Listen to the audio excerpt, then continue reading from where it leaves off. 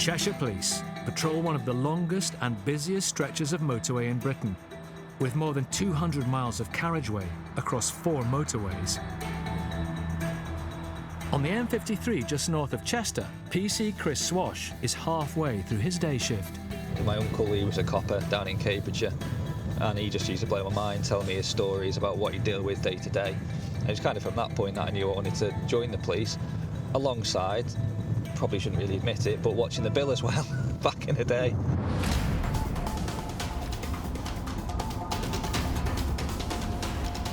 Near junction 10, Chris has spotted a car parked on the hard shoulder on the opposite side of the carriageway.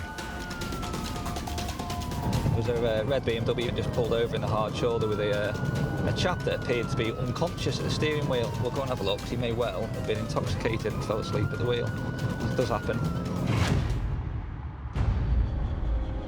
So it's right on the on-slip here as well, so it's quite busy. Luckily, traffic's light at the moment.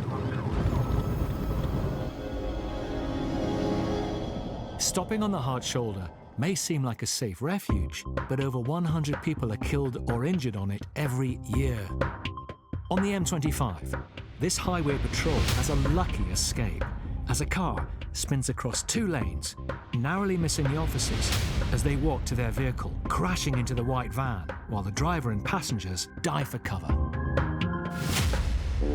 In bad weather, the dangers are heightened, as this car in Merseyside skids across 3 lanes on the M57. Not even the flashing lights of the highway patrol car could protect this traffic officer from danger. The hard shoulder is only to be used for an emergency and as a last resort. Chris has spotted a vehicle parked on the hard shoulder. Not knowing what may lie ahead of him, he cautiously approaches the car.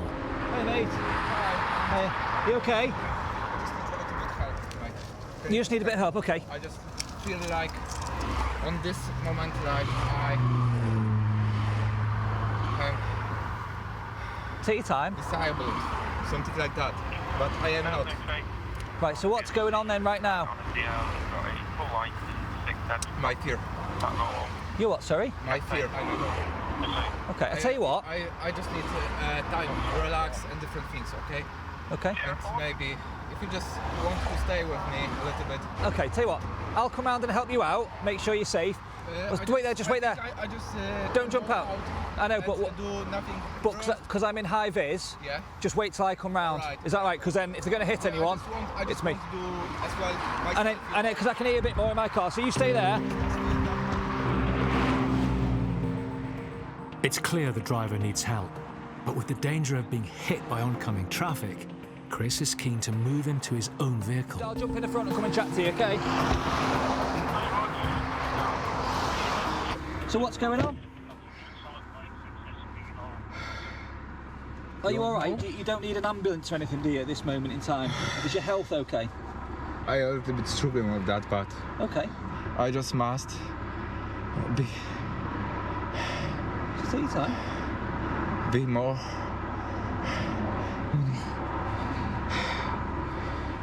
confident about this all. Of course. Do you think you've had a panic attack or something to the side of the road? Yeah, it was panic attack. Yeah. How's your chest feeling? Is it tight? Are you struggling to breathe? Or are you feeling a little bit better now where you're chatting to you? I think right now I feel a little bit. Yeah? Around 1 in 5 drivers find it daunting and rarely, if ever, drive on the motorway. When vulnerable drivers are on the motorway, they can be a danger to themselves as well as to others. He's been out for a drive, he's not felt safe driving, so he's pulled over to the hard shoulder. But ordinarily you can't just stop in a hard shoulder, but his hands were cramping, so he couldn't drive as he's got more and more stressed, struggling to breathe, so he's done the right thing and pulled over. Can you write your name in there for me? Fucking hell. So it will be something like that I, because of that, cannot driving or something like that, because I don't want to just lose my drive license. No, you're not going to lose your drive license. Look, you've done the right thing. Yeah. You felt like you couldn't drive, you were panicking, you've pulled over. Yeah. You're not going to get a ticket or into trouble from me because you've pulled over to stop yourself crashing into somebody else, okay? I completely sympathise with you. Right, your vehicle's been recovered now, and we're going to run you through to the hospital. We'll take you there. They can check you over then, can't they? It's better for you as well that you go in yourself, because sometimes if we go in with you, they might think you're a bit naughty boy. Yeah. Which obviously you're not. All right, mate. And make sure when you're in there, just be completely honest with them, because they'll help you. Okay? So, he'll go into A&E now, and it's much safer there than it is on the hard shoulder. So it's one of the perks of the job, I guess, that. It's not always dealing with offending people. It's quite nice knowing that we're going there and helping someone that is clearly in need. The driver was checked over at the hospital and found to be okay. Now fully recovered, he's back in the driving seat.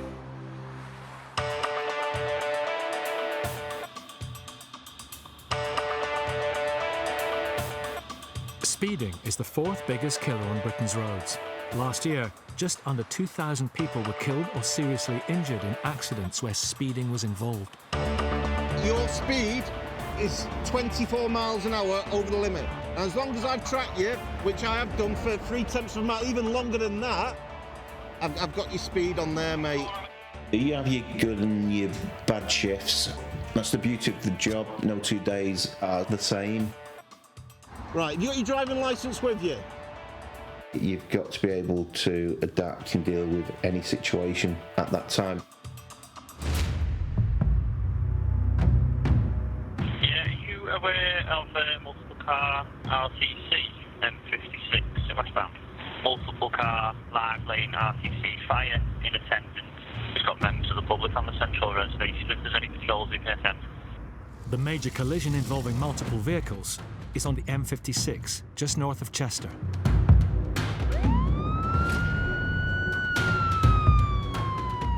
For PC Niaz Waddington, it's a race against the clock to get to the accident.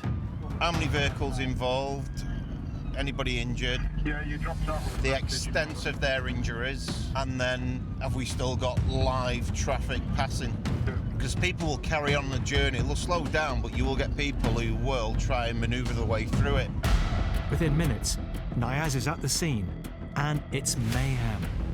Traffic is weaving around the accident, so Niaz needs to act swiftly. Uniform 6-5, it's a TA, I've got full compliance, block is on, hard shoulder is clear if there's anybody else making. Motorways can be predictable, it's other drivers who aren't. This dashcam shows a driver on the M6 so keen to overtake that they collide with cones and narrowly miss a lorry, rather than slowing down for the lane closure.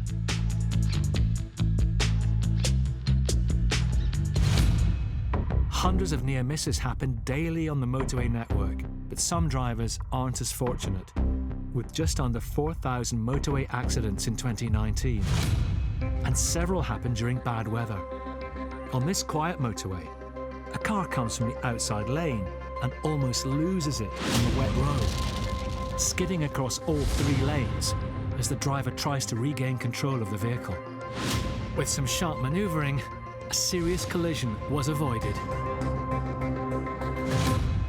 Back on the M56, these drivers weren't so fortunate. Everybody okay? Niaz's first concern is whether there are any casualties. There's an ambulance coming, but it's 20 minutes. This lady in the back seat in this car saying she's getting pain in her left arm now. So I'm going to put some oxygen on her and just keep an eye on her. Are you okay? Yeah, we're alright, Yeah. When the fast responder who's turning up now, I'll get him to check your little ones. 3 vehicles are involved in the crash, but no one appears to be seriously injured. What happened? I think there was a load of commotion in front of me. I was behind the blue van. Right. I've gone that way to try and get out of the way of the blue van and then just clip the corner. What do you think the reason for the collision was? Who was at fault? I'd be lying if I said anything. I just saw a load of commotion in front of me and then slammed the anchors on. Okay, is there anything else you want to know, unsure about?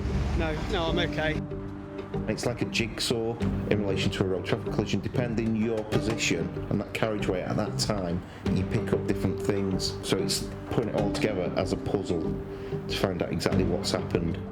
Right, so the blue van's come up behind you and... Behind me, I've seen it in the mirror and I released the brake to have a small impact. Yeah.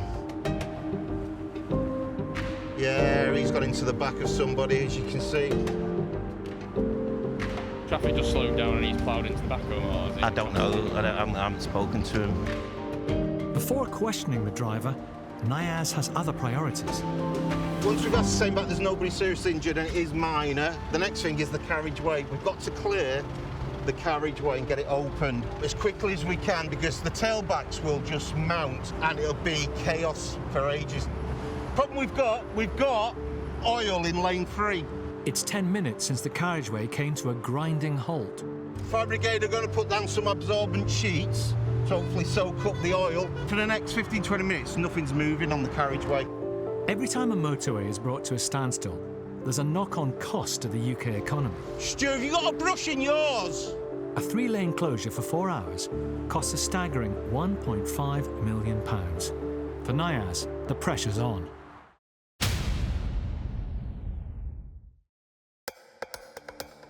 The motorway cops deal with all sorts of misdemeanours on our roads. Motherfucker!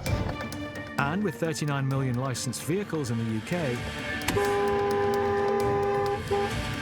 dashcams are showing firsthand just how bad some of our driving is.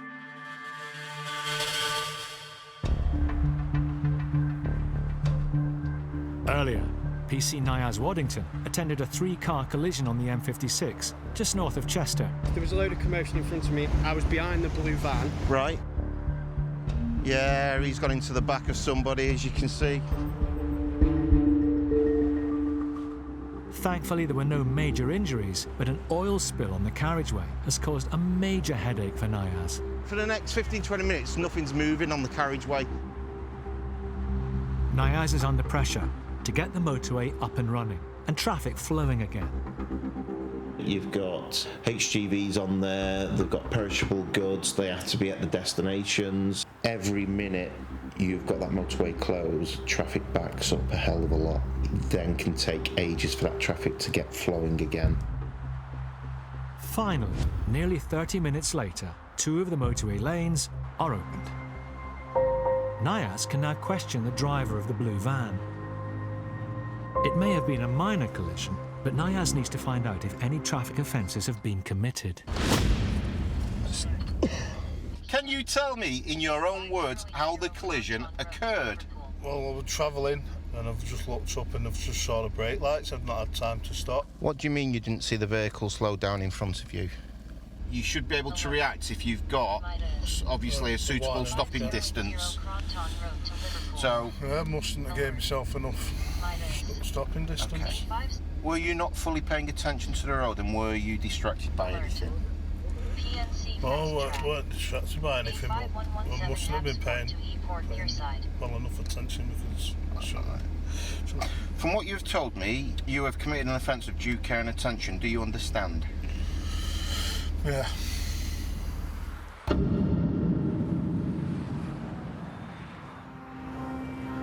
We're there to basically see if any offences have been committed, any people seriously injured. And unfortunately, using the networks, you do deal with bumps on a daily basis.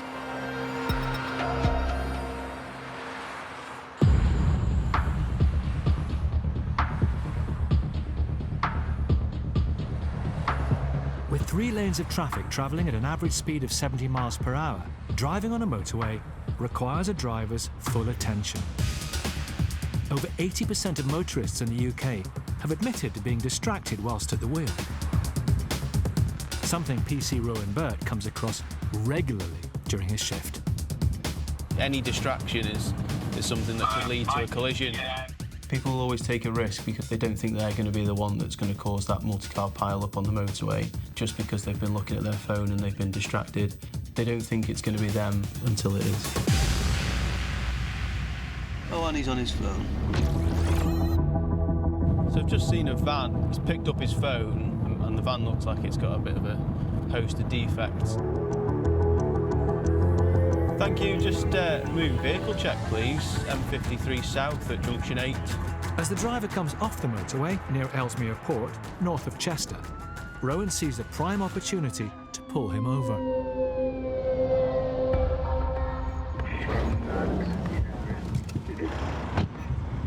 Hello there, Squire, you okay?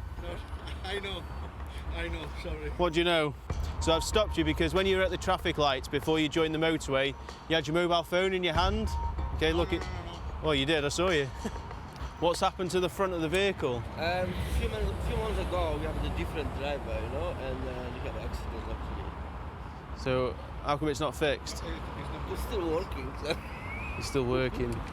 Just pop out and have a look for a sec. The front bumper over here, it's really quite loose. Okay. So if that flings off and hits another vehicle, it's not great, is it? I can do something now to take this one. Okay, that's good. Yeah. Sorry for my English. It's not good. It's okay. It's much better than my Spanish. Yeah? Yeah, well, my Spanish is terrible. Okay, so in relation to using your phone whilst you're in control of the vehicle. I promise, don't use. I take only for check one message and leave it. Yeah, so that's the real problem. Whilst you've got your phone in your hand and you're checking your messages, okay, you're not in proper control of the vehicle. Drivers using mobile phones were responsible for 18 deaths on Britain's roads in 2019. On the A4, Avon and Somerset police spotted this left-hand drive 44-ton lorry with a driver holding not one, but two phones, one to each ear.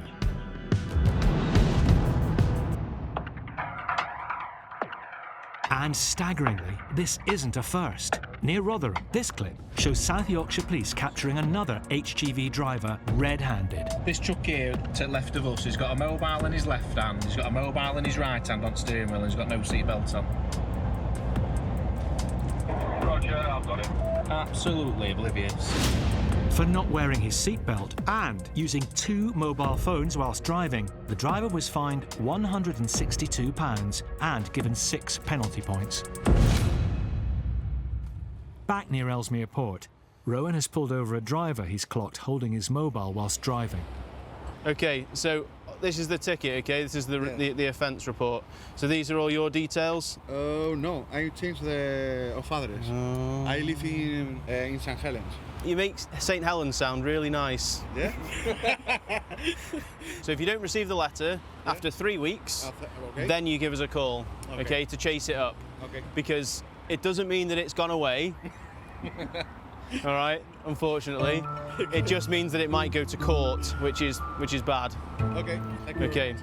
When you're driving, put your phone somewhere that you can't reach it. I put my phone now in the back. Yeah. Don't worry. Okay. And sort the van out. Yeah. See you guys. I've never seen someone else so happy to get a ticket, and someone who say St. Helens in such a nice accent.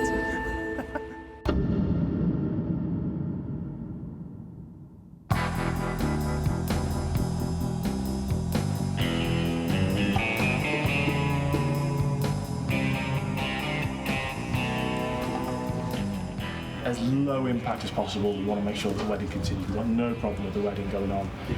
It's just this is our best opportunity to get this lad. Yeah. In Ellesmere Port, just north of Chester, PC Chris Swash is in the middle of a briefing with Inspector Paul Fagan. The police have had a tip-off about a criminal they've been searching for 2 years, who is allegedly attending a family wedding today.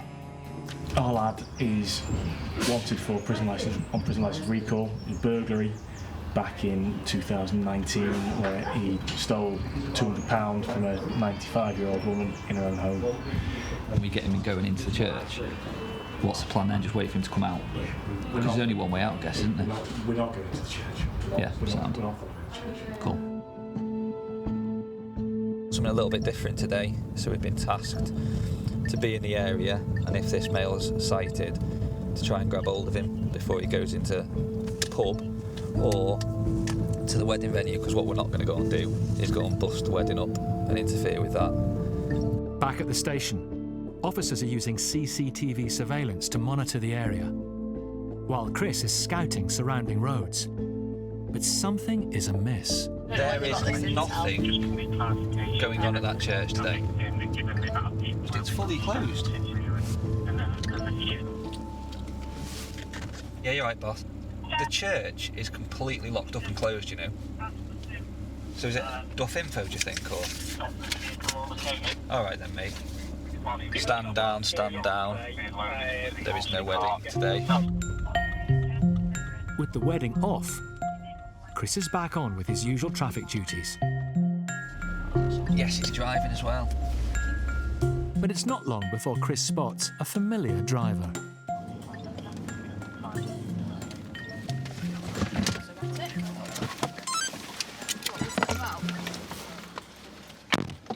Come on, jump out for us, mate.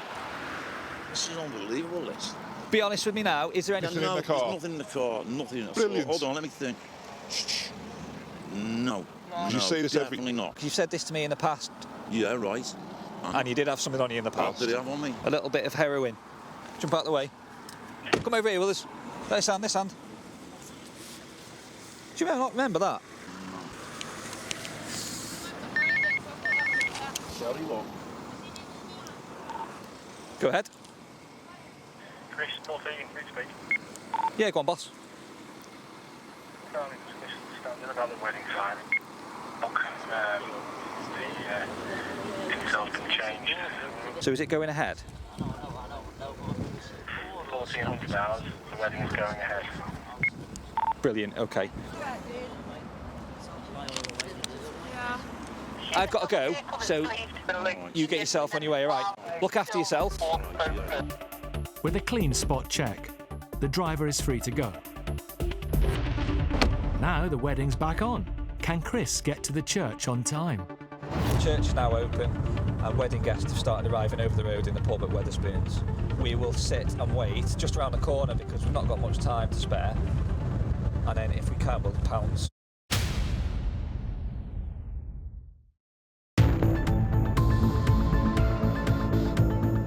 When it comes to driving, the UK is actually the second safest country in Europe. Although some drivers might feel otherwise, as they capture appalling behaviour. What the fuck is this guy doing? Road rage. And reckless driving. Dashcam videos are showing British drivers at their worst. And most dangerous.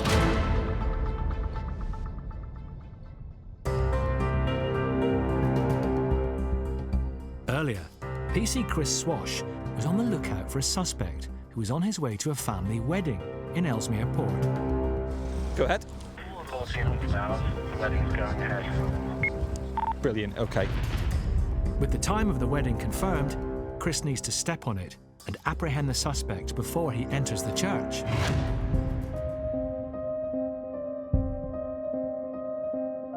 Chris has arrived just in the nick of time, as officers monitor the arrival of wedding guests at the church on CCTV.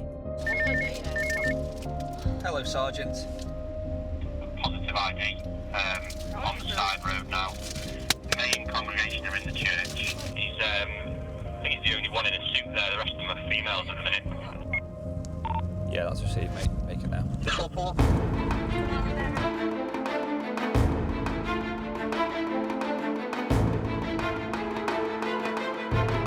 stood at the near side of this park, tail side. Yeah, blue suit, dark blue raincoat.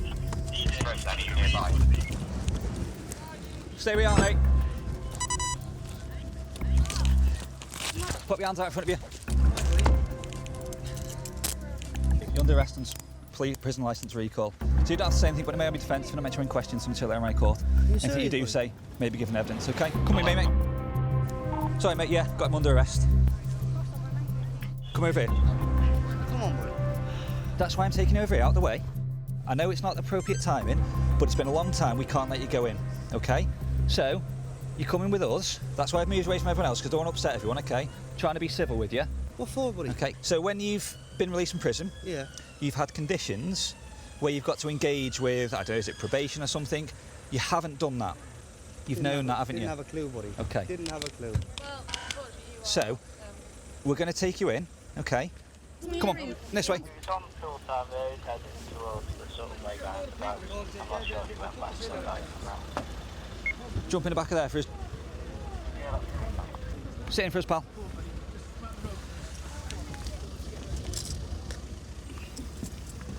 Cheers, mate. We'll just get out of the way because it's causing chaos in it. And I'll follow these down. Yeah. Suspect apprehended and a sharp exit being made, they can now head to custody. Sweet. Nice work, mate. Good job they were all in first as well, wasn't it? Yeah, that's why we've just, I don't know if you're still watching, mate, but that's why we got away as quick as we could, just because everyone then started piling out. Go, couldn't agree more. We were all urging you to get in the cars and drive off. That is the first time I've ever arrested anyone at a wedding, to be fair. Good job, good result. Didn't kick off, which we thought it might do.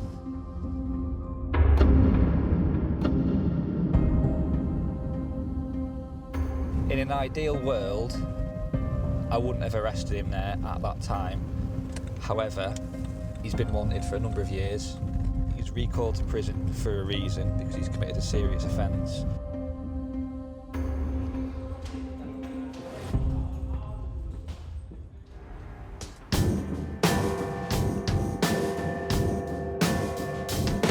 Right, you take it easy.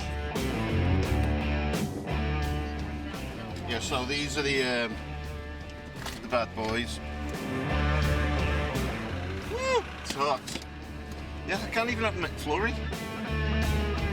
Yeah, diet time.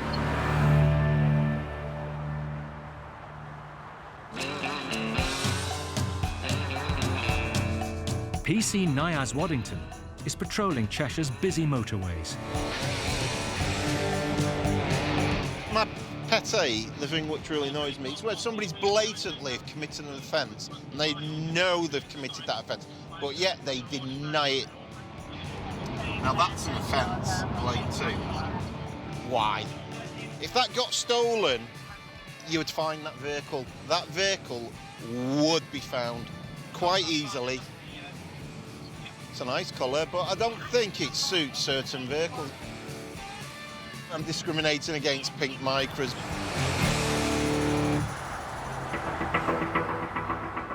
It's 5 p.m. and Niaz is travelling southbound on the M6 near Knutsford. It's the beginning of rush hour, when the majority of accidents occur. It's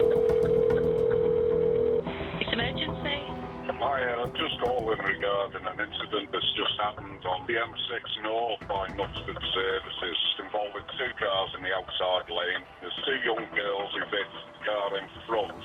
They're in a pale blue Fiesta. They're actually out of the car on the 3rd lane now.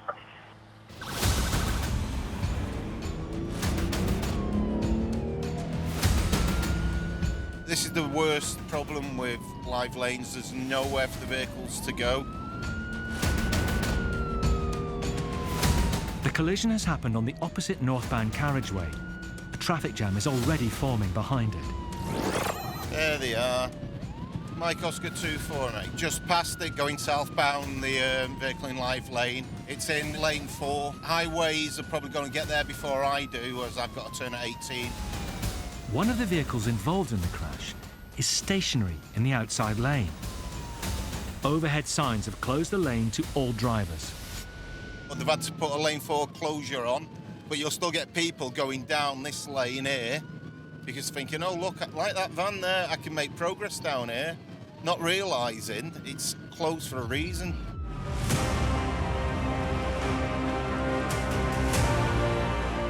Got to work our way all the way through all that. With the outside lane closed, Niaz should have a clear run to get to the incident. However, impatient drivers are using the lane to try and jump the queue. Just make it more difficult for me.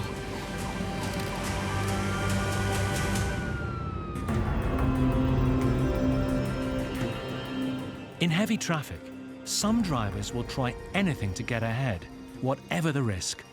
On the M1, this HGV and van both ignore the closed lane signs, driving dangerously down the hard shoulder. For the last 2 miles, it's been saying get over, but oh no. On the M60 in Manchester, a car has broken down by the central reservation. 2 Highways England officers had closed the lane, but this vehicle ignores the signs, narrowly missing a lorry as it moves over. On the M6, the grey Peugeot nearly crashes as it speeds to overtake the HGV.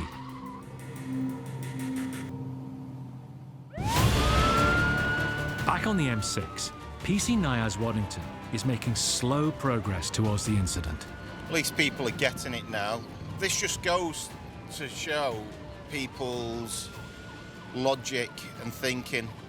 So when you see a police car coming past as well, people think, oh, crap, there's a bump. I'm not going to get home on time. See, all these people who think they can make some ground by staying out in this lane.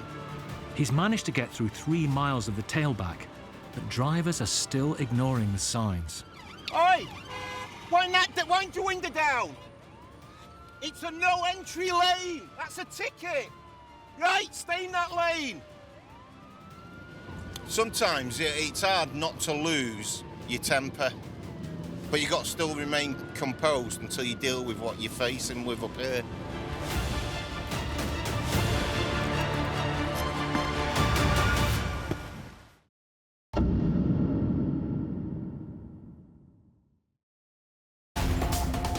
The UK's highways are not for the faint-hearted.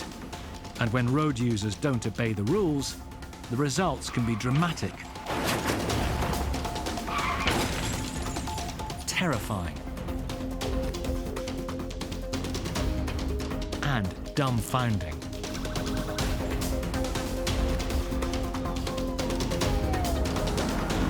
Back on the M6, PC Niaz Waddington is responding to an urgent incident. There they are. Despite the outside lane of the motorway being closed, some impatient drivers are trying to get ahead. It's a no entry lane! That's a ticket! Eventually, the traffic clears as Niaz reaches the incident.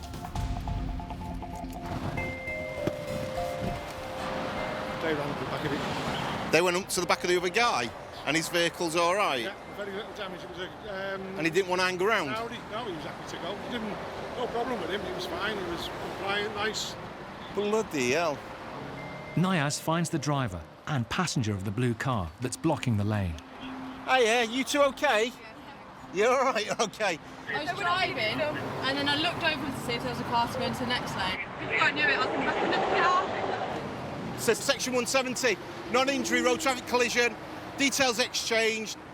She's pulled out, she's then tried to correct and front end of her car's slightly damaged, but it won't cut out. As the car is too damaged to be driven, it will have to be moved to a nearby garage by a vehicle recovery team. Is the recovery trucks not far away? How long are the recovery going to be? Sorry? How long are they going to be? Recovery, about 15, 20 minutes. Yeah. So the recovery will take you... Junction 19, so our mates are waiting for us. Junction 19? It's literally a mile. All right. With arrangements made for the two occupants to be picked up by a friend, Niaz is ready to leave the incident. There's quite a few vehicles going through the red X. I've got a reg of one vehicle now. I'm just going to try and play catch-up and deal with them appropriately, which will mean slap him with a ticket.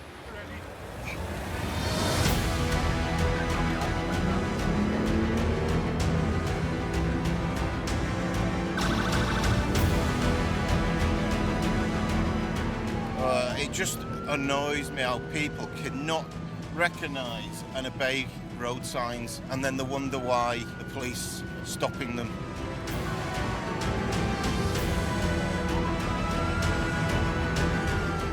You try to move back in from lane 4, having been in the red X lane, to lane 3, then lane 2, thinking I'm not going to clock his number plate. 8 minutes later, Niaz catches up with the vehicle.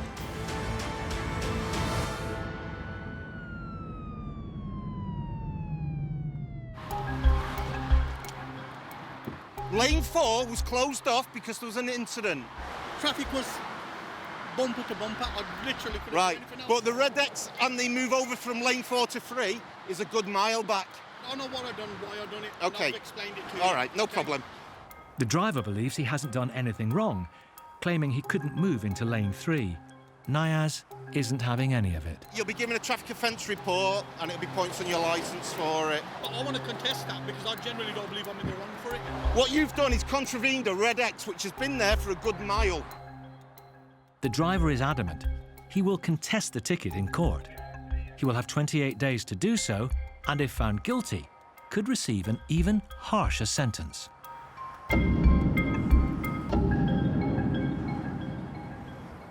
Oh, annoying when they just argue, trying to use some... he's contravened the Red X purely because he couldn't be bothered waiting in standing, slow-moving traffic. And when he saw me, he's gone, oh, poo. And then he's just ducked into lane 2. So if he was in the right, why didn't he just stay in lane 3? Because he was trying to conceal his number plate and not get stopped. And he didn't think that I was going to come after him, but I did. Deep breath, deep breath. I'm good to go. Back in the room.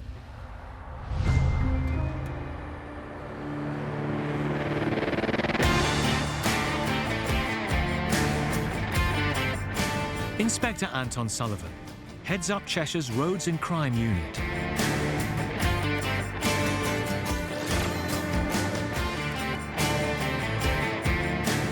So we've got a car's just flown past me doing 100 miles an hour.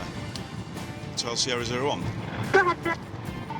Yeah, I'm eastbound on the 56 at junction 14. Could I have a vehicle check, please? White Mondeo. I'm doing a ton down lane 3 at the moment. Over. All received, vehicle described, it's all in order. It's the PCC. Yeah, it's along there. Roger, receive, thanks. No problem. Right. That was one of our colleagues from another force. So, it's an unmarked police vehicle. He's obviously clocked I'm pacing him, and they might have actually heard me doing a check on the radio. So, I'll let him go on this occasion.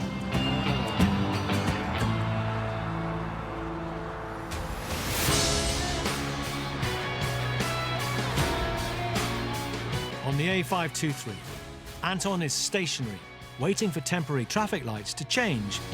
Roadworks. Oh. Whoa. But this driver doesn't want to wait.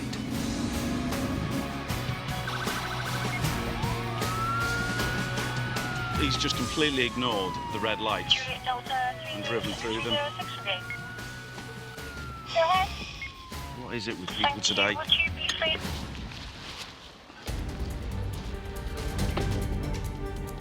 Running a red light is one of the most dangerous things a driver can do. Each year, there are over 13,000 crashes. All due to UK drivers' impatient and reckless behaviour on the roads.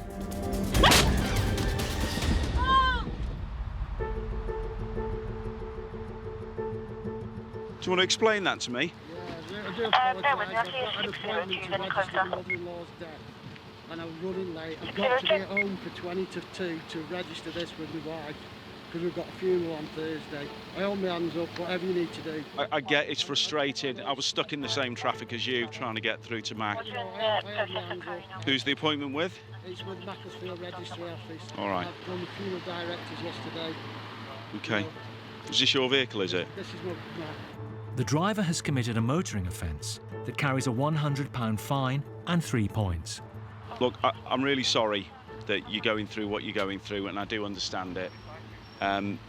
It's just that there's no excuse for going through a red light. Your impatience is what's going to lead to you having a collision, and I'm sure your family do not need you in A&E because you're rushing to get to the registry office. Listen, what I intend to do is just give you a warning. Given everything that's going on, I don't want to add to your woes today. Please get there in one piece. Don't risk having a head-on doing stuff like that, because next time I will give you a ticket. Do you understand? All right, mind how you go. This time, the driver has had a lucky escape. He's clearly got a lot on his plate. Fully apologetic, was prepared to take whatever the consequences were. Given everything else that's going on in his life, am I really going to help matters by giving him a ticket, points and a fine for something he clearly is not in the habit of doing? I basically used my discretion in that case. I decided to give him a warning.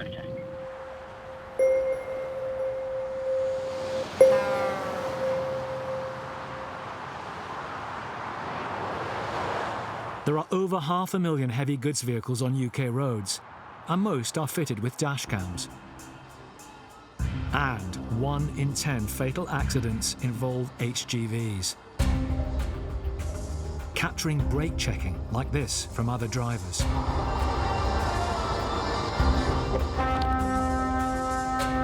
And some are due to HGV drivers failing to see other road users.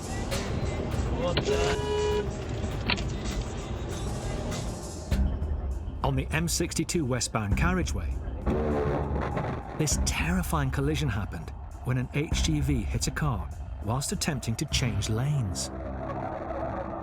After impact, the car was pushed along horizontally at nearly 50 miles per hour. Luckily, both drivers avoided serious injury. Hotel Tango, Hotel Uniform 82BA. PC Andy Doran is patrolling one of the busiest bypasses in Cheshire. Yeah, I've come across a bump on the A555. It's between 523 and the Woodford Junction. At the moment, I've got 4 vehicles pulled to the near side. I'll just do some inquiries, find what's going on. A truck and 3 cars are all stationary on the inside lane. Hi there. And it looks like it's much more serious than a bump. Anybody injured? Yeah, there's a lady that banged her head and... You okay? Okay, please, just stay there. Just remain there. An elderly passenger in the back of the Fiesta is struggling to breathe and can't get out of the vehicle. Hotel Uniform 82BA. Is another patrol available? I've come across a 4-vehicle RTC in a live lane. It's working out who is part of the accident, see the level of injuries that they have, keep somebody with them to monitor them while I go and check everybody else. Have you requested an ambulance? Yeah, I'm on the A555 as you come out of Poynton off the 523. Any open fractures or bleeding anything? No, nothing. Okay. My wife's had a heart thing here. Okay, no problem. Here. No, I have a back. You okay? Not to do the cuff. Oh, it's okay, I'm good. I'm just sitting on glass.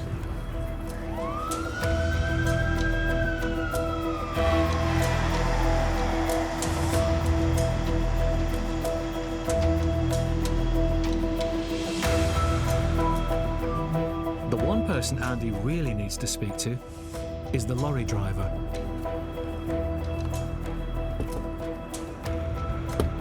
You alright, pal? What's happened, mate?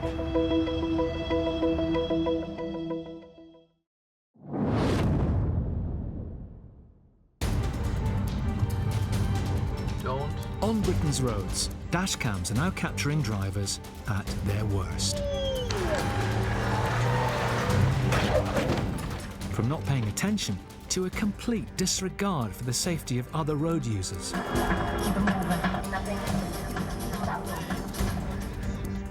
Reckless drivers are everywhere, even on the pavements.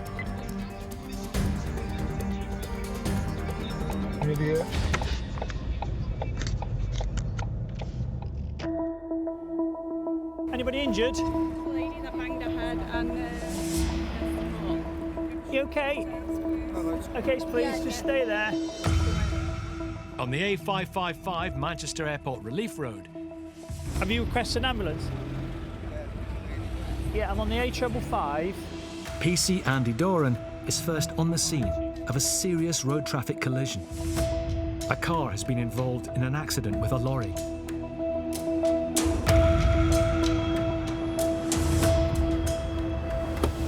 You alright, pal? What's happened, mate? I just remember moving into the inside lane and whether they were undertaking me, and I've gone into them. Okay, can you view your cameras from here? No, you don't? Okay, no worries at all.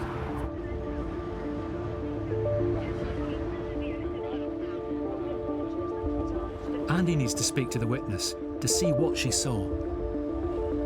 The lady's got a dash cam, so I'm going to look at it. Just seeing if I can view it. But first, he uses a trusted old school method. Car in front of you, yeah? And then in front of the car in front of me... Yeah. Was that lorry that crashed into them. So this one here, which is that lorry there, so that's V1, yeah? And this lorry didn't see the car and just pulled in, slammed straight into the side of him. Oh, so it hit the side first? Yeah, it hit the side, they spun all the way around and then came back. I think it clipped the barrier or something, which is what's done most of the damage to the back.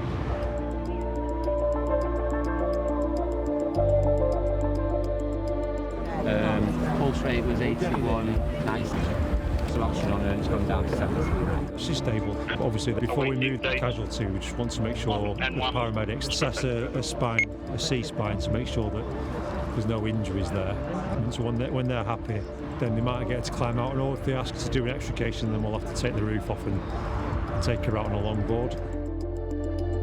With the passenger in safe hands, Can I just come down here a second, Paul? Andy's focus shifts back to the driver of the HGV. Okay, having obviously spoken to the witness and seen the details of that, I'm happy that you've come from lane 2 to lane 1 without seeing this vehicle. Yeah. Is that right? Yeah. Am I right in that? Yeah. I'm going to take your details, because obviously my colleague's taking the details just on that basis. I'll lean on my car, saves me holding this. As the driver has taken responsibility, all that remains is getting the family home safely. Just going to get lady out the car now. Okay, well.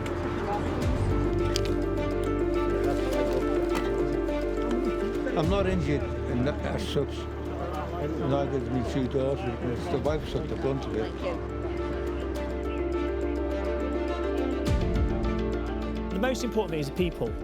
Nobody's injured, but the car's not drivable. So my colleagues from Poynton Police are going to whiz them back to Poynton, take them to a nice coffee shop and wait for a family to come and collect them from Winners. Take them back home.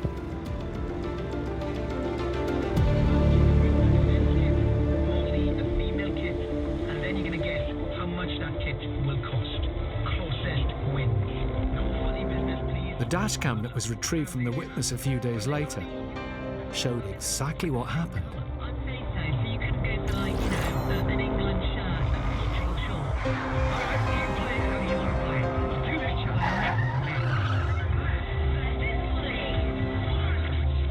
He didn't appear to see the car on his inside before changing lanes.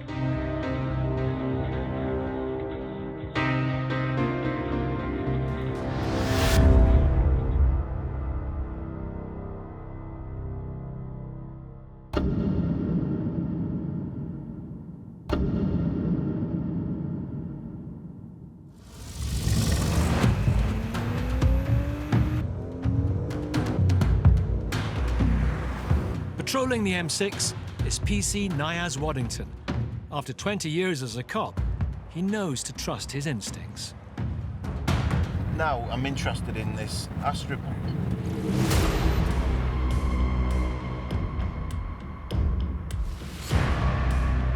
Mike Oscar 27MH. Can I have a moving vehicle check, please?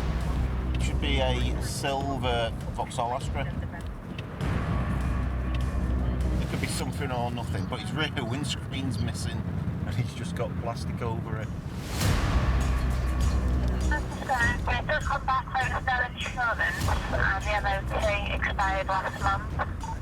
Yeah, received. I'll try and get it stopped as soon as we come out of the ALR section. I'll update you shortly.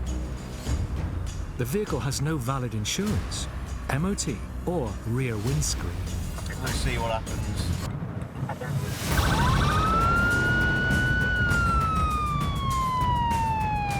When you see damage on vehicles, it's a red light straight away to you. Simple road traffic stop can lead to bigger things.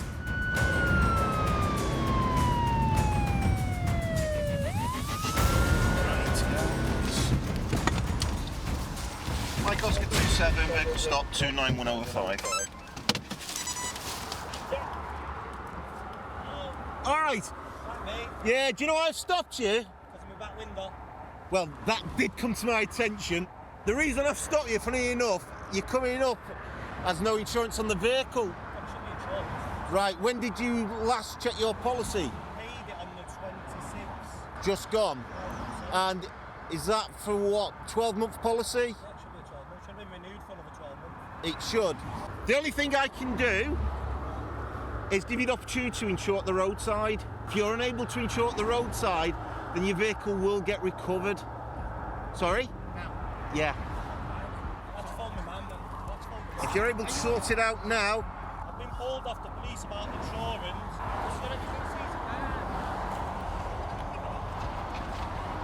Are you able to jump in the back of my car so we can chat and try and sort out your insurance in there, mate? Despite the driver phoning his mum, Picked up in the next junction, that's it.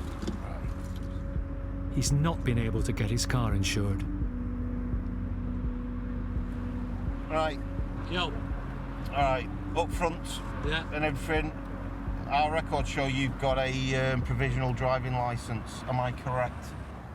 No, I've got a provisional. You've got a provisional? Okay. The driver hasn't even passed his test. So, even if you had insurance, then your vehicle would have been seized because you would need somebody who's been driving for 3 years and over 21. Okay. All right, mate. I apologise about that. Sorry. Somebody with no insurance on the vehicle. If they're up front, throw their hands up, yeah, I'm stupid, shouldn't have done it. I'll let them insure at the roadside, but if somebody tries to pull the wool over my eyes, then no, your vehicle's coming. Because you will continue to drive with no insurance on it. So, you ring that number and it explains the process to you, or what will happen. You're going to end up with points on your licence, on your provisional licence. There are around 1 million uninsured drivers on UK roads. But thanks to NIAS, this one is off the road.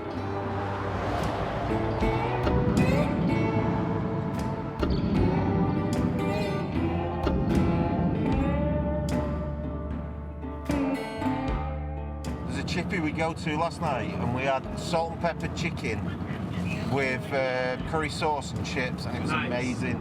Oh, it is. Next time this learner wants a bag of chips, he'll need a lift from his mum.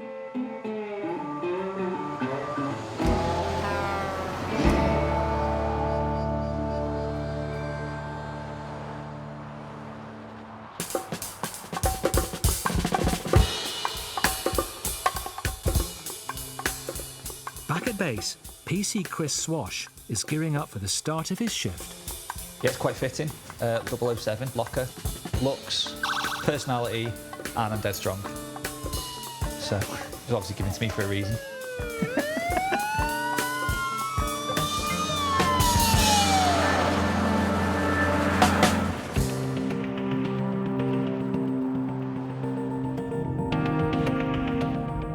Chris and a colleague in an unmarked car are lying in wait for a vehicle that's travelling from Manchester and could be carrying drugs.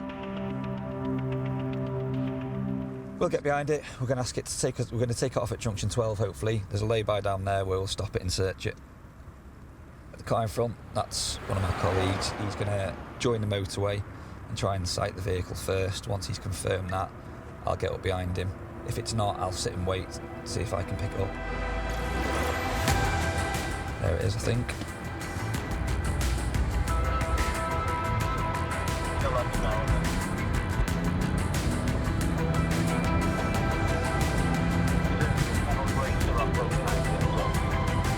Phil, I'm behind you, mate. You're going to put a follow me on and I'll stay behind him.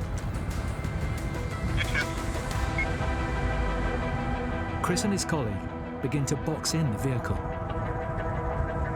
So, subject vehicle's in front. Plan is Phil go in front of it, put follow me on. We'll take it off at the next junction. 4-4, it's ignored Phil's request to get off. As the driver refuses to pull over, they've got a potential pursuit on their hands. Chris and his colleague put on their blue light.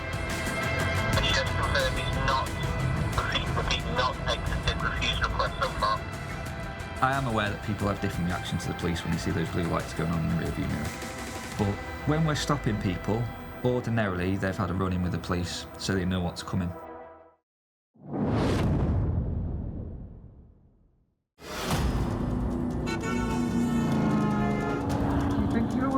All across Britain, dash cams are proving invaluable in capturing illegal manoeuvres on the roads. Idiot. What an idiot. From drivers completely unaware of other vehicles, to others pulling out into moving traffic, and those driving straight into other cars.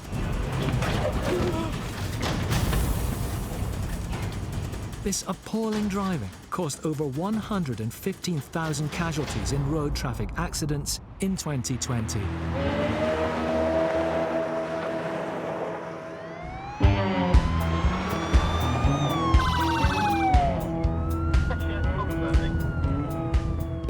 M6 in Cheshire. Phil, I'm behind you, mate. You're going to put a follow me on, and I'll stay behind him. A suspected drug dealer has refused to pull over. And PC Chris Swash and his colleague may have a potential pursuit on their hands.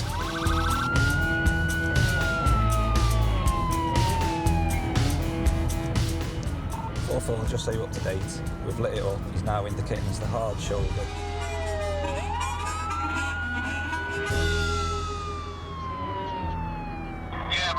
I'm on the hard shoulder driving now. It's time for them to find out why he didn't stop. Have you got a driving licence? Yeah. Can I have it, please? I haven't got it on me. That's what I said. Have you got a driving licence? Yeah, he wasn't stopping. He wasn't what? He didn't get off. He tried his luck, I think. Did Phil get off? Phil was just getting off, right? But then he didn't get off, so Phil just pulled off at the last minute, came back on. Phil, just so you know, 'cause he's not got off and we asked him to, we're going to search the car, pal, okay? Yeah. All right, mate. Is there anything that can harm my colleagues? Yeah. What? Right, weed, that's not going to harm my colleagues. Is there anything dangerous? No, mate, can you just... You got your camera on, yeah? Yeah.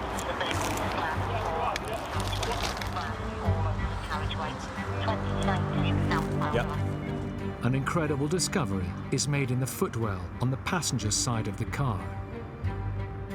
So we've got a large amount of white powder and some vacuum-packed cannabis also. When we are stopping vehicles with drugs on board, Hotel uniform 4-4. We've got what appears to be a large quantity of crack cocaine and some vacuum-packed cannabis also. we are in the back of our minds thinking about the bigger picture, so is this just part of a smaller puzzle? Far more than your personal use, that. So he's going to be in a bit of bother, I would imagine. Or are we hitting the top guy, the head honcho, taking drugs from one part of the county to another part of the county, and a big drugs exchange is taking place?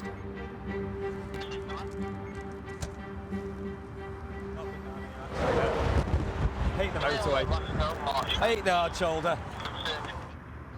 Do you have anything in your pockets? No, but nothing at all. In that, I've got holes in my pocket. In that sock there. Yeah. I've got a little bit of money in my sock there. A bit of money in your sock? Yeah. Okay. What's in your sock? In that sock there, money. Money? Which? Notes? You can see, yeah. You can see it. Oh, okay. Right, unfortunately, sir, we're going to be seizing that as well, okay? That'll be his cash for couriering the drugs. It was in his, tucked down his sock.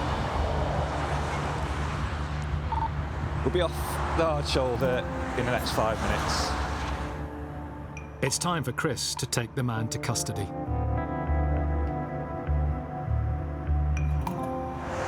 We'll come in, we'll all meet, we'll just park in the front.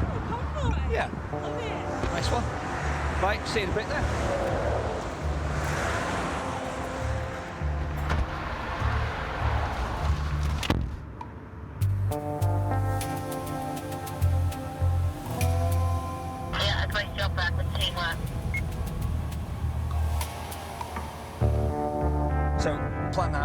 It's a lot safer to search the car properly when we get off the network. So we're going to run this chap into Blaken, he'll be lodged, and we'll do a proper search of the vehicle, see if we can find anything else. That's the plan. The drive to custody is often an intriguing one. I've hit the bottom. Well, hopefully, this is an eye-opener for you. It's too late sometimes in life. Well, no, it's never too late. How old are you? 44. No, you're still young. Just don't let this happen again. Whatever happens with this, I mean, you probably know what to expect. But speak to people, get some help, because I can tell you now, there are ways out that don't involve doing what you've done today. There are ways out. As you can imagine, in the job I do, been doing it for 6 years, and you can imagine the amount of different people I meet and what they do. You don't have to resort to this, mate. It's very easy for me to sit here and say that, but to be honest, I don't think you're patronising. It's nice just for you to be nice to me. And obviously, on my last leg of freedom, it's nice for someone to be nice. We'll all be nice to you. We're nice in Cheshire.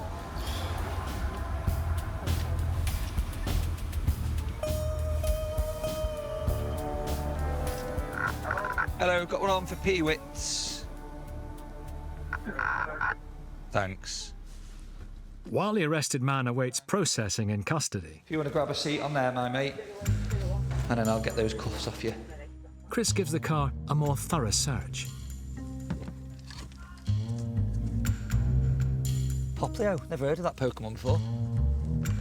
Apart from the Pokemon card, nothing else is found in the car. But the drugs recovered from the roadside, At least he's put it in an evidence bag for us. have a street value of almost £30,000. The chap, he will remain in custody until we've got all the evidence gathered. We'll do Section 18s at his address, and I would suspect for that amount of drugs that we've found today, he'll be remanded in custody. We can't have someone like that on the streets.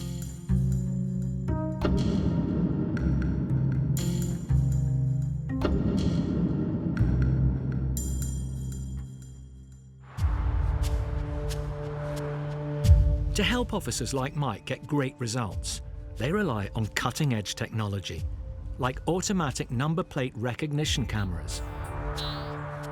It is a major tool that we use. It can be used in lots of different ways. It can draw our attention onto something that we wouldn't necessarily stop. So it is an extra pair of eyes, but it can scan every single vehicle that we pass. It's 2 p.m. and Mike's onboard ANPR camera alerts him to a suspicious vehicle. Sol Uniform 75. If you can do me a moving check, please, on Chester Way, ANPR here.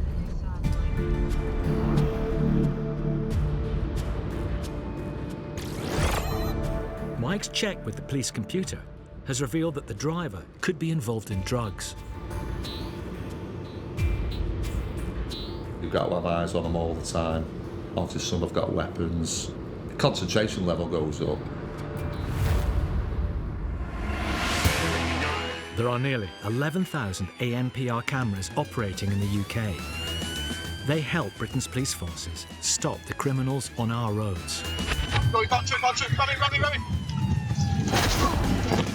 Officers in Cambridge captured this dangerous driver who mounted the footpath to evade arrest.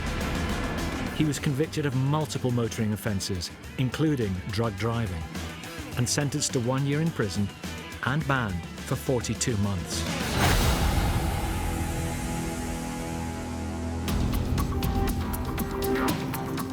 The car PC Mike Clark is following has turned into a residential area.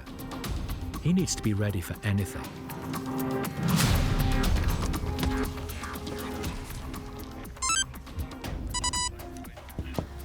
Right, buddy, your car, is it? Yeah, why? Hang on a minute, why are you pulling me over? What's the problem? Right, I've stopped you, mate, OK. There's information on your vehicle about drugs. Information on my vehicle about drugs? If you're on the road, mate, then I can stop you at any time. Yeah, I'm on the road, though. I'm pulled over at the side of the road. Seem a bit nervous there, mate. Because you've just knocked on my window as I pulled up outside my house. Do you not? How is that not, like... You followed me down here. What right. For? You're being really weird. I'm not being weird, mate. You're being weird. How am I being weird? You've just like right outside me gaff pulled me over. You're known for drugs? No, nothing. Never. Not been in trouble ever in my life, mate. Never been arrested. Because of how you're reacting, I'm going to detain you for the purpose of the search. OK, mate. Yes, there is, mate. I'm going to detain you for the purpose of the search under Section 23 of the Misuse of Drugs Act. I'm PC 4239 Clark. If you come and take a seat in my car, mate. Because of the way that you're acting, mate. Because you're being like this with me for no reason. I've been perfectly civil with you, mate. Have a seat. Yeah.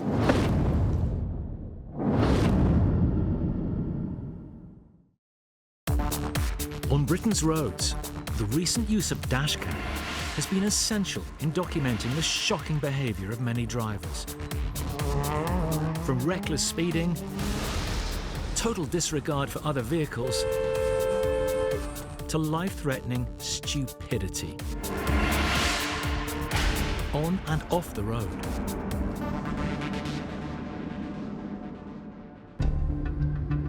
PC Mike Clark has followed a vehicle that has links to drug crime. There's no need to put them on that tight, is there, mate? Let me finish talking to you. Let me finish talking to you. The driver's argumentative behaviour has left Mike with no option but to handcuff him whilst he detains him for questioning. Right, mate, I'm going to ask you straight, do you use drugs at all? I smoke weed, yeah, that's it. Okay. When was the last time that you've used weed? Not today. Not. I don't smoke in the daytime. Smoke. I only smoke at night time. That's it. Okay. And was it last night then? Yeah, it would have been last night. Okay. Well, if you drug test me, that's going to just come up anyway, innit? Even though I smoked last night, it may do. It may not do.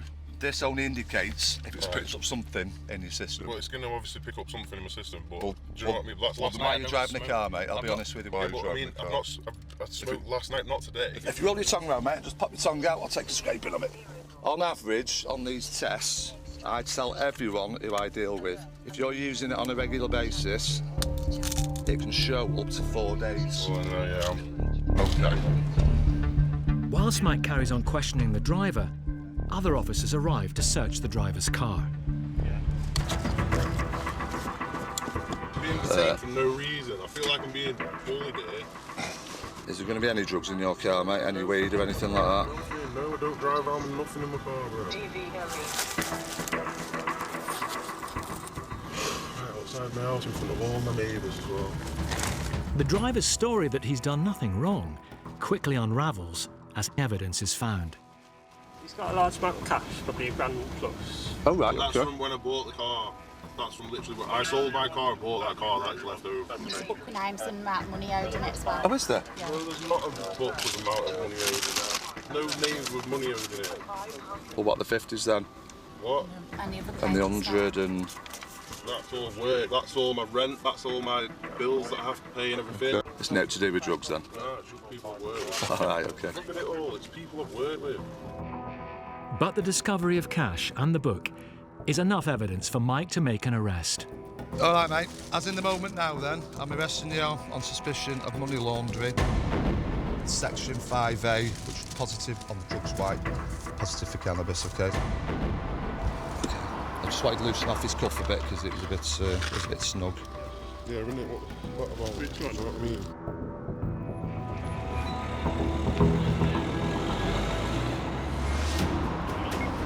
If we've got information that the person's dealing and the fact that he had cash on him, once he confirmed that he actually lived at the address, hello, that was enough that we could bring him in and do the house search. It's strong evidence that he might have drugs at the home address. As we walked in, overwhelming stink of cannabis. Not just spices, is it? Kitchen spices, or is it that stupid stuff that they mix in with it all now? THC in it. No wonder you look nervous. There's a film, there's like... And it's not long before Mike finds what he's been looking for. Skunk. Mike has seized thousands of pounds of cannabis, disrupted part of Cheshire's illegal drugs trade, and taken a suspected dealer off the streets.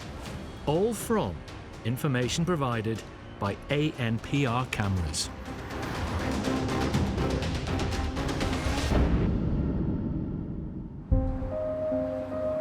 It just shows you how things will snowball off a bit of information from the public.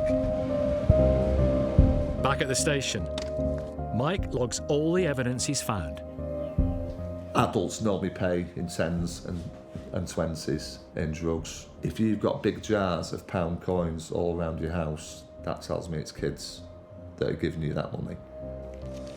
This is part of the haul that we've had out with Section 18 on the search of the home address. There's obviously quite a large amount of cut-up cannabis there that's ready, it can be sold on. But more interestingly, this is the first time I've seen this, is liquid cannabis. Obviously not the THC stuff that people buy now, but it's proper cannabis that's been infused into liquids and passed off as drinks bottles. If you're a parent of someone and you see these in your room, then you wouldn't automatically think drugs. All in all, a hard day's work at the end of it, but I'm really glad that we've got this off the street. Obviously someone else will take his place in the morning and we'll try and get them as well. Ongoing battle, it's like brushing back the sea.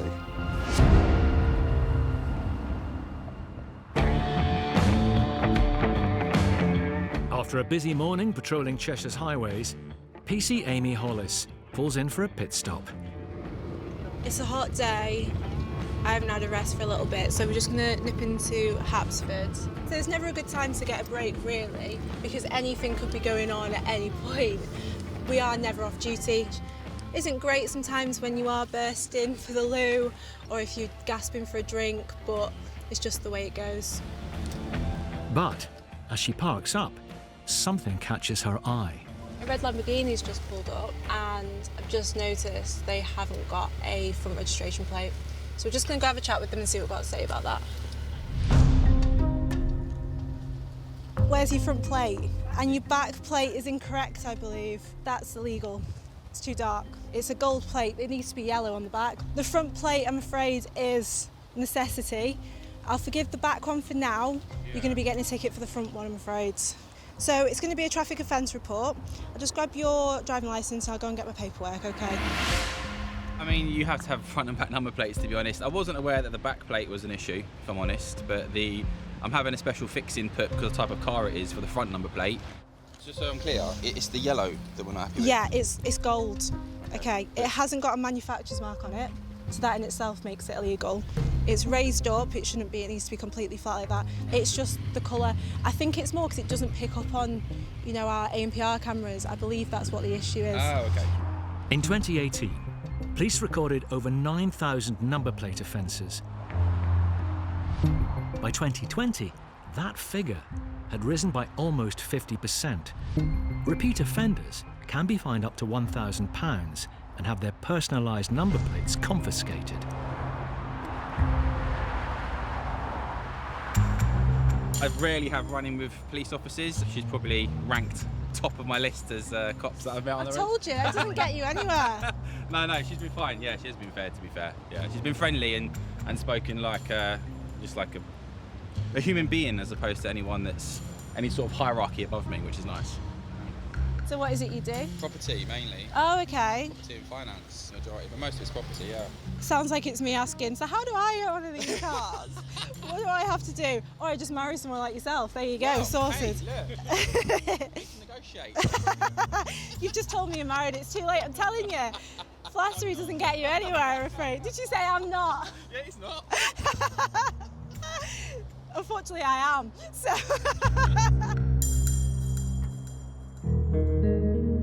The driver is ready to continue his journey to Scotland, but Amy has more bad news. I also have to advise you as well, there's nothing stopping someone else stopping you on the way up to Edinburgh where you're going to give you another ticket, so just bear that in mind as well. So how long is it going to take you to get to Edinburgh? 4 hours, a bit of luck. Oh, that's not too bad. No, it's not a comfortable car, so that'll feel like 8. I saw you getting out stretching. Yeah, I've got to. Had to. Otherwise I would have seized up altogether. Yeah, it's quick and it looks good, but after that it's pretty uncomfortable. No cup holders either, so hence drinking the coffee outside. And it's very, very noisy inside as well, so can't use the phone or anything like that, to be fair. So it runs out of good things after you get past the looks and it's sounding good. But it is a very beautiful car. It's gorgeous. Oh, thank you very much. But drive safe. Please don't much. crash. Well, now you said that now, thanks for that. I'll touch wood that doesn't happen. All right, guys, take care. Cheers now.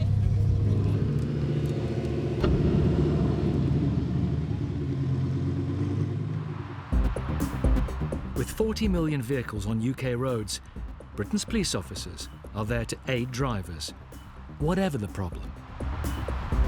Oh, we just get all sorts. Nothing ever ceases to amaze me.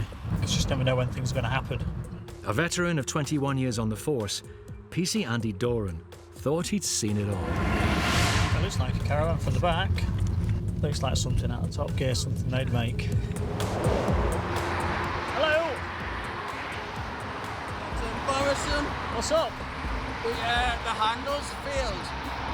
It's a Caravan, we've just been to Zip World. Oh, is it totally broken? As it's popped up, the lid's come off. Oh, where's the lid? Over the barrier.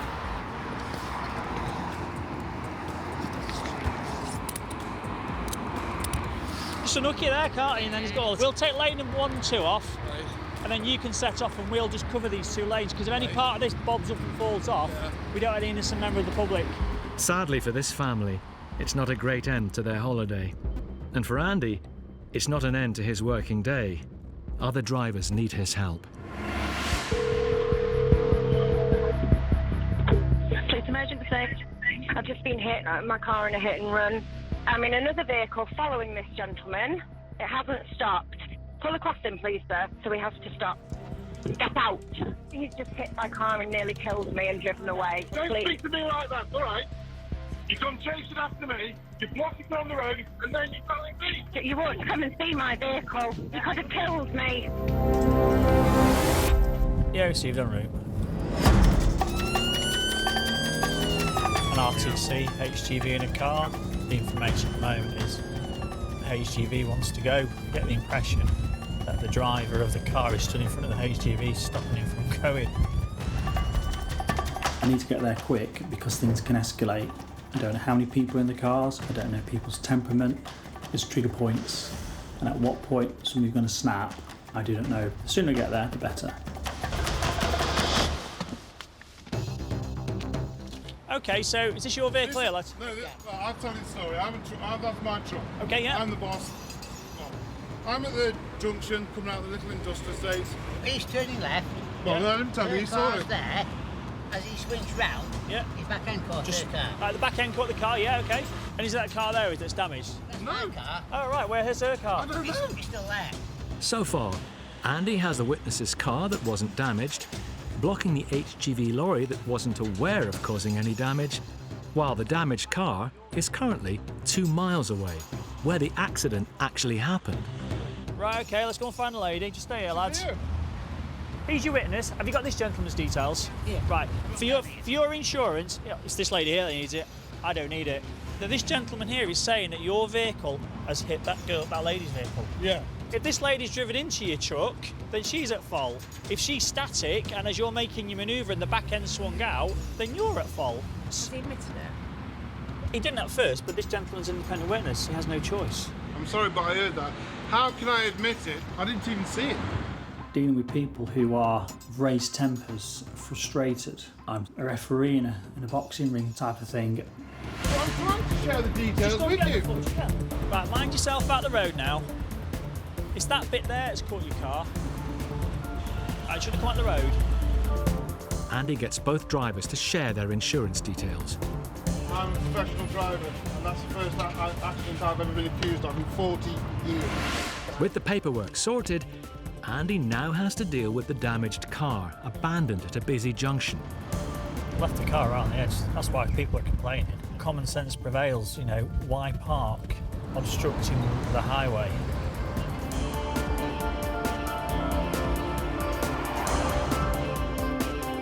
Finally, happy that she's captured the full damage to her vehicle, the driver leaves. And Andy's left to reflect on his day. It's always two sides. Unless they're going to admit it in the first instance, they'll always defend their own driving, because nobody likes to admit they make mistakes when they're driving.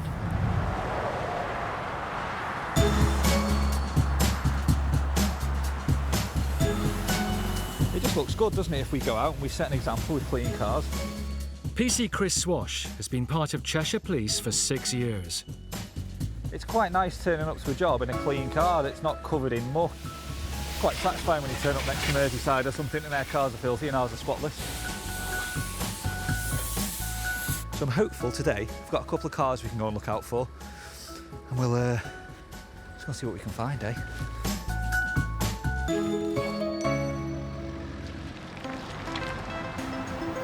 Cheshire, it is a big area. Getting to places is a challenge. If, say, if a job's coming over in Crewe and I'm in Chester, it's a long way to go.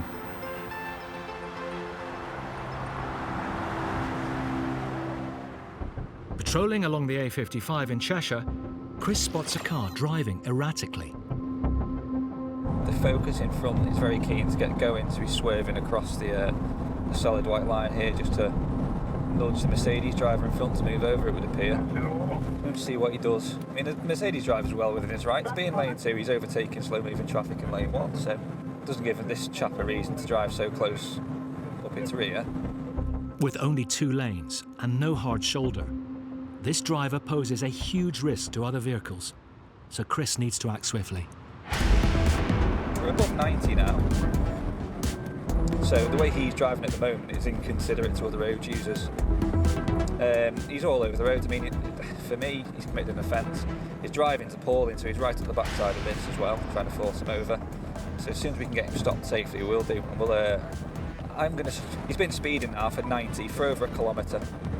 As Chris follows in his unmarked car, he's convinced this is no ordinary speeder. I'm going to suspect drug driving here. The car shows no signs of slowing down. Then, the driver attempts his most dangerous manoeuvre yet. Shocking.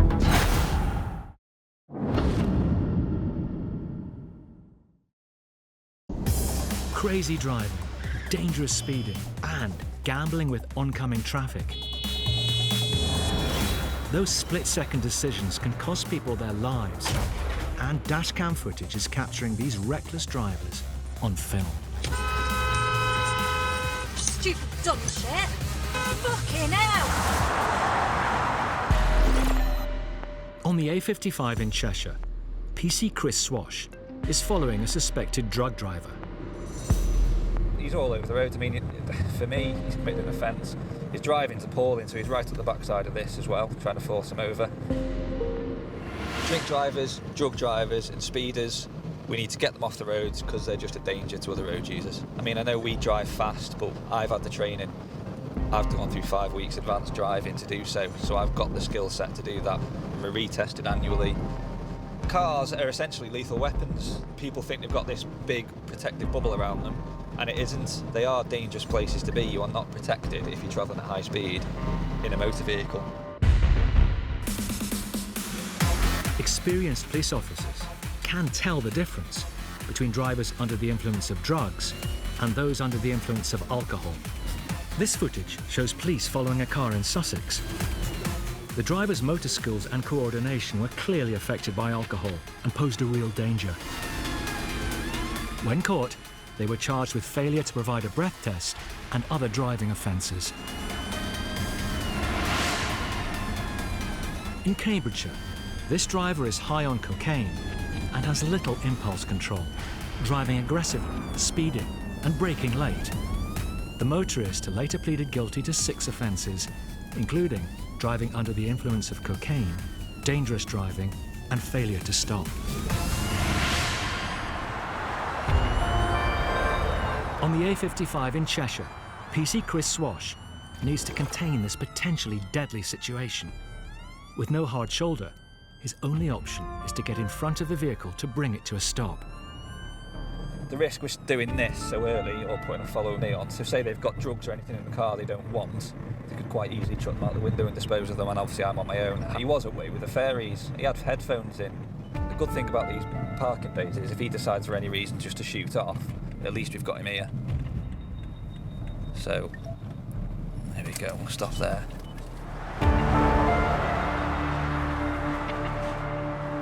Brilliant, just jump in there for us, mate. I'll jump in the front, I'll have a quick chat with you. Thank you very much. Have you got any idea why I've stopped you today? Anything about your driving that would have made me stop you? But that last time kind of missed it. I don't think you missed it. I think you were just driving like a bit of an idiot, weren't you?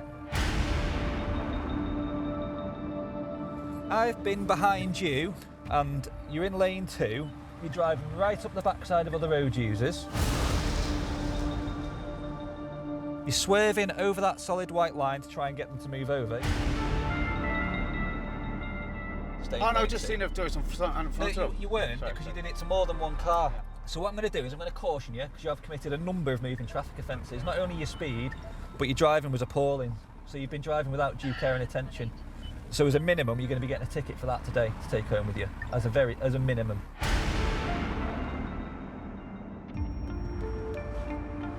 Because of the manner of your driving and because you've committed a moving traffic offence, I'm going to be doing some preliminary impairment tests with you today at the roadside, namely a breath test and a drug wipe. Do you use cannabis or cocaine at all? Never. So that'll come back clear then, won't it, as well? Hopefully. Hopefully. So that suggests to me that you probably do use drugs every now and then. Is that a fair assessment? Okay. Lean forward for me, wrap your lips around it and blow continuously. Stay stop. Nice and gently. Keep blowing. Keep blowing. There you go, that's brilliant. The legal limit is 35, you've blown 0, so you've passed that. So that's a good start. So go on and be honest with me, just so I can kind of manage your expectations on this. When did you last smoke a spliff? Maybe over the weekend, actually, to be honest with you, I had a drag in the pub. Okay. In the pub? Who smokes cannabis in a bloody pub? So only you know if you're going to pass this. You seem a bit nervous about this one. And then lean forward for me and stick your tongue out. I need to wipe this on your tongue. Stick that tongue right out, right out. That should turn yellow, which it has. And that's all we need. So you can sit back and relax for 8 minutes. Can I have a smoke? 11. No, you can't. Not at the minute. Right, so the 8 minutes is up. As you can see on there, the solid red line on cocaine is very clear, and there's a faint one on cannabis. So at this moment in time, you're under arrest, okay, for Section 5A, driving whilst over the prescribed limit of cannabis and cocaine. The increase in these drug offences has led the government to impose much stricter penalties. Yeah.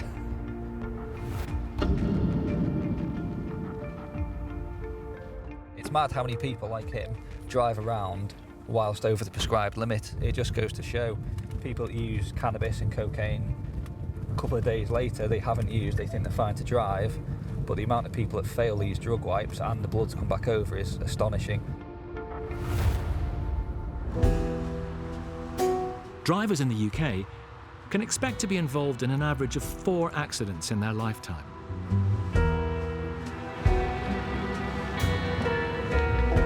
Half term will be less parents being on the road, so hopefully the illegal people will be out and about and they'll be easy to spot.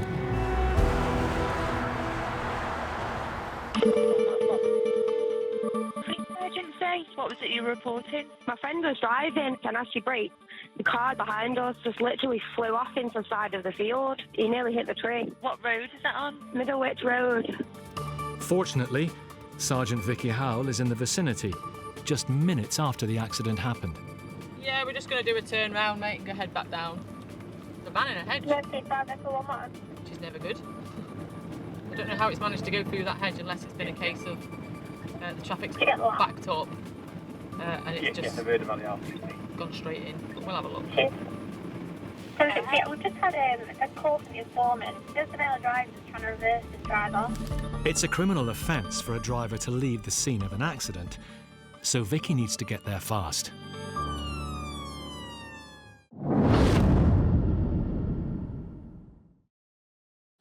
Police around the country are fighting an ongoing war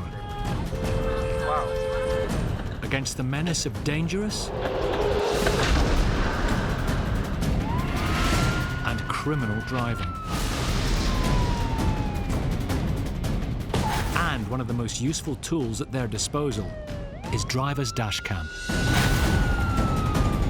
Back in Middlewich, Cheshire, Sergeant Vicky Howell is responding to a 999 call about a van crashing off the road. A witness reported she thought the driver was trying to leave the scene of the accident. Yeah, we've just had a call from the informant. There's a male driver just trying to reverse his drive off. Yeah, I'm literally with it. Apart from the damage to his vehicle, it's clear he's going nowhere. Just come and sit with me in the back of my car for me. Come and tell me what's happened. If you jump in there for me. I just was driving, and I just saw this car. I think it was stopping, no hazard lights. Right. I was looking on the phone, looking on the Google Maps Right. to see where I have to turn. So then I just saw the car. I tried to push on the brake.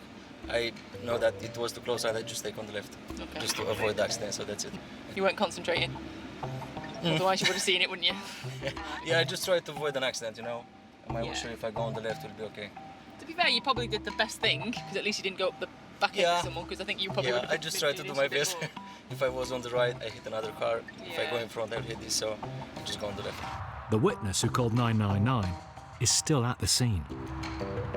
I was just like, oh my God, is he going to crash into us? I was just more worried about us than anything. Just called 999 and got police and ambulance to make sure that the guy was okay. Thought he was going to go into the tree, to be honest. Have you told your business, your boss, that it's happened? Yeah, I just spoke. Is he happy about that? What do you think? Not happy. I think so. Not had anything to drink? What do you think? You never know. You never know. No, just water. Well, it's a big deep breath blown to the machine, okay? Anyone involved in an accident is very likely to be breath tested at the scene. You get to keep the tube, because that's got your saliva on it. There you go. And a souvenir for crashing. So you have the result now? Yeah, it's nothing. Yeah. Are you sure? Yeah. What, how many have you had? There's a lot of sirens going on, isn't there? Although the van is off the road, there's still a danger. Sparks from the van's battery could ignite fumes from the fuel tank. So firefighters arrive to make the vehicle safe. I don't suppose you know where the battery is, off the top of your head. What do you mean? The battery? Is it at the back? It's behind of the chair. Yeah, or on the floor. I'm not sure, to be honest, I never use it. I wouldn't have a clue. The driver was very lucky to escape a prosecution and a serious injury. Because it's off the road, he's got his own recovery coming, so he will sort that out. Our main principle is to just keep the road clear, really, which it is. We'll cordon off the actual stretch of hedge just to make sure that people are aware that it's been reported. This is a good one because everyone's okay, no injuries, so this is good. Could have quite easily been a facelift if he'd gone 5 metres further up and hit that tree, because trees do not move.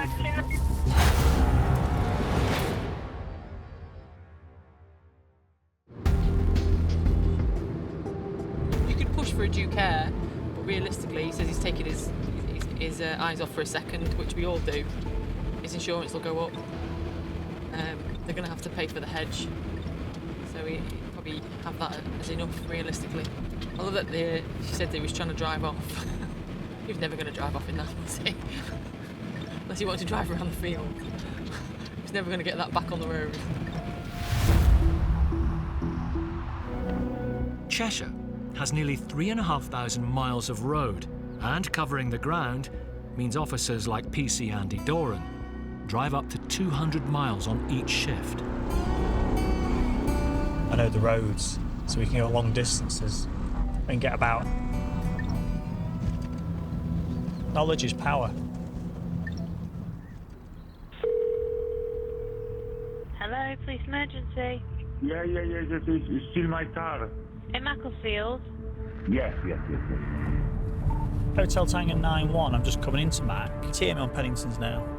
It's 9:30 in the morning, and 5 police cars are searching for a car suspected of being stolen in the early hours.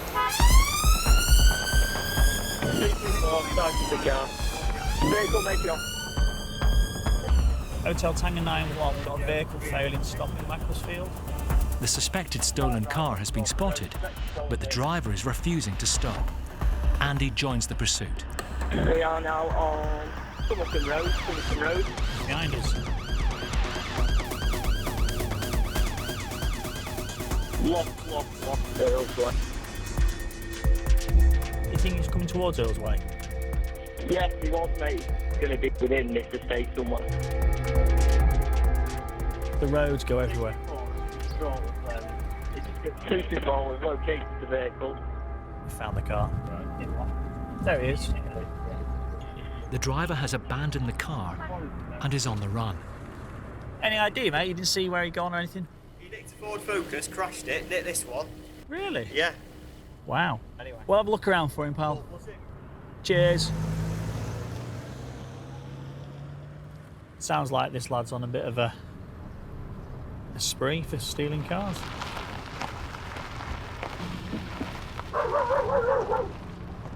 Once you've ran from the car, you can be anywhere. So you can sort of run down these passageways. The suspect is known to police. Is he? Okay. Really? It's quite serious, huh? Andy searches the addresses connected to the suspected car thief. I've found people in wheelie bins, in outside stores, under cars. Just try and play hide and seek. It's hard to know where he's gone. There's a network of paths and forestry, so you can go anywhere. So we'll just have to wait and see if he pops back up again. In situations like this, there's only one thing to do: call in the police dogs to sniff them out. In Manchester, thieves throw a stolen catalytic converter at the police in a bid to thwart them. A high-speed pursuit ensues down residential streets, before 3 men eventually abandon the car and attempt a getaway. but they couldn't outrun the police dog. In Hertfordshire, this police dog used his tracking abilities to hunt down a suspect during a 2-mile cross-country chase. Where? Right, police officer with the dog! You're under arrest! Come out! And eventually got his man. Good boy! Yeah! Good lad!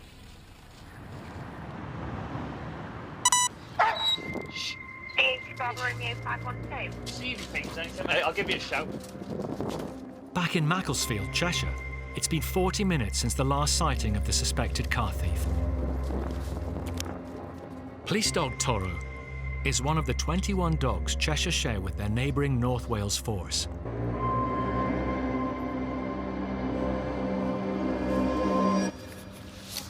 Get out to you now! Toro, out!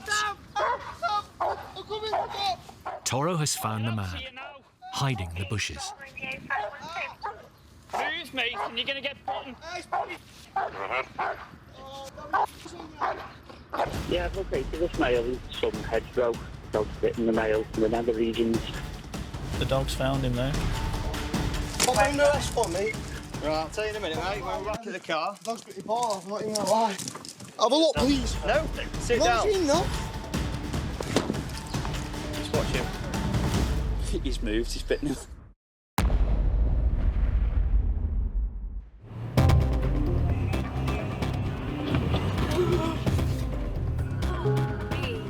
On Britain's roads, Dashcam is capturing drivers at their worst.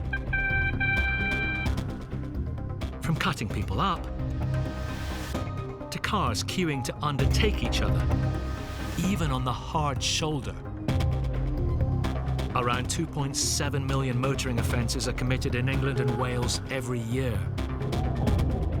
Whether it's motorway lanes or country lanes, danger lies around every corner. Hotel Tango 91, we've got a vehicle failing to stop in Macclesfield. In Macclesfield, Cheshire, a man suspected of stealing 2 cars is on the run. He nicked Ford Focus, crashed it, hit this one. Really? Yeah. Wow.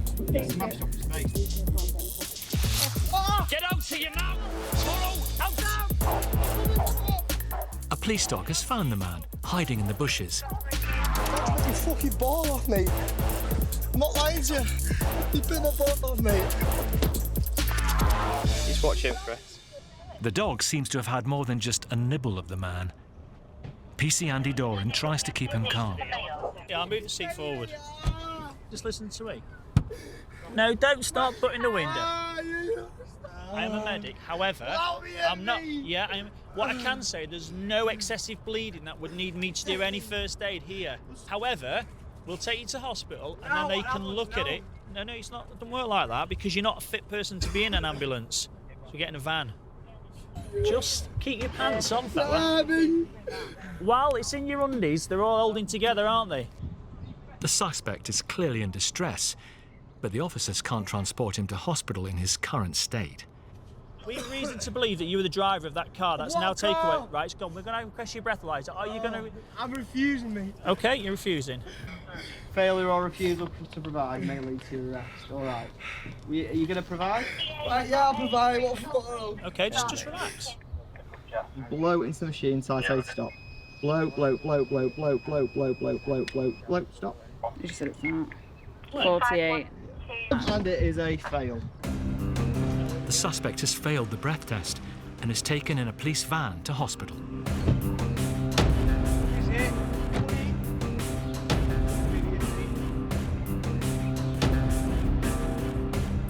OK. Thanks, mate. Good one, that.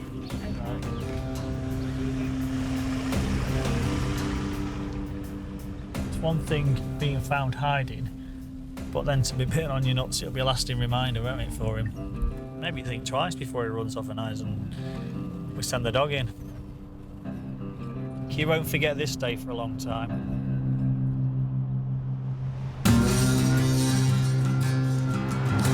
Cheshire sits at a vital crossroads in the UK's motorway network.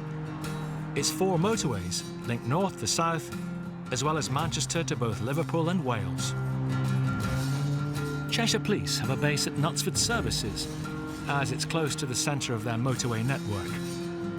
From here, when travelling at 150 miles per hour, they can reach the furthest part of Cheshire's motorways in just 12 minutes. I never leave my brew here. I always take one out because I can be out all day, and that might be the only drink that we have all day as well. So, and then even if it's cold, I'll drink it. PC Mike Clark is starting an evening shift. He's been policing the motorways of Cheshire for over 18 years. Over the years now, cars are getting much safer. So now you've got like your anti-lock braking systems, anti-skid, all the traction thing. It's trying to keep people safe. But the most dangerous bit of a car is the nut behind the wheel, isn't it? Tonight, Mike's in an unmarked car, patrolling the M56, a stretch of motorway notorious for one thing. OK, any idea why you've stopped here? Speeding. That's the one. Have you got a clean licence? Yeah, but I'm going to get 3 points for it. And what's that for? Speeding. If I only went out after speeders, I could fill a book a day easily, without even trying. Have you got a clean licence? I have, yes. That's not helpful then, is it?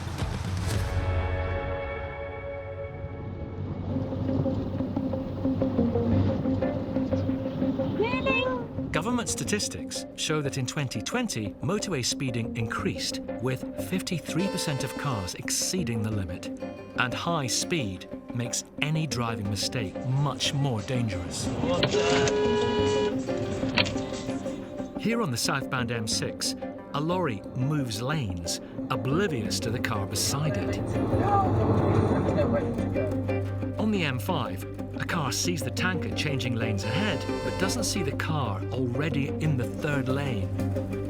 And on a wet M1 near Wakefield, driving conditions meant it was far from plain sailing for this driver.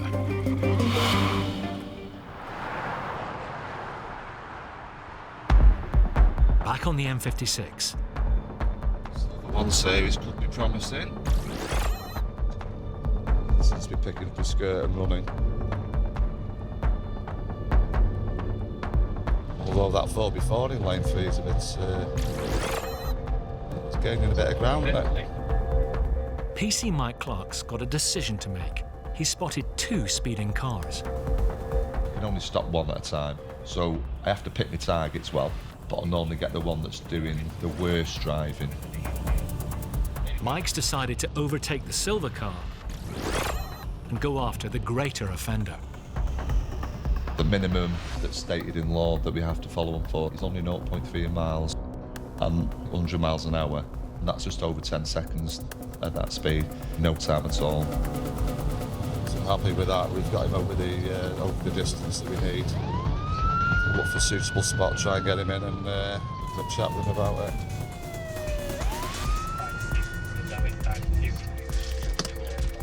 No.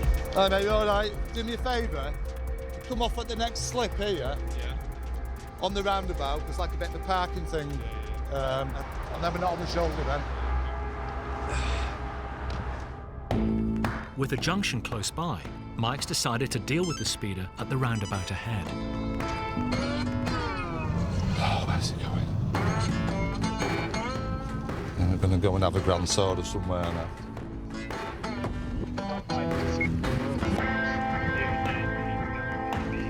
Where's he going?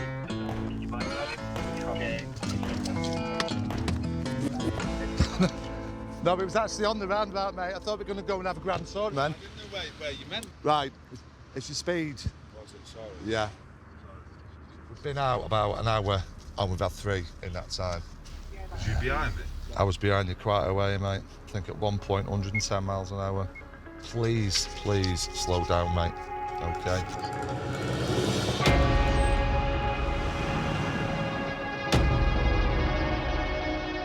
Despite improving vehicle safety features, speed is still a factor in 17 deaths and 126 serious injuries a month. We've all got friends and family who are out on the roads, and I just want to try and make it as safe as they can for them. Because I've lost friends in car crashes, I've had family injured badly in them, and if you can have a chat with someone one day and curb them down a bit, then hopefully they won't get involved in something.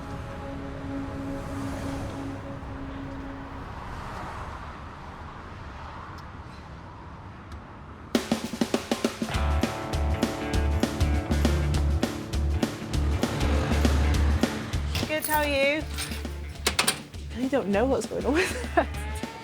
It needs to be neat in a bun on the back of my head. That'll have to do. In Chester, PC Amy Hollis is starting her 10-hour shift. A hat in case we go to anything serious today.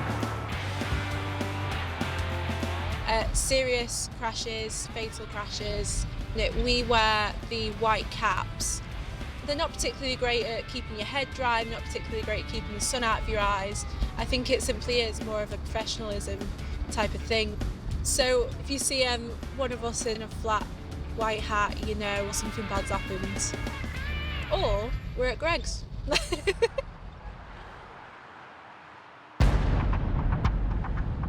There's a man being knocked off his bike. Okay. He was thrown up in the air, we did a full 360, landed on the back of the neck. Oh my gosh, right, okay.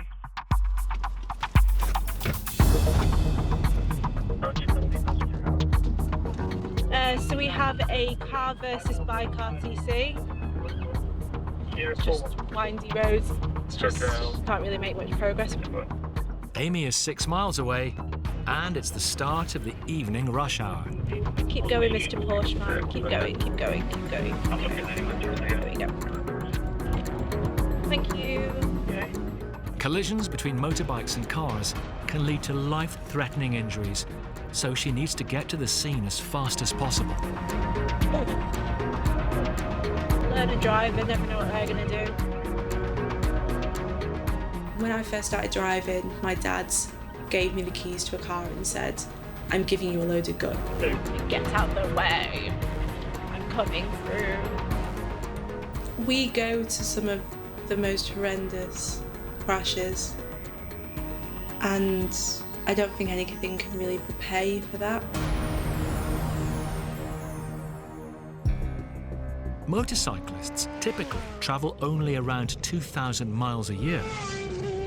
And while they make up less than 1% of traffic, they account for a staggering 19% of all fatalities.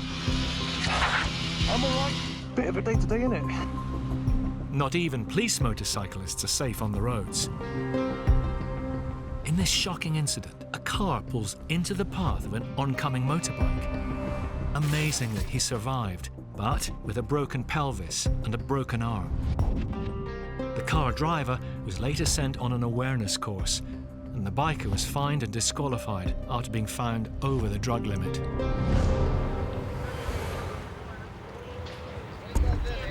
Are you able to stick a road closure on a bit further down? Fab, thank you. Back in Cheshire, PC Amy Hollis is at the scene of a motorbike and car collision and is reporting back to the control room. Quick update from the scene. The motorcyclist is being seen to by paramedics at the moment.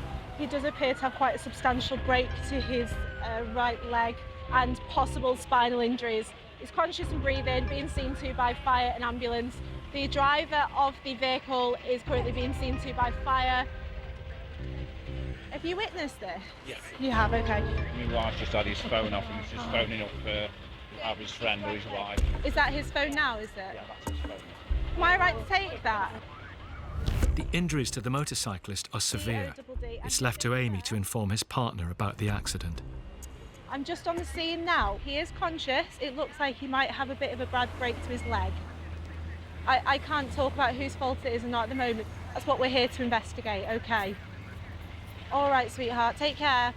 Hi, have you witnessed what's happened? As we've approached this junction, that car has slowed down and indicated to the right, that bluish car in front. Yeah. The bike spun, the rider went into the air, did a full 360 and kind of landed around this area. Okay. I instantly started screaming and that's when I phoned you guys.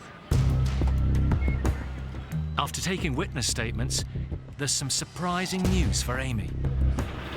Don't know whether you've spoken to any of the fire service. They said there was a strong smell of marijuana in the car when they went to her. In her car? Yeah. Right. Apparently. I've not been to Okay. it, I can't confirm. I will go and get my drug smoke kit. I wasn't expecting that. Thank you for that.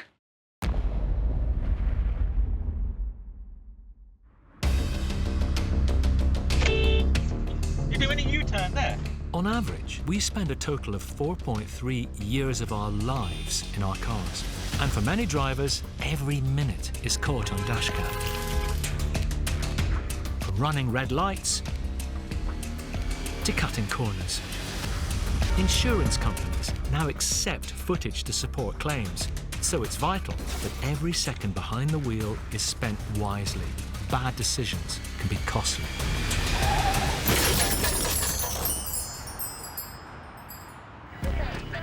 Quick update from the scene. The motorcyclist being seen to by paramedics at the moment. He does appear to have quite a substantial break to his right leg. In Cheshire, PC Amy Hollis is at the scene of a collision between a motorbike and a car. As we've approached this junction, that car has slowed down and indicated to the right. Yeah. The bike spun, the rider went into the air, did a full 360 and kind of landed around this area. Okay. After taking witness statements, there's some surprising news for Amy. The fire brigade have said that they've smelt the smell of cannabis coming from that vehicle when they've opened the door. So I'm just going to drug swipe her and breath test her. Hi there, how are you? Well, stupid question. You're in a car at the moment, aren't you? Hello, Wolf. So, because you've been involved in a road traffic collision, I am just going to require you to provide me a specimen for any alcohol. If I can get you to blow into the tube for me until I say stop. Keep going, stop. And that's 0, so that's great. So this one is for the drugs. These pads here need to go along your tongue like this. That's perfect. This takes about 8 minutes to come back, okay? Can I ask you as well, what's actually happened? I don't remember, because I was turning in, following a car. Yeah. And then the next thing I know, there was a huge bang. Yeah. And then I just heard Milado screaming. Okay. Did you see him then? I didn't see him at all. Because I wouldn't have turned if he'd have been on the road. Okay. I will come back to you shortly. Thank you very much. Thank you. The motorcyclist is taken to hospital and the car driver is checked over in the ambulance. Oh, sorry. It's just the police. 8 minutes have passed and Amy has the drug test result for the driver. Perfect. So just to let her know the result of the drug test is negative. That's great. Did you get that? Perfect. Thank you. The test clears the woman of driving under the influence of drugs. Indeed, anecdotal evidence suggests deployed airbags can smell similar to cannabis. If I can give you this is for your insurance company. Come on, Wolf. Time to go. And I'll give you a bell later on. All okay? right, thanks very much. Take care. Thank you. Bye now. Bye.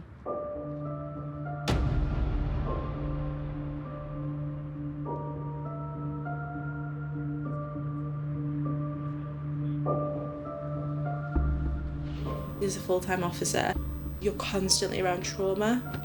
That way. I meditate and do quite a lot of yoga. You know, I have a really good support bubble around me, which really helps. But I think you still need to be consciously aware of it, because one day it might just creep up and be there.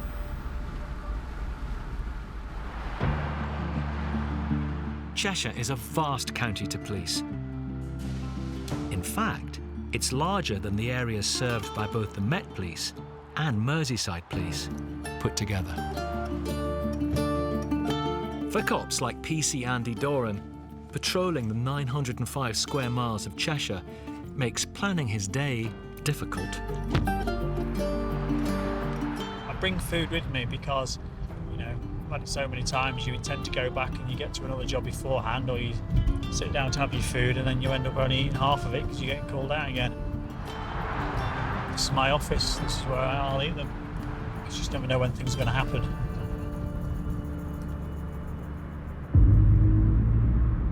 Vehicle RTC, Jackson Road, Disley.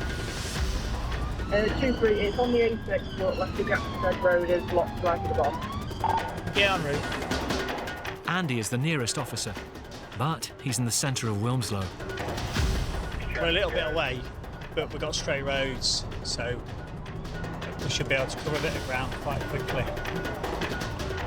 So, you don't stop. I'll keep on driving, look down. The two-car collision is 10 miles away, on the border with Derbyshire. Come on, mate, park me away. Oh, finally. Andy is getting close, but the accident is creating a tailback over a mile long. I'm going to have to go this way, but it's busy. Brilliant. The only way to get through is by driving on the wrong side of the road. Slow down, mate, slow down. I'll block the road there. Safer. The incident is at a busy crossroads, a common factor in many collisions. In the UK, 2/3 of accidents take place on roads with a speed limit of 30 miles per hour or less. And all too often, it's at the junctions where these roads meet that cars meet too. A moment's lack of concentration can cause chaos. T-junctions and crossroads, where the roads are staggered, are the most dangerous in the UK, accounting for almost a quarter of accidents. As these dashcam clips show, for many drivers, escaping serious injury is often more luck than judgment. Oh, my life. Afternoon, mate, how we doing? Have we got any injuries? Back in Disley, Cheshire, PC Andy Doran is at the scene of a two-car collision at a busy four-way junction. Right side chest and right side leg, so it should remind you it's where the airbags come out, hits her in the leg and the seat belt across the chest here. Okay. It's my right leg and my right side. No injuries for that gentleman? He's up and walking, he's got a slight cut to his forehead here. And the driver of this vehicle? Are you injured, sir? Be fat, we'll take your details in a second. Andy is satisfied there are no major injuries. What happened, sir? My lights were on green. Okay. I was coming down, must have been about 20 miles. You come in this direction, are you? In this direction. Yeah. And the middle lane, that was all full. And as I got past, bang, he suddenly come out of the side, because he said that the bloke in the front had waved him out. But he didn't think about me coming down on the inside. Okay, no problems.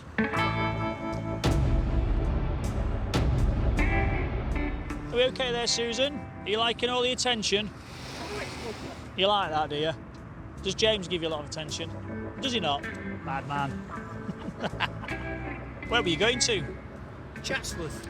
We go over there for our lunch sometimes. Oh, do you? Yeah. It's quite good, they know us in there. You like us? We haven't got our lunch yet. Just thinking of money you saved. The paramedic takes the couple to hospital. Cheers, thanks, mate. Andy stays to help clear the cars.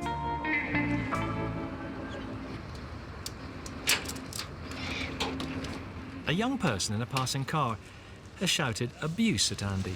Just 1 second, mate. Not realising there's a traffic jam ahead. What did you say, mate? Don't do that again. You give me stuff like that again, mate, and I'll get you locked up, all right? Can you believe it, eh? Kids like that. He had his school emblem on there, so I'll just ring his school and speak to him tomorrow. Can't get away with things like that. 2 hours after the crash, the road is clear. Police get a lot of bad names, a lot of bad press for the things we don't do. You know, and at the end of the day, we try our hardest to help out where we can.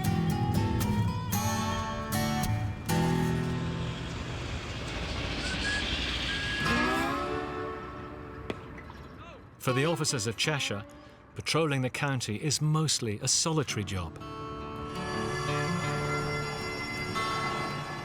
However, today, 5 cars are working on an operation in central Cheshire, including the boss, Inspector Anton Sullivan.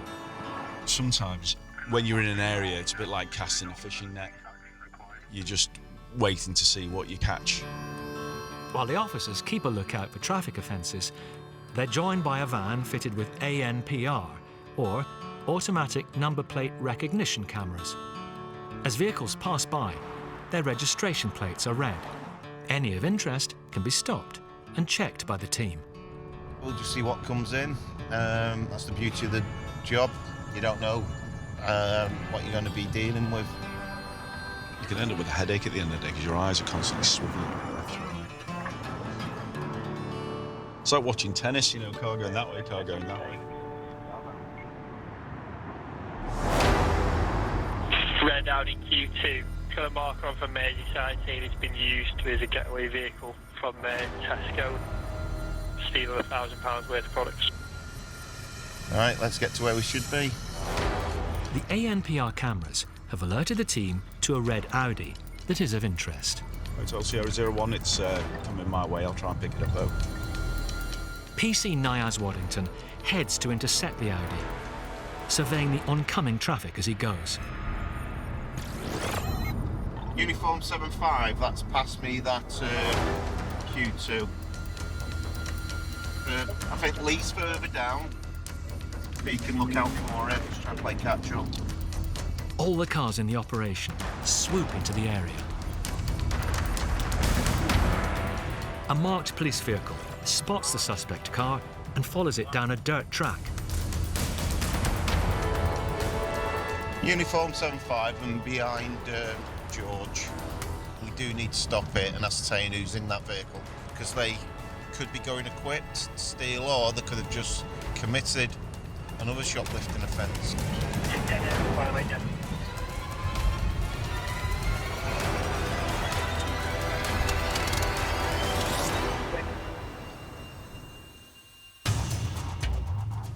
Catching criminals is fraught with danger. They will stop at nothing to try and escape the police. In Birmingham, police pursuing a stolen car have to drive into oncoming traffic when the carjackers try to escape, one on a moped and one on foot. But the criminal himself is left feeling robbed when his friend doesn't help him get away. Later, he was sentenced to just under 5 years in prison. In Bolton, 2 burglars spray a fire extinguisher out of their window as they try to make their getaway. They've committed a robbery at a convenience store. They attempt to ram the police car, but end up causing severe damage to the back door of the stolen car. A high-speed pursuit through residential streets at 70 miles per hour eventually ends with a stinger puncturing their tyres. Tactical contact finally brings the car to a halt. Both offenders were given prison sentences.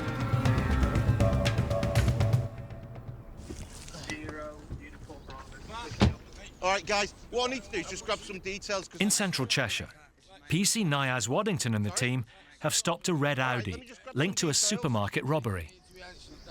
All right, as soon as we've sorted that out, guys, you're on your way to wherever you need to go. Before questioning the suspect about the robbery, the team do some routine checks. Have you got a licence, mate? I've drove. I haven't got a licence. Right, okay. Sorry. Okie dokie. Honest. Sorry. Right, come on there. Guys, I've told them I've not got a licence. You don't have to lie for me, okay? Right, cheers. Thank you very much for that. He's admitted to having no licence. So technically, he's driving this vehicle with no insurance, which means the vehicle gets seized. Ideally, if you've got a driving licence, would be very... I've no driving licence. You haven't got a driving licence? I'm disabled. Right. So who else is here who can drive? As no one can legally drive the car away, the car is seized. Can I give you person checks, please? Niaz requests background checks on the 4 men. You're shown as a prison's licence recall, mate. All right. Are you lying? No, I'm not. I'm behind your back, mate. One of the passengers has broken his rules of probation. Uniform 75, arrested. Yeah, this off. Just a week after being released from prison. What? Right, if you're going to be sick, mate, just be sick away from us. The dog unit have been called in case the situation gets out of control. Come on, walk around this way. as well as an ambulance in case any of the men need medical attention. No! I've got a bottle there, dickhead. I'm having a drink of water. I'm having a drink of water. I'm having a drink of water. I'm having a drink of water. Where's you got the water? In the car. Alright, sit down a bit. No. Back, in the back. No.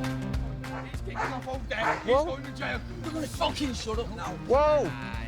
Chill your beans and pick your can up. You're not littering.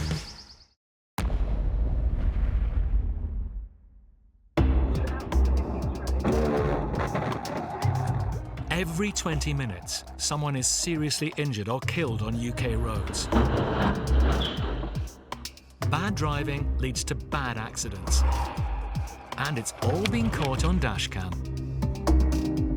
Our driving skills are in reverse. We're slipping up on slip roads. And we're not giving the roads our full attention. What are you doing?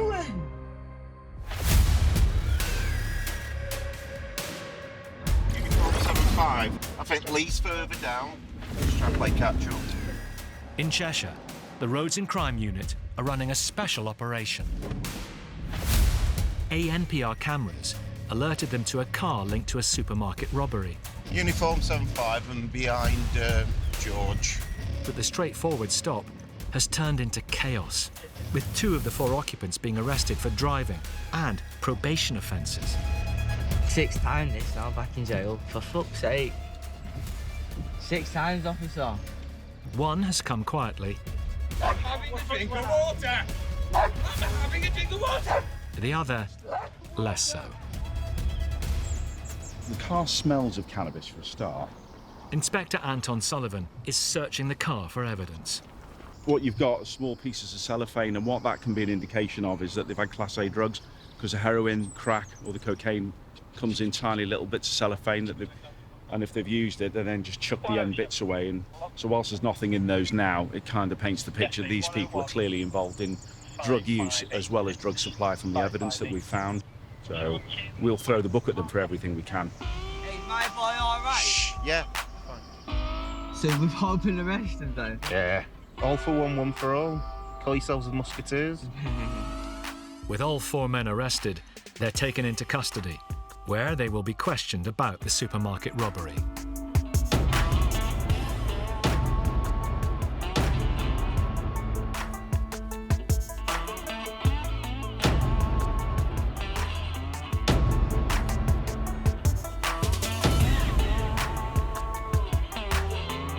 Hey, this is a heavy police station, this.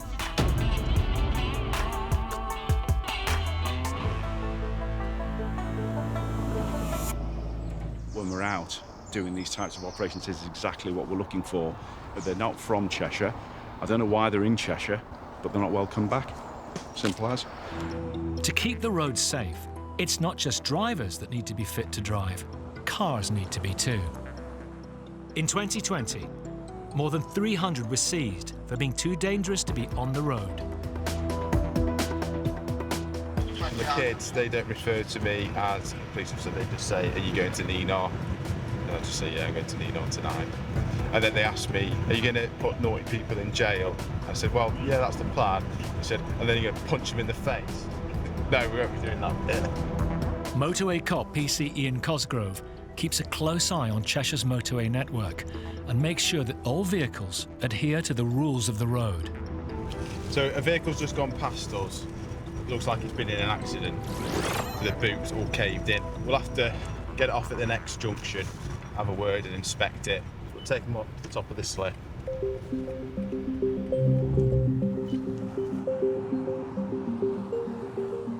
Hello, sir. You all right? Do you know why I've stopped you? What's happened? My car hit to the back of me, so I'm just taking it to Mercedes. Where? Coventry. Right, have you got your driving licence? You haven't got it. Is it your vehicle? It's courtesy. Courtesy. Where did the accident happen? It happened in London.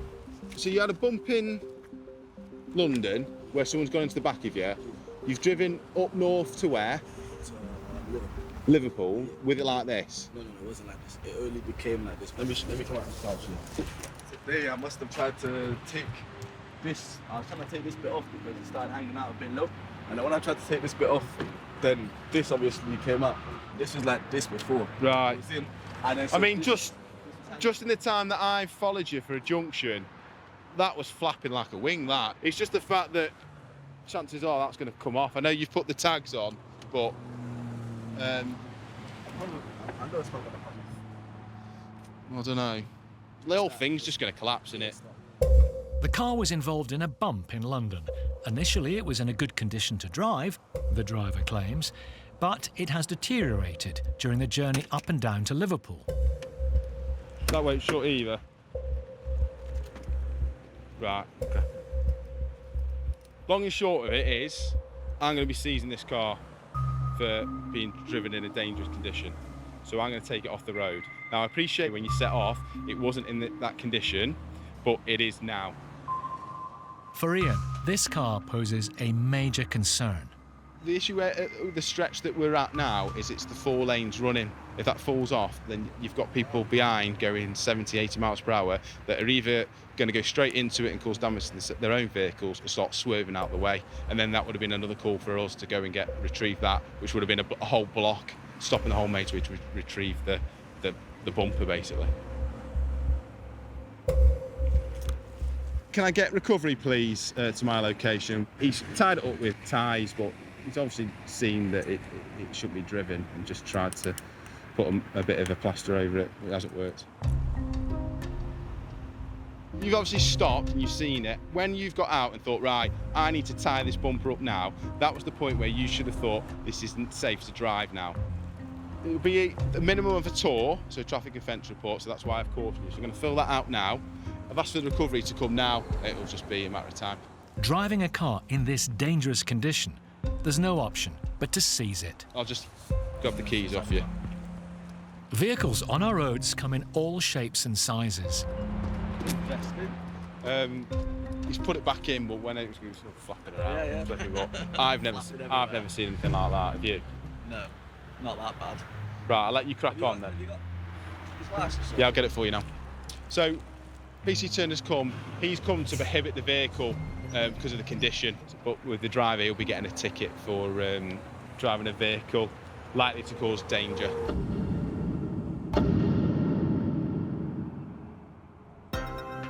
So if you don't get that letter, ring that number.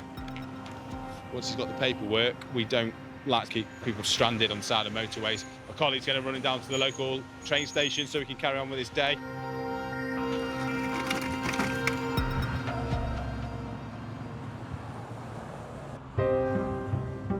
Vehicles on our roads come in all shapes and sizes. But of the 38.5 million licensed vehicles in Britain, under 1% of them are motorbikes. We've had a bit of rain, and it's not a real proper downpour, because if you get a lot of water, it cleans the roads. Because over a period of time of dryness, you get lots of deposit on the roads of oils, fuels, and a little bit of rain just brings those to the surface and can make the roads quite slippery. Like this morning, I decided to leave my motorbike at home and go in the car. But it'd been a proper downpour, and I'd been quite happy to go on my bike, so now I'd have got a better grip on the road. Being a motorcyclist himself, PC Andy Doran knows firsthand the dangers of the roads. Serious RTC coming in. It's a motorcyclist allegedly got at the back of a vehicle, and then a motorcyclist is currently on the ground. Yeah, received en route. There you go. What's that about motorbikes? Serious RTC motorbike vehicle. Just to confirm, it would appear the motorcyclist has then been run over by another vehicle who's now driven off. Confirming failed stop. It would appear so, yes. What we're going to do is put road closure on this junction. No. Stay. Go back.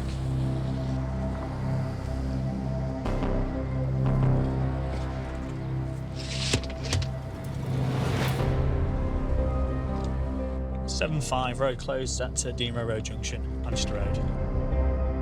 Until Andy gets to the accident and investigates what's happened, the road will remain closed. The last thing he needs is traffic going through the scene. No ambulance at the scene at the moment. Andy is the first emergency responder at the scene, and the first impressions are not good. There are 1.25 million licensed motorcycles, scooters and mopeds in the UK.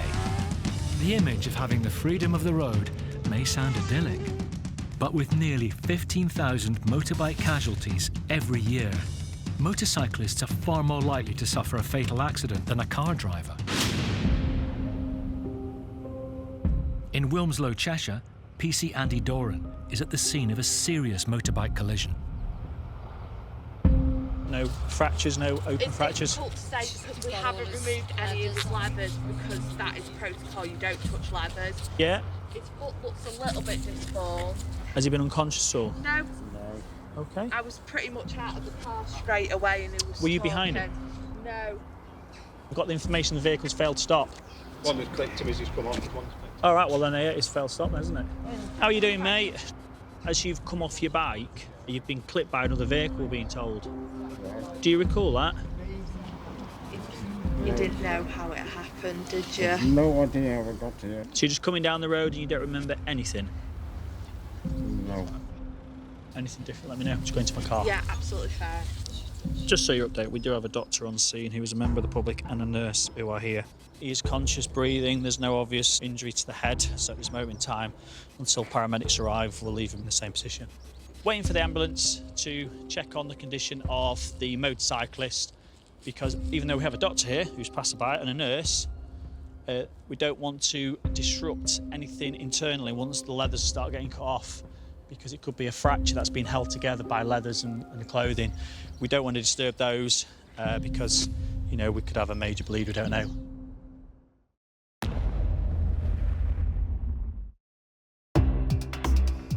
In the UK, police forces face a daily battle to stop dangerous drivers. And dash cams are aiding them. With hundreds of videos submitted to UK police forces every week, around a quarter of them result in fines, a court summons, or a warning, helping to deter reckless driving on our roads. What the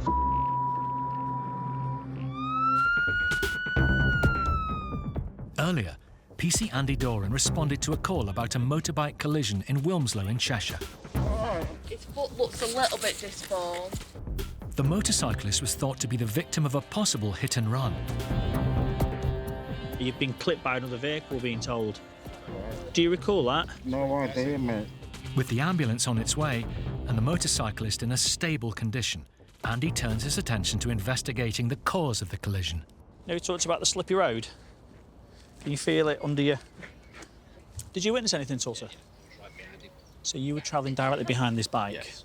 The guy driving the Golf had pulled in behind it. Behind that car? Yeah, he'd not seen it, or he saw it very late, skidded, hit the back of the Golf.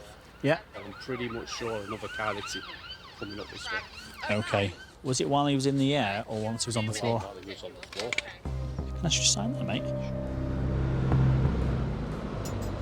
So you've stopped because of that parked vehicle. Did you see him coming behind you? Do you think the speed was too great for you stopping? Yeah, I think he either wasn't paying attention, he didn't see me stop. Right, okay. It appears that as the VW Golf pulled in to make way for traffic coming in the opposite direction, the motorbike went into the back of it. Following the eyewitness accounts, Andy needs to investigate further. Has it got any dash cam about? That's it there, so is it there? Dash cam, no dash cam. Has he tried to brake beforehand? Sometimes when you stand back and you look at the road, the road's wet, if he's applied the brake, the heat generation of the tyre will create a dry patch.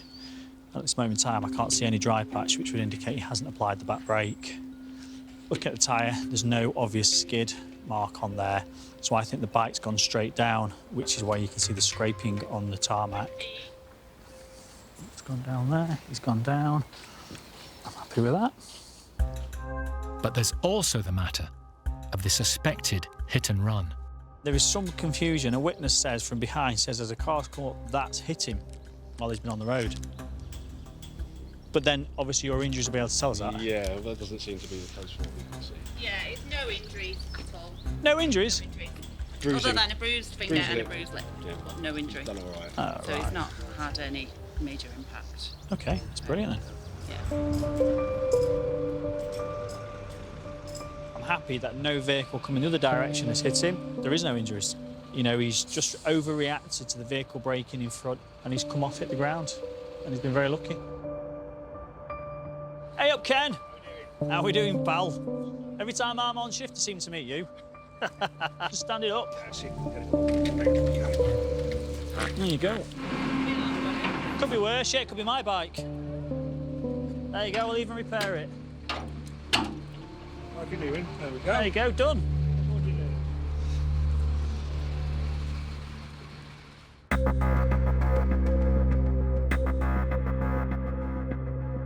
At the heart of the Northwest Motorway network lies the Thelwall Viaduct. Towering 28 metres high above the River Mersey and the Manchester Ship Canal, its two bridges are not for the faint-hearted. Yeah, this is not very nice to be driving in. This is where you have to be careful because people still drive like idiots in it. Around 170,000 vehicles cross its 8 lanes daily, and in bad weather, it's even more daunting. Right.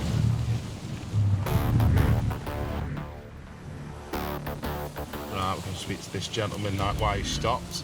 The spray's that bad, you can't see anything. So I'll have a chat with him. He's out the car already. Oh.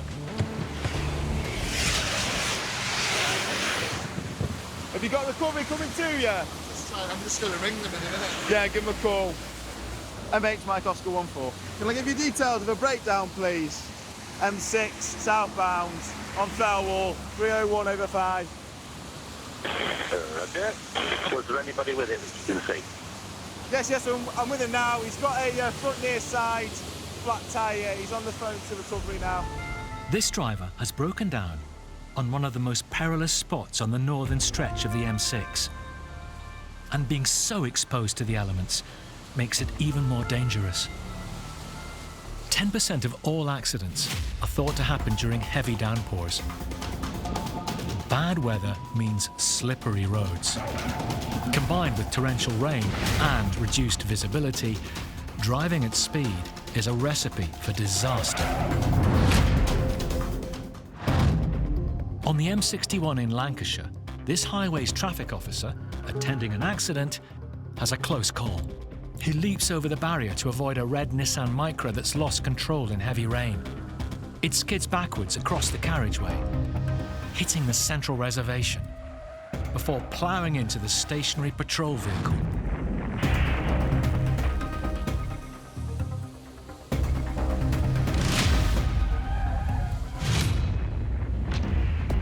PC Ian Cosgrove has come across a driver stranded on the Thelwall Viaduct on the M6 near Manchester.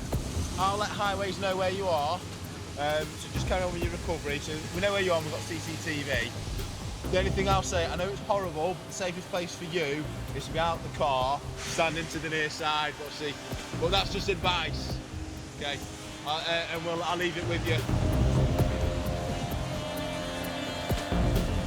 He's arranging his own recovery.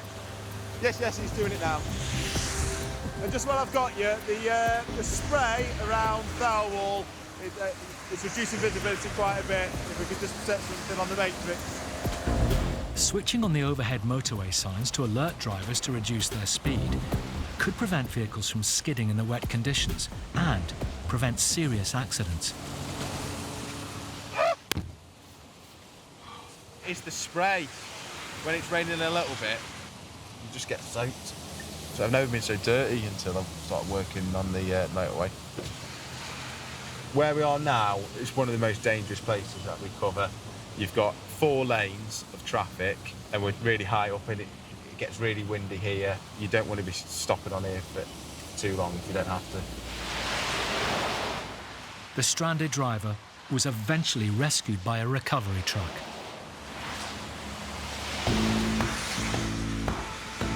For Ian, pulling onto the hard shoulder was the easy part. Not going to be in a while. The issue is we don't want to, there are gaps that we could probably get out in, but you don't want to be the root cause of another accident. There we go. We're out.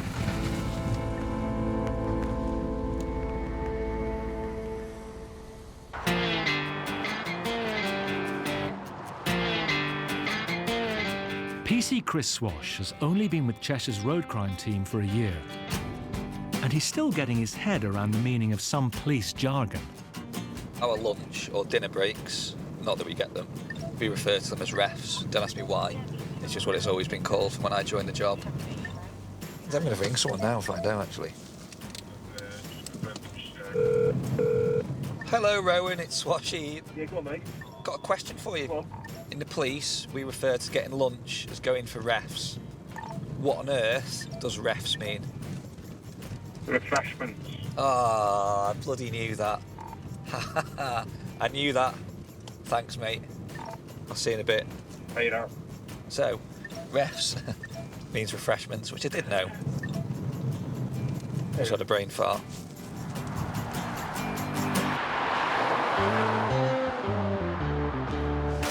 It's 9:30 a.m. and Chris is patrolling in Ellesmere Port. His car is fitted with an automatic number plate recognition camera. It's just alerted him to a car that shouldn't be on the road. So we've got a Persia that's just gone past us. It's shown as having no insurance. I just need to try and find it now. Uniform 4-1 vehicle comes back as described, black in colour. That's it, yeah. Good spot. After locating the vehicle, Chris looks for a safe place to pull over. You'd be surprised the amount of people that forget to just insure the car or expect it just to auto-renew. She pulling over for us. I'll just go and grab him. Dashcams are helping police in the fight against a disturbing insurance scam. This driver was found guilty of a crash for cash crime by deliberately causing a collision, then making money from a fraudulent insurance claim. He received a 2-year jail sentence. On the M62, the driver of this Mercedes was found guilty of intentionally causing this 3-vehicle pileup.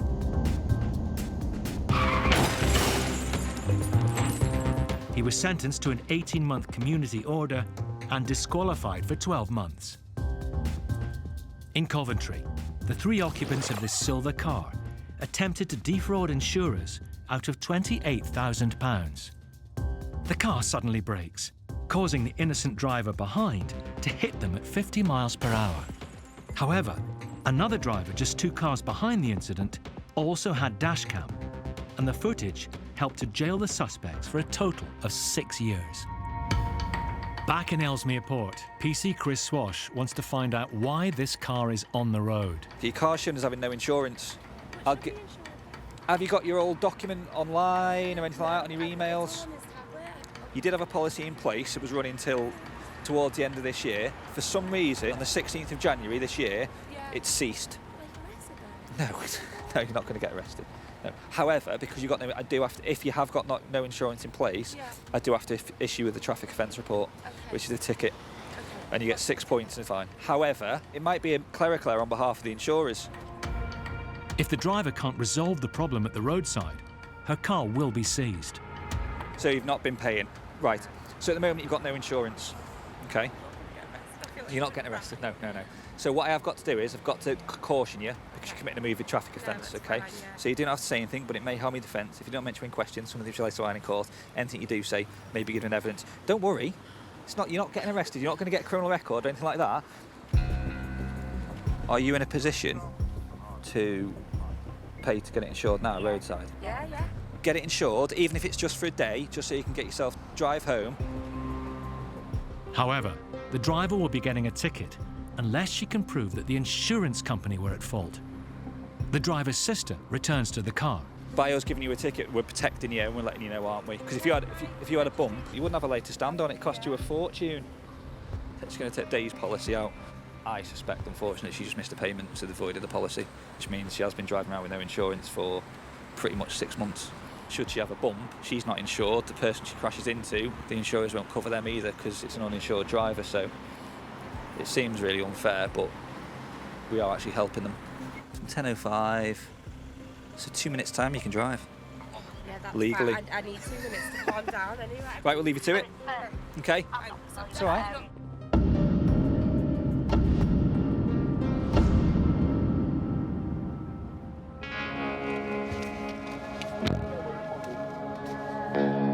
People just assume that the insurance policies renew, or if having a tight financial month, that they might just forget about it and take it out next month. If you don't make a payment, they will just void your insurance policy. I suspect they will have written to her. We've written to her to explain that she's might not have insurance, that she needs to get it done. So, I mean, she's had since January. Yeah.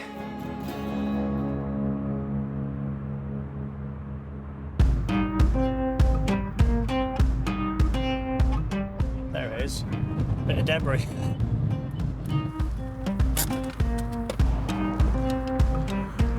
Looks like somebody's lost their worldly goods.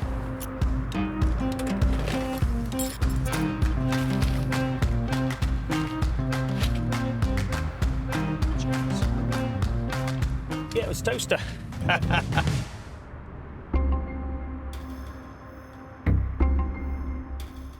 Having dealt with the toaster on the carriageway, Andy's getting news of a more burning issue. A collision between two cars with possible injuries. Yeah, 9-6. Have we got an exact location for this one? The accident is on the outskirts of Crewe, near Nantwich. What's happened? They've had the collision. The female who's now been described as quite badly injured has got out of her vehicle, got sat in the other car, and now complaining she can't move. Obviously not being there and seeing the damage, but if the airbags have gone off, it has like gas and air and makes a mist in the car, so she's got out of that. You know, some kind person said, oh, come sit in my car, which she has done, and now she's worried that she can't move.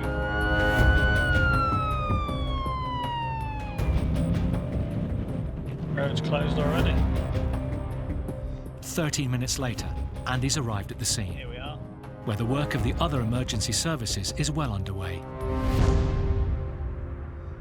Hi there, guys, you alright? What's the score? It's the rear end shunt. Yeah, was it the airbags that got off and just all smoke? That's why she got out. Yeah. She's got out of that vehicle, and for safety, he's very kindly said, sit in my car. Because of that, paramedics have decided to get the fire down. So they're cutting this roof off this car? Oh dear. The owner of the gold car the woman ran into kindly offered her a seat in his car, but paramedics are now worried she has a possible spinal injury, and to remove her have only one option. Oh, is it a brand new car? 21 plate. Oh dear. Not good news for the car's owner.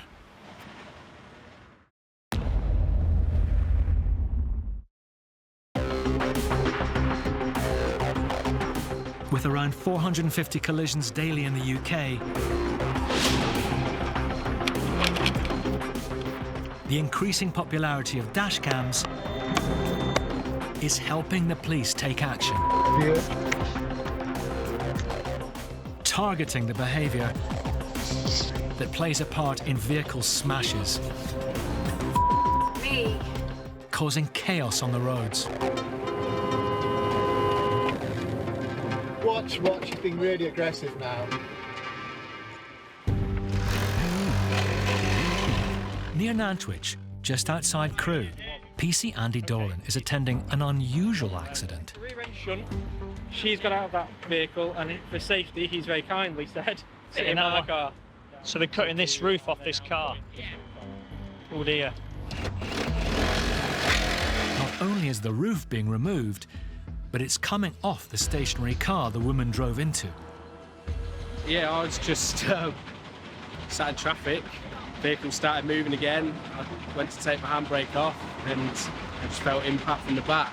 The lady was in a bit of shock, so I sat her down in my car and so now I've got to take the roof. What's more, the car is only 3 months old.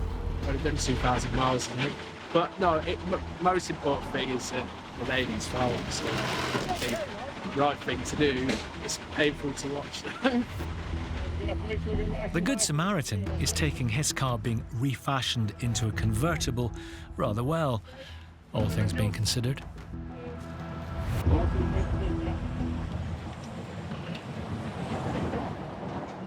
Board down the back and then get her up the board, drop the seat, yeah. No update on any injuries as yet, but you know, we'll just I'll give you a shout as soon as we know.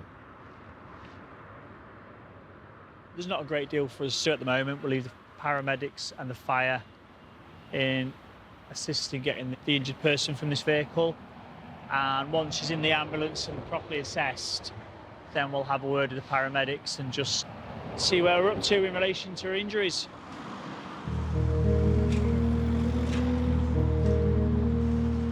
Do we know any extent of any injuries as yet? Not wearing a seatbelt, unknown speed. She can't recall the event. Okay, no worries, I'll just update my supervisor. Brilliant, cheers, thanks. I know it sounds a bit petty, but that was like 70 quid. Anything you want out of it, take. Because you won't see it again. If you like the floor mats, you can have a... Oh, right, okay, yeah. Then. Oh, yeah, take anything. Where's your dangly dice? I don't make many of these.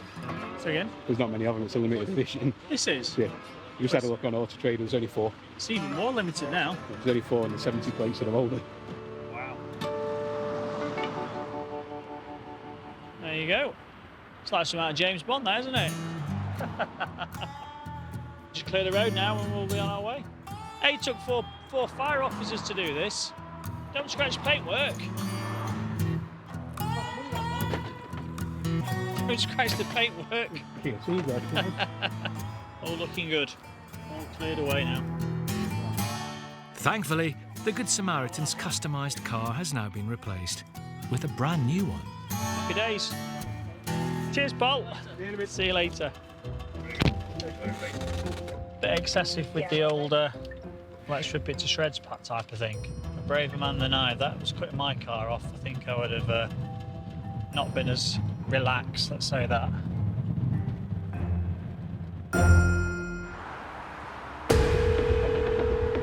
There's been an absolute massive smash behind us, a couple of wagons and that. Do we need ambulance, do we think, for this? I'd say just get everybody there. It's Thursday lunchtime, and Anton is 6.5 miles away from the collision. He's on a section of the motorway with no hard shoulder and is fighting his way through the traffic. Other officers are first on the scene. I've just passed it. The whole back end of the HGV looks like it's collapsed into the carriageway. Just straight across all the carriageways at the minute. It's probably not going to be a good one then. You've got what looks like a serious collision involving a number of HGVs. Anton is clear of the traffic, but he knows that as he approaches the scene, that won't last. We're coming up on the backlog of traffic now. But on this stretch of motorway, Anton has a way of getting through. It's what we call hard shoulder running, but it's really, really tricky. Got debris, waiting for people to jump into the hard shoulder for any reason. You have to drive slower, but at least we can get to the scene, as long as people don't clutter up the hard shoulder. When blockages do occur, and emergency services can't get through, people's lives are at risk. Here in West Yorkshire, dashcam captures drivers stretching their legs on the hard shoulder and blocking the way of the police, desperately trying to get to a distressed woman on a bridge up ahead. a police negotiator has no option but to abandon his car and dash to save the woman's life. Luckily, he managed to get there just in time. Near Birmingham on the M6, West Midlands police spot a motorist illegally using the hard shoulder. It seems to be stopping, or maybe not.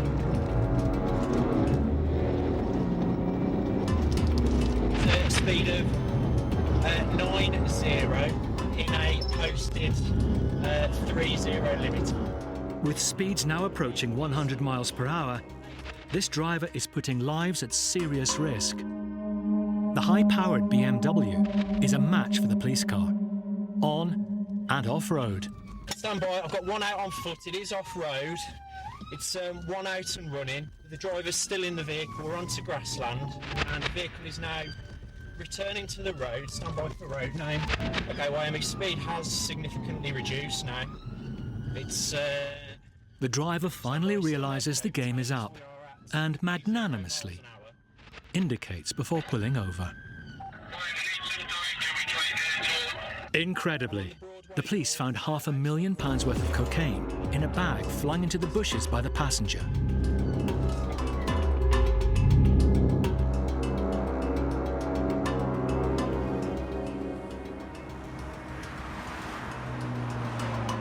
Back on the M6, Inspector Anton Sullivan is on his way to a serious traffic collision involving multiple HGVs. Stop! He arrives on the opposite carriageway and stops the traffic. The M6 is now closed in both directions. Hotel Sierra 01. Go ahead. I'm declaring a major incident standby on this. 2 lorry drivers have escaped with minor injuries, but a third hasn't been so fortunate. The fire service coordinate the rescue, while Anton tackles the gridlocked traffic. I need somebody to get to 19, so that we can hold the northbound closed at the moment. Uniform 5-4, I'm going to put the slip road closure on junction 19 northbound. PC Amy Hollis is 12 miles away in Stockton Heath. That's a terrible place to stop. Just stand by, we're just trying to get the helicopter landed.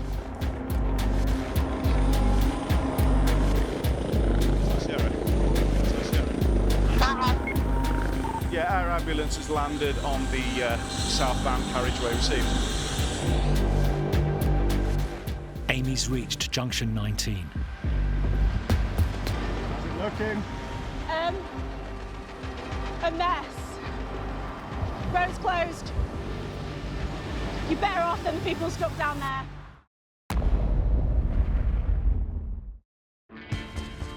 On Britain's roads, dashcams are now capturing our worst driving habits. Oh my God! Oh my God! Oh my God! From reckless driving to impatient drivers. We are completely oblivious to other vehicles on the road. And even driving straight into other cars.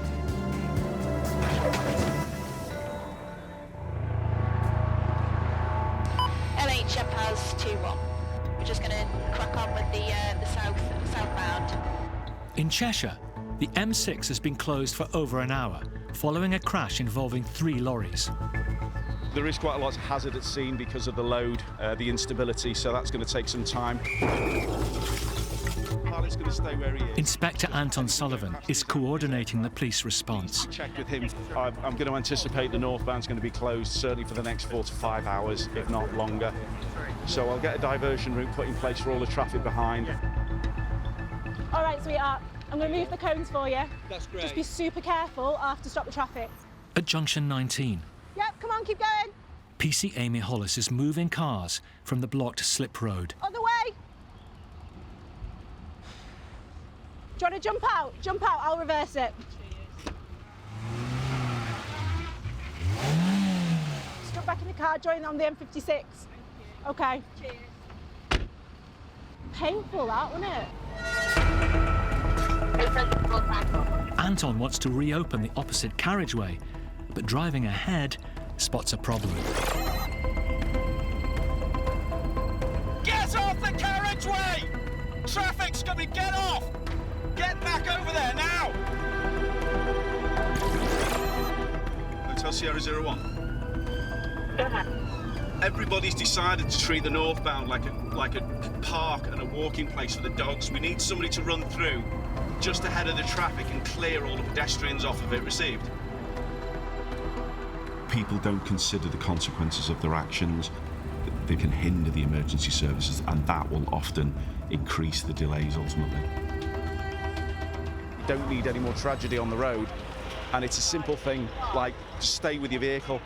If you have to get out your vehicle, next to your vehicle, but don't go taking your dog for a walk across the carriageway because you don't know what's coming.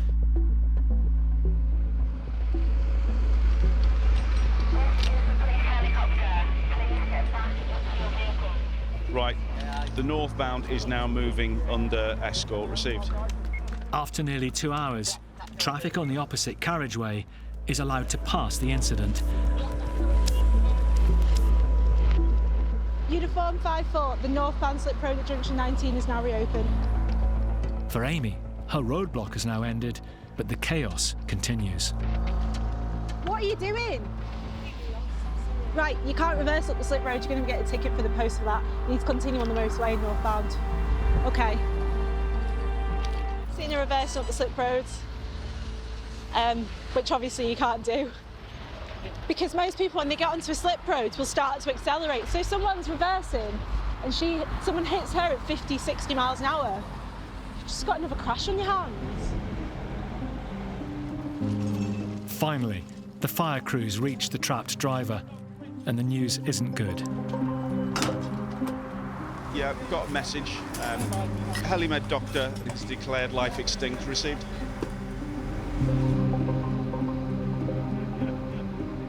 Any police officer coming into this profession will have to deal with fatalities. It's not something they can train you for. You have to maintain a professional detachment to allow you to do the job.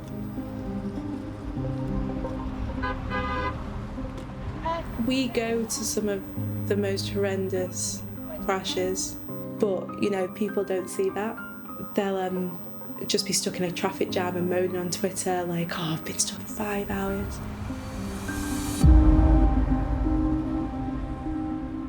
The team now turn to recovering the 3 lorries and the 30 tons of debris, and they can also now release the vehicles that have been stuck for nearly 5 hours.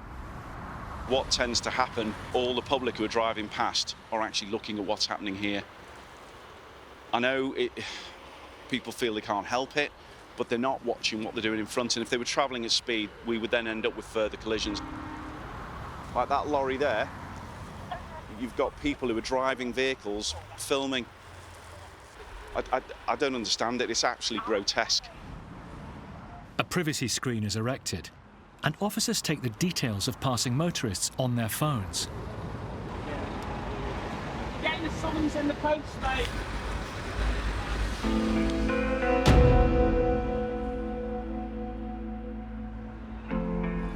And they do all morning patrols. Thanks very much for your assistance and your hard work today. Hotel Sierra, I can just second that. Yeah, thanks to everybody. We couldn't have done much more.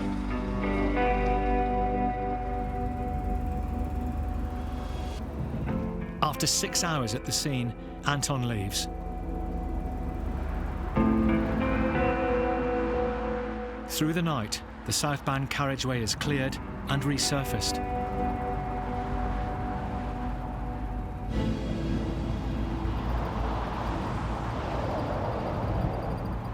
At 6:30 a.m., the motorway is back up and running. Once our work is concluded, the public will carry on completely unaware of the tragedy that unfolded. But for me and my officers, we will drive past roads where we will picture incidents we've dealt with, and that's what drives us to do everything we can to prevent them happening in the first place.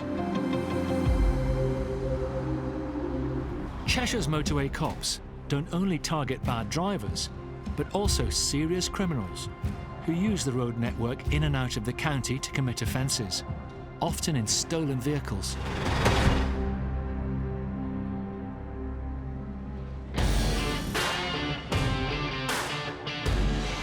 Let's back up a little bit. Determined to make their turf a no-go area for criminals, elite crime fighters like Matt Turner are leading the fight. Today, as he sits patiently in a lay-by watching the cars go by, I feel quite sick looking like that as well, seasick. He has the unenviable task of finding the proverbial needle in a haystack, a black BMW.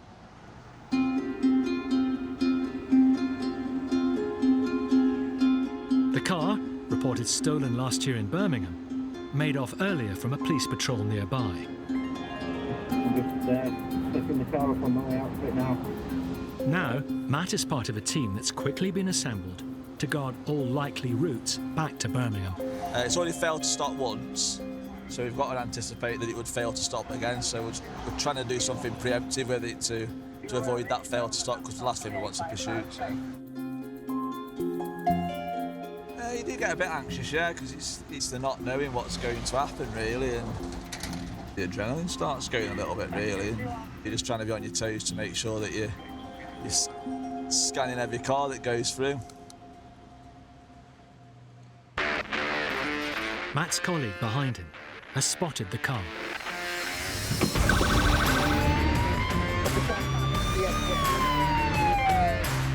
It's now a matter of getting ahead of the BMW and blocking off as many of the exit routes as possible.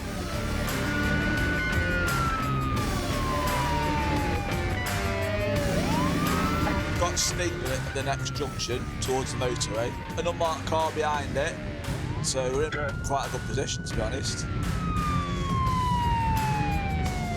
The Stinger is a standard issue bit of kit that every motorway patrol car carries, and Matt is an old hand at using it.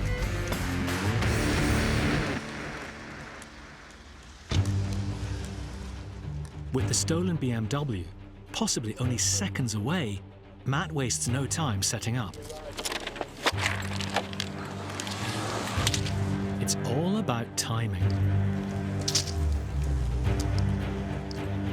Making sure only the stolen car is stuck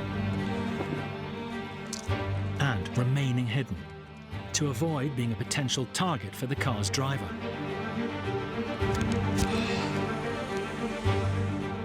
When that car's coming down the road towards you, it's nerve-wracking. I mean, the heart's racing. You've got to get it right, really, and you only get one go at it. The pressure's on you then.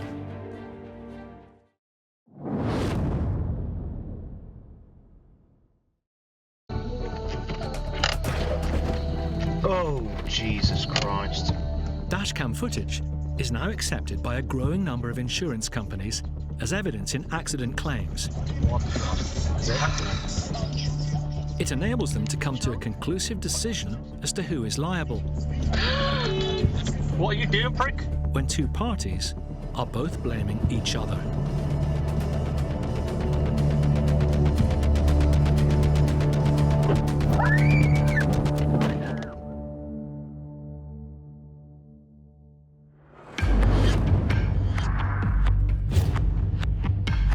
Back in Cheshire, the Motorway Cops are lying in wait, stingers in hand, for a stolen BMW that they believe is heading back to Birmingham. Unfortunately for Matt, it hasn't come his way, and he now needs to pack up and get back in the chase. It is all about working as that team and covering all aspects.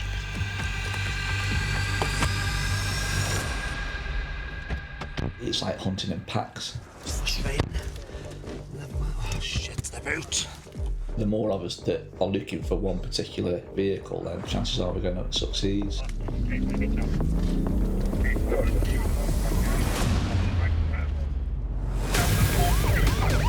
Still not reacted to the unmarked cars. I'm just trying to get in place, or either a box or a sting on it.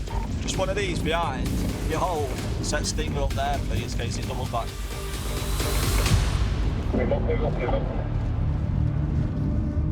Up ahead, Matt's colleagues have successfully boxed in the stolen car.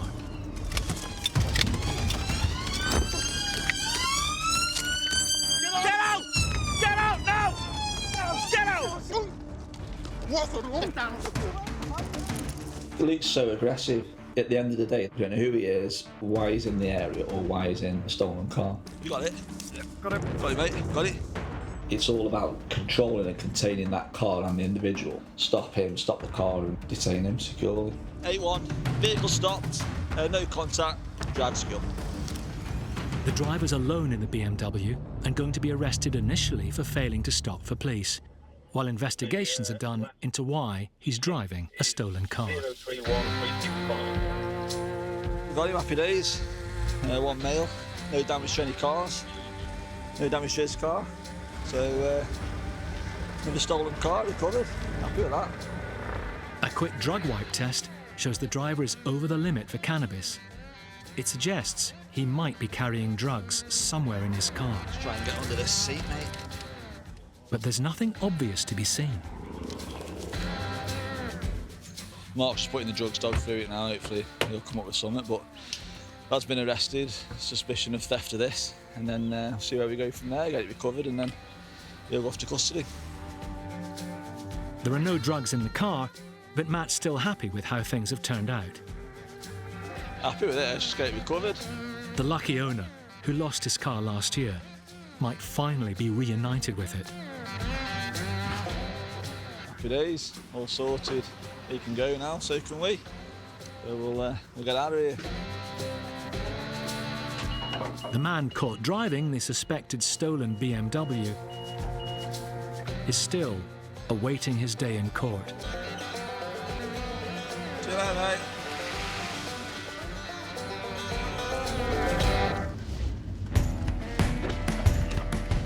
What the wife doesn't know won't hurt her, so yeah. I'll just say I had a box salad. Yes, could I have a spicy, Mac spicy meal, please, a large one? Could I have a strawberry milkshake, please? Yeah. Thank you. Looking forward to this now. Gonna have to put the McFlurry somewhere coolio. Thank you.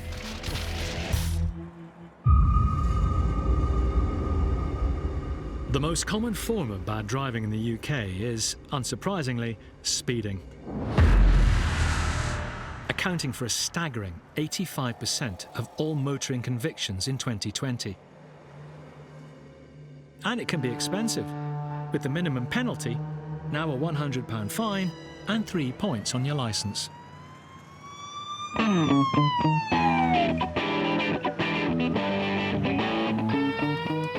Niaz has been in the force for 24 years and has stopped thousands of speeders in his time.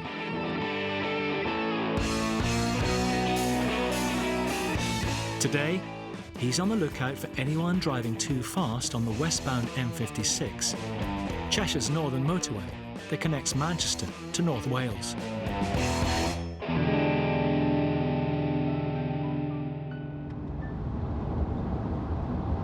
And it doesn't take long.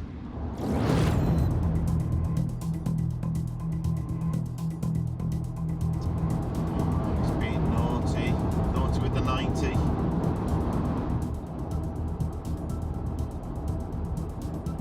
You get butterflies, you get the tingle in your stomach because you don't know what's going to happen in relation to that pursuit. 97% of speeders are caught by roadside cameras, but it's down to the cops to apprehend the most dangerous drivers that threaten everyone's safety on the roads.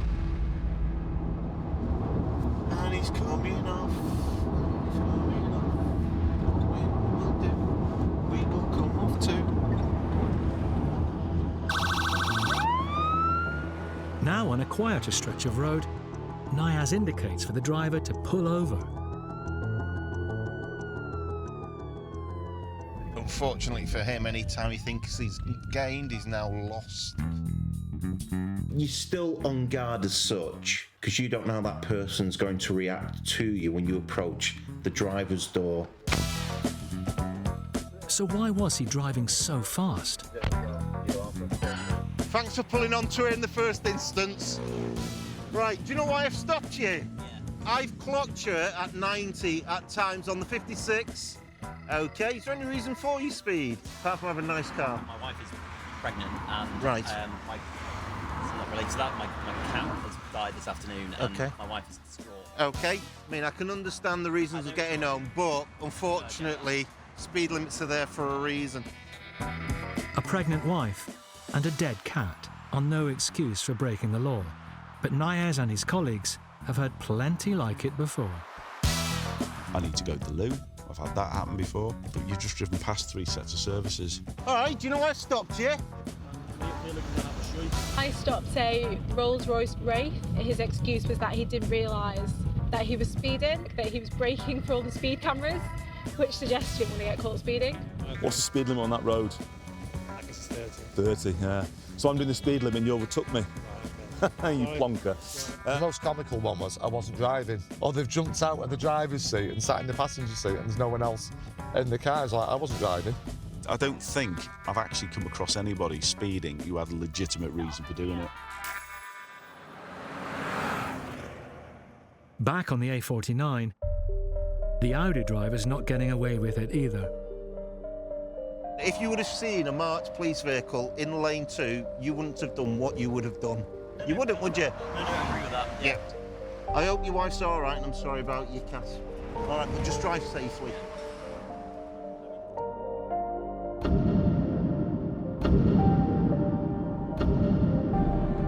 Briefing time.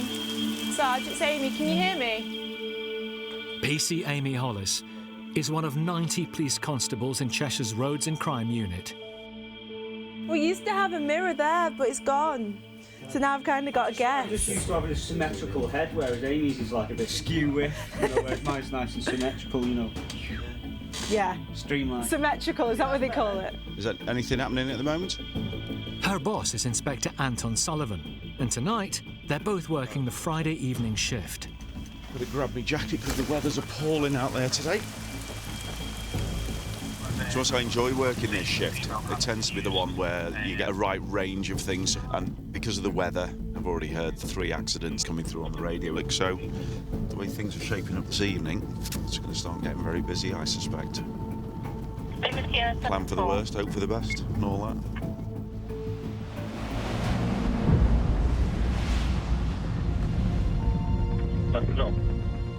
In Ellesmere Port, Cheshire, Amy's following a trailer with broken lights, and the driver is not stopping for her. It's not stopping at the moment. It looks like there's 4 males up. Is there anyone in the area who can give me a hand? Yeah, that's understood, thank you. We've got a patrol to assist 5 forward over the port of it. Yeah, Hotel Sierra, I'm just on the 56. I'll turn at 12 and come back to the port to help. I'm probably the closest, so hopefully we'll get there quite quickly. I'm obviously not going to be able to go as fast as I'd like because the weather is appalling. Yes, it's just stops now, pulling over, received. The defective trailer stops in a cul-de-sac. And he's talked to whoever was the driver about the state of the vehicle. Then the driver disappears into one of the houses. Where's your friend gone? There you go, my colleague's here now. Anton arrives to give Amy backup. Do you mind if I come in and have a look? Look, at least you're cooperating, but yeah. Is that all right? Is it long? Yeah, appreciate it. Nice house, is it? The house search is a dead end. Okay, thanks very much.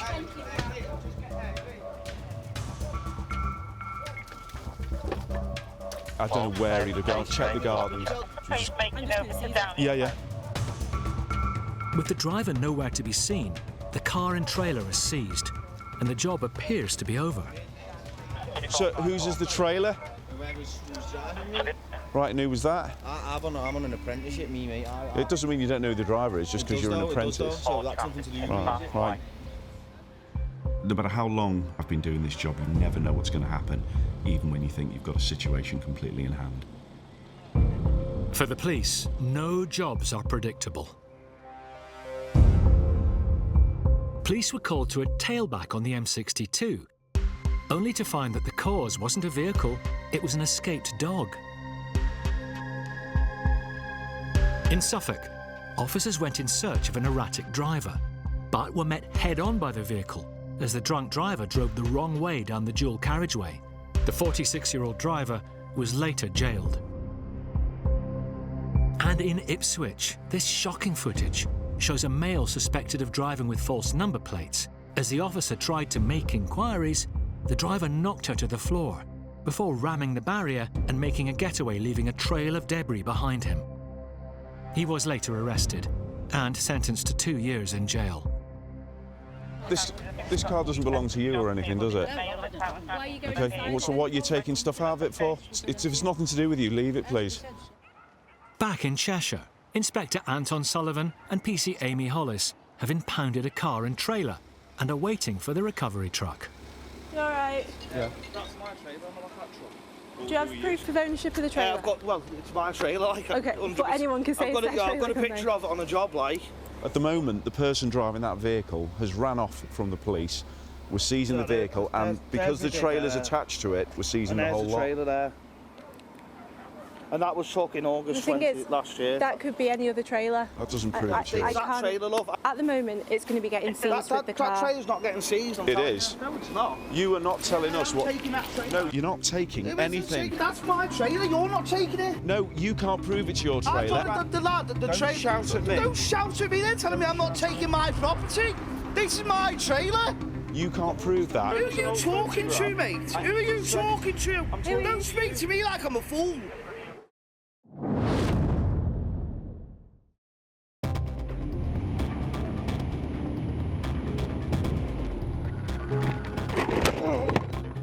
While Britain's police forces employ around 7,000 speed cameras to help them police the roads, it's estimated the British public have installed nearly 10 million dash cameras. Gee whiz. They are capturing evidence of our mad, bad, and dangerous driving.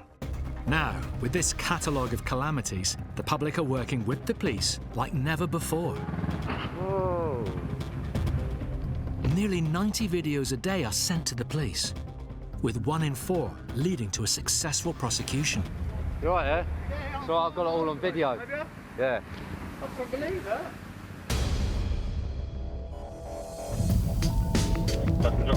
In Cheshire, PC Amy Hollis has followed a car and trailer with faulty lights to a cul-de-sac.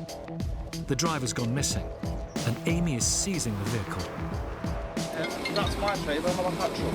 Do you have proof of ownership of the trailer? I've got, well, it's my trailer. Just when they thought everything was resolved, a man arrived, claiming to own the trailer. I'll let you know how you can get the trailer back. I'll tell you what, then, I'm going to block the road here now. If you do that, you'll be arrested for obstructing police. You're going to find yourself under arrest. What for? What are you going to arrest me for? Obstructing the police. It's not obstructing the police. You're obstructing me, it's my work, mate. Okay, fair enough. So it works both ways, doesn't it? No, you're obstructing the police. I'm blocking the road now. If you do that... And do you know what? I'm not going to get arrested you're committing. Yeah, you are. Because I'm going to leave the van in the middle of the road. Well, we'll seize the van as well, then. Yeah. I'm taking the trailer, mate. No, you're not. I'll tell you what, then. Let's have a fight for the trailer. I'll fight all of you. Right, okay. On the trailer. Has he gone? If he starts blocking the road or doing anything, just lock him up for obstruction. I'm just in the middle of World War III. After 15 minutes, the man claiming to own the trailer returns. It's not my...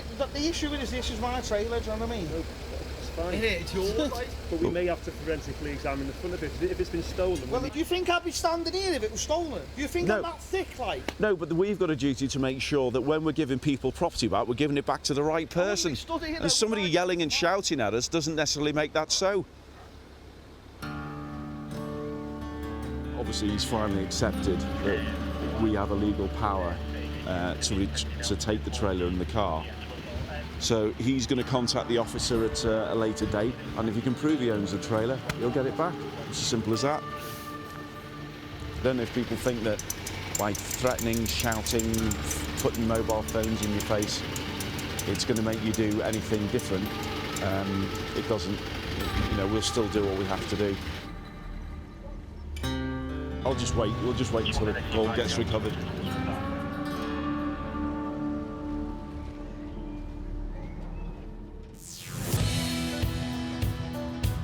Britain's roads are constantly expanding. And as the roads have evolved, so have the police. It was with the creation of motorways in the 1950s that most regional police forces set up dedicated traffic units. Morning, mate. Morning. PC Ian Cosgrove has been in Cheshire's Roads and Crime Unit for just over a year. All the artwork that my daughter brings home from school, only the best make the gallery. I like Moody Cat. She didn't call it Moody Cat, but I think the eyes look quite moody. Reminds me of her mother, but...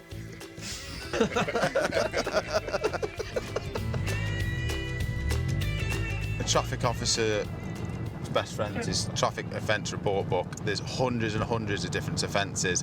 For example, speeding, there's up to about 20 codes just for that. It's only been a year, so I'm slowly learning.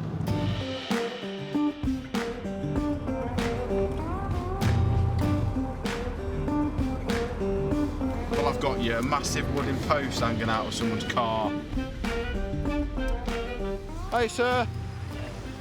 Think you know why? I just rash decision. What's that sport they used to do? Red Leaving Times. Yeah, with the horses. Jousting, yeah, I've got the vehicle here playing jousting, so that's why we're turning around to stop, take someone out. Ian now has to decide what to charge the man with. Sometimes the offence isn't that obvious, but we're always looking to educate someone rather than punish. You're going to get a ticket for dangerous load. And the reason we're doing this one is because you can have a course for this, where the other ones you can't have a course, it'll just be straight points. So the gentleman's just gone to drop his car off and we're just babysitting his wood for him so he doesn't get nicked. So he's going to have to carry it a bit like the Chuckle Brothers, but we won't help him with that, he can carry it on by himself. Sorted. The danger of unsafe loads is a growing problem. In 2020, more than 24,000 drivers were involved in incidents involving vehicles with unsafe loads. And when debris falls, it causes chaos on our roads. In this shocking footage, a meat lorry tipped over on the A14 in Ipswich. As the lorry was left dramatically hanging over the edge of the bridge, it shed debris onto the cars on the road below. Amazingly, only 2 cars were damaged and 1 driver suffered minor injuries. The lorry driver was given a 6-month driving ban. Back in Cheshire, there's an emergency on the M6. I'm travelling northbound on the M6. Wheels just come bouncing over from southbound carriageway and hit literally the Cato in Silver. Ian is responding to reports of a car colliding with a loose wheel. I think a vehicle has lost its front tyre, which has gone over the central reservation onto the northbound carriageway. As Ian approaches the scene, a colleague is already with the damaged car on the opposite carriageway. There is a Citroen Picasso which looks to have near side front bumper damage. I'll get my clipboard. The live lane has been closed off. You don't stay in that lane! It's a red X, probably half a mile down. You've driven all the way down. If it's a red X, you don't go in, it just drives me mad. Because this needs to be a sterile area, so that's why I had a shout at him. So Ian focuses his attention on the stranded van whose wheel caused the damage. We can see how bad that is. The wheel's completely gone. Put wheels on the other carriageway. So we'll speak to the driver now and just get his account. So you've been going down here in lane 1 and then you've heard a noise. Yeah. Is the wheel overtaken you? Yeah. Yeah. Scary. It shook me up. Yeah. To be honest, seeing the wheel go over the central reservation was the worst. Yeah. Despite the wheel crossing the central reservation and rolling into oncoming traffic, no one was injured. From the noise, how long did it take? I'd say about 10 minutes. It just felt like almost rubbing. Right, yeah. Ian takes the driver off the motorway and will need to decide what action to take. tyre problems account for 20% of all motorway breakdowns. The higher speeds combined with underinflation can cause blowouts. But when the wheels come off, there is even more danger. On the A1 near Peterborough, a pickup truck is driving at 50 miles per hour when it loses its wheel. As the truck hits the curb, another wheel comes off and the truck crashes into the bushes. Luckily, both wheels come to a gentle rest and no one is injured. Something's gone wrong here, hasn't it? This tyre's fallen off. PC Ian Cosgrove has to decide what action to take against the man whose wheel crossed the M6's central reservation into oncoming traffic. There are times that we can give people the benefit of the doubt, but if it's an incident that could have been life-threatening, then as a police officer we've got a duty to enforce that. Now, you've told me when you've been driving, you've heard a noise about 10 minutes prior to the wheel falling off. When you've been driving down, can you remember any of the bays? Possibly. Have you gone past a junction? Was it possibly 18, I think? It's with you saying that it's been like 10 minutes, you know, that in that time, you needed to have stopped. So what's going to happen today is a ticket for a vehicle likely to cause, vehicle condition likely to cause danger.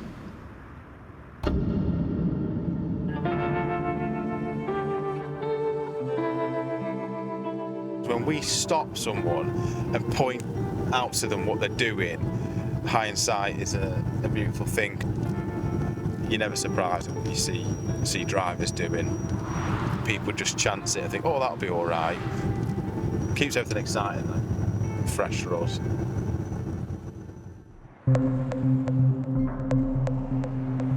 It's mid-afternoon and Inspector Anton Sullivan is on patrol near Manchester Airport.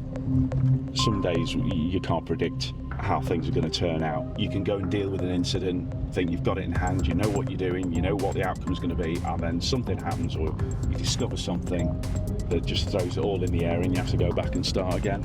So you're constantly thinking on your feet. But sometimes you've got to make some very important decisions very, very quickly because it can be quite a risky environment to work in. Please, emergency. I need to pass you over an RTC, please. It's outside the NatWest Bank on Grove Street in Wilmslow. We've got a 16-year-old female. She's been hit by a vehicle. Was it Grove Street, Wilmslow? I'm just making from nearby. Yeah, I believe it is. Right.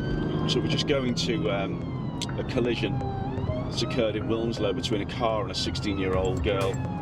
But that combination of situations can lead to it being actually quite serious. You know, children at the end of the day do not come off well when they're hit by cars. Well, pedestrians don't full stop, but children are particularly vulnerable.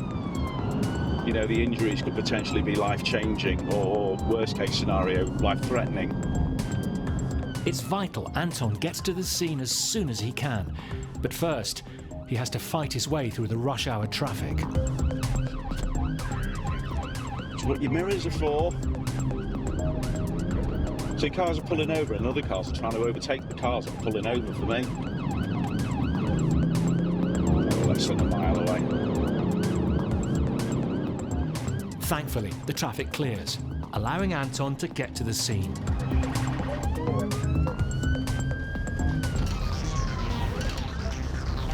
Hotel Sierra, show me on scene.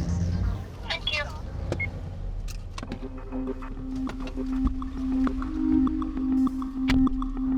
In 2020, 24% of the casualties on UK roads were pedestrians. Flipping hell! A woman in the middle of the road, she was nearly killed. But dashcam footage shows that often motorists and pedestrians can be at fault. Oh my God, it got for it. And sometimes it's more luck than judgment that saves us from accidents. In Dorset, police released this incredible footage to raise awareness of dangers involving pedestrians and motorists.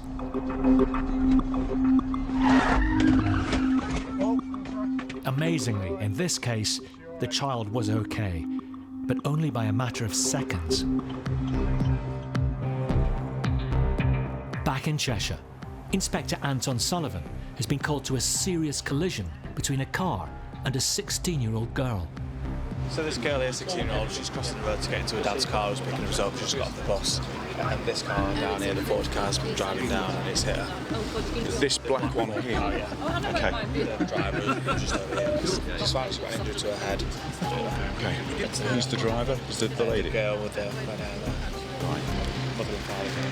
Luckily, the first officers on the scene were firearms officers who have advanced medical training and have assessed the victim, but Anton is concerned that she needs immediate treatment. Did you lose consciousness at all? You didn't feel sick or anything like that? Yeah, this RTC on Grove Street, she has got a head injury. I'm just concerned we get her medical help sooner rather than later, if you could let them know.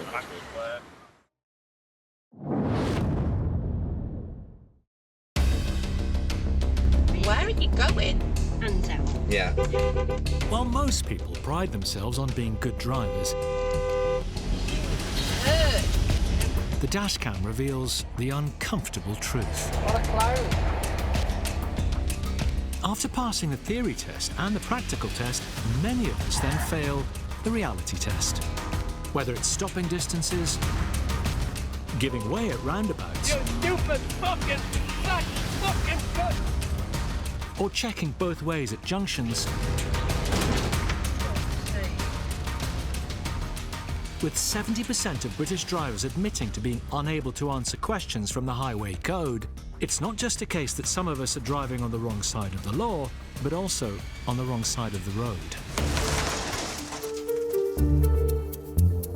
In Cheshire, Inspector Anton Sullivan is on his way to a serious collision between a car and a 16-year-old girl. Children at the end of the day do not come off well when they're hit by cars. You know, the injuries could potentially be life-changing or worst case scenario, life-threatening. The girl has a head injury, so is in need of emergency medical treatment. The victim's father was a witness. Basically stepped out and this car just hit her and she just flew in the air. She's missed That's all I all really that. can remember from it. How high? Very high. Didn't expect her to be conscious, to be honest. No.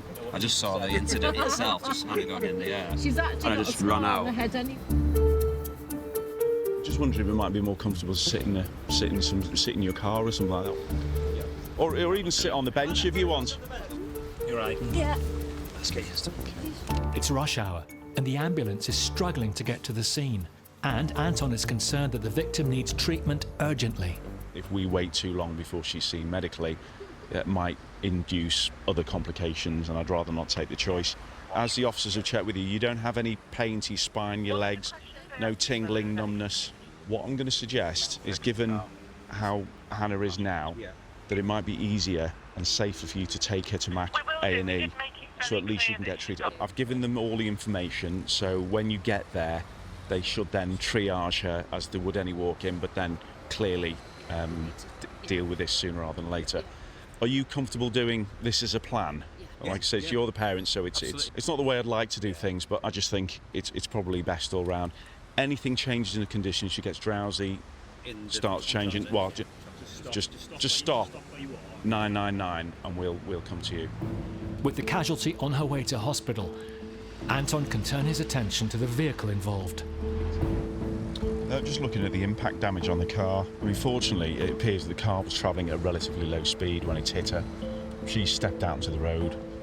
They've had it coming together, and the young girl has clearly hit the car with enough force, from what witnesses say, to throw her in the air. And you can see the damage to the windscreen that has happened. As she's hit the car, her body has hit this bit, and then her head has impacted off here, which is what's caused the injury.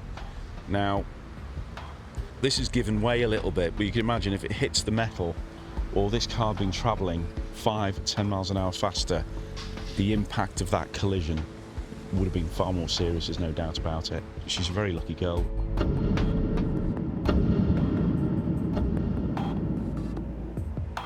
It turns out the driver and passenger were on a first date. And she's only been driving 2 months. So she's had a first crash and a first date's ruined. I think it's ended because he's gone that way and she went that way. Where did they say gone for dinner? To Sainsbury's for a meal deal.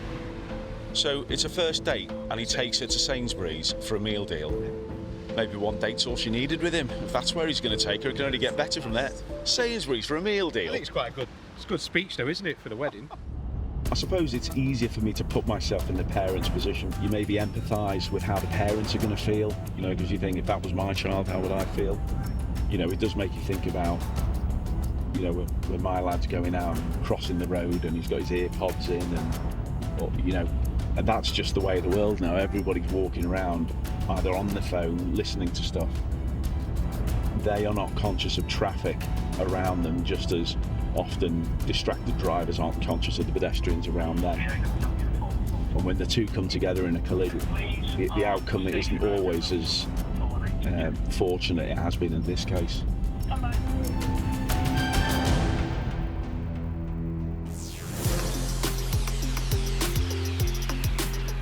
When it comes to policing Britain's roads, there is a need for speed. But it's not just about the cars. All of Cheshire's Roads and Crime Unit have undergone up to 13 weeks of driver training. For our role in the police, I think we're all going to be, if we're honest with ourselves, a bit of an adrenaline junkie, because if you weren't, then you wouldn't want to go at the speed we do, but you don't want to have a bump at 150 miles per hour. For PC Ian Cosgrove, Cheshire's Road and Crime Unit is his dream job. We'd all be lying if we didn't say it wasn't fun to be driving quickly with the blue lights on, because that's what you did when you were a toddler, playing cops and robbers, being Enar. Yeah, Enar.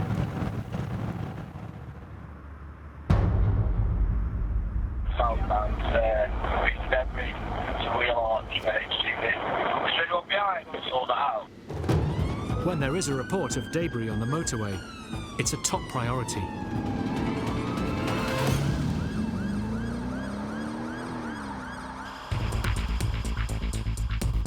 On the M62 in Yorkshire, a police officer acted quickly to recover a car engine from the middle of the carriageway following a crash. Debris comes in all shapes and sizes. Each year, around 200,000 sacks of litter are removed from the motorways of England, costing millions of pounds. But the cost of loose debris can be even greater to road users.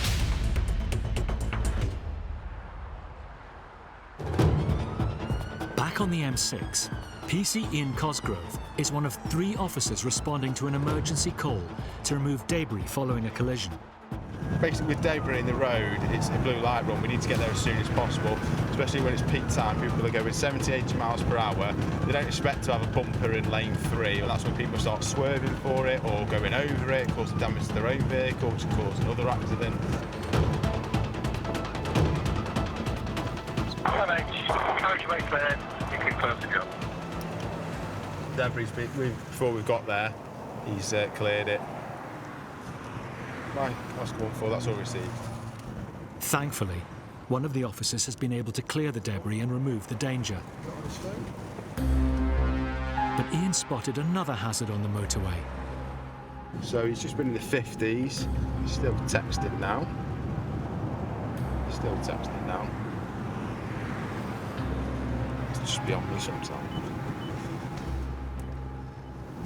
So we'll get him off, and he'll be getting strong words of advice and a ticket. Now I've put the follow me on, he's slowed right down like they normally do to 40 miles per hour. That's the minimum speed you can do on the motorway.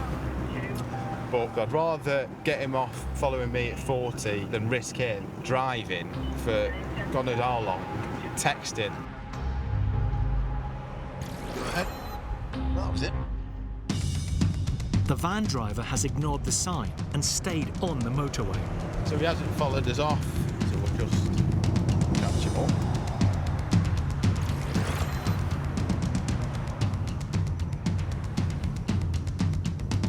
Could it be that engrossed on Candy Crush or whatever, that he's not seen the big sign saying follow me and rear red flashing in his light? But we will ask the question if he, hopefully, when he comes off at the next junction, but you never know.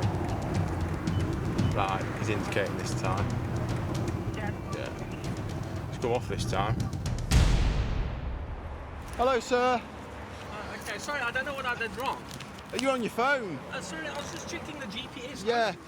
We've been travelling, all the boards were saying 50, weren't they? Debris in the road. And you're there with your phone in your hand driving, okay? You cannot drive with your phone in your hand. Sorry. End of. You can't do it. Those lorries were braking and you weren't looking. So, and then you've not even come off. Why did you not come off? You know, I'm from South Africa. Right. In South Africa, this kind of thing leads to hijacking. Right, okay. We'll just take that as education. So we'll take some details from you and have a chat with you anyway. I expect to be pulled off with a little 1.4 diesel. Doesn't matter what you're in if you're on your phone. All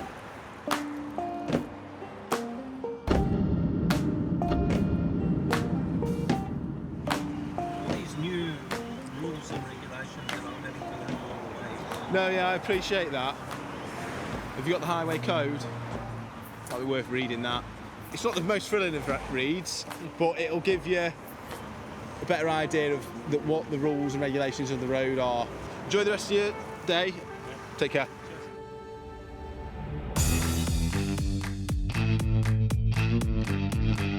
Making Britain's roads safe means keeping them clear.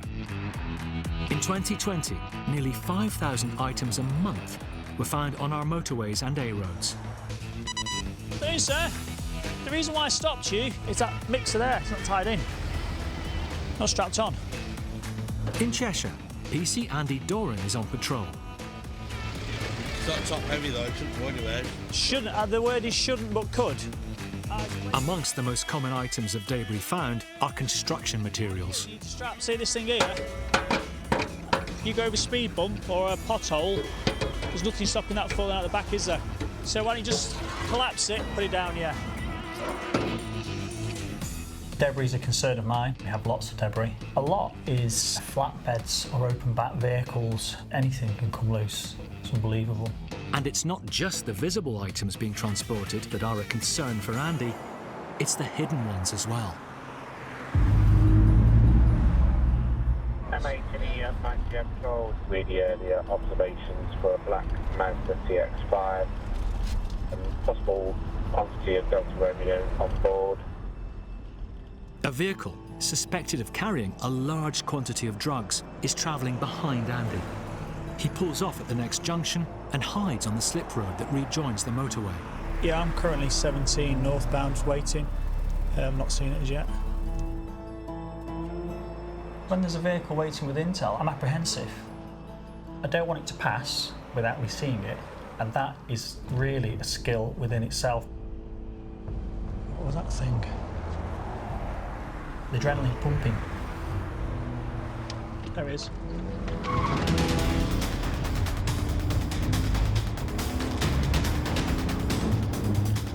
Hotel Uniform 75, I think it's passed. I'm just going to play catch up.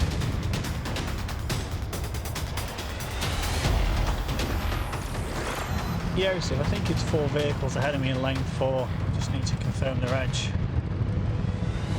Let's get a little bit closer. Be very careful now, I don't let the vehicle see me. That's the one.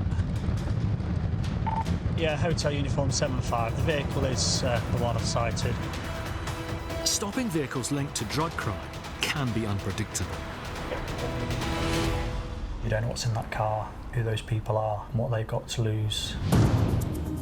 There's been a 13% increase in drug-related offences in 2021 compared to the previous year.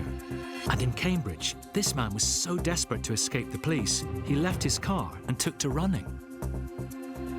After a 120-mile-per-hour pursuit in the West Midlands, these drug dealers tried to get rid of the evidence, littering the hard shoulder with an estimated £230,000 worth of heroin.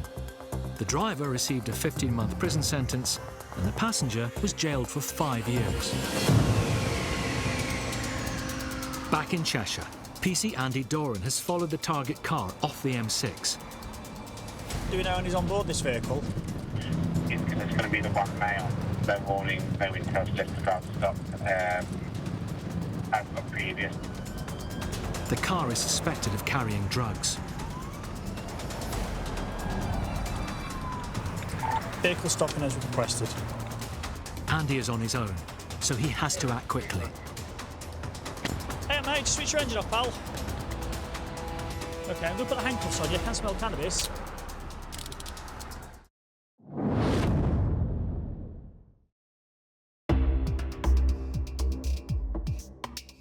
Statistics show that, like everything in Britain, the weather and the seasons affect our driving. In winter, there's slippy snow. No!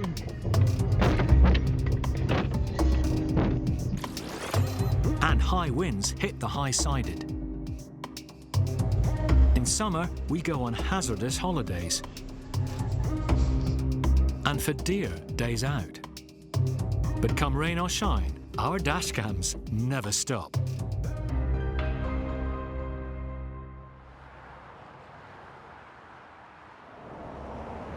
There it is. In Cheshire, PC Andy Doran is following a car suspected of trafficking drugs. That's the one. He's pulled it over and now has to search and question the offender. Okay, the reason why I stopped you is intelligence is that this vehicle may contain drugs. Do you have any drugs on you, mate? None in the vehicle. Okay, I'm going to put the handcuffs on you. I can smell cannabis. Or is it tobacco? Step out of the vehicle for us, mate. Is there any drugs whatsoever in this vehicle? No. Okay, we'll be searched. Where have you been to, mate? I've been to pick up barbecue. Okay, so have you actually opened it? No, I've not looked in it. You've not looked in it? So you bought a barbecue without checking it or looking in it? Yeah, I bought it off this lad. How was it advertised? Facebook. You should have that on your phone, will you? To show an advert? No? Nothing at all? Just going to put you in the back of the car for a second, mate, because I've just checked you now, there's nothing on you. Where's the barbecue in relation to your vehicle, pal? It's on the back seat. It's on the back seat, is it?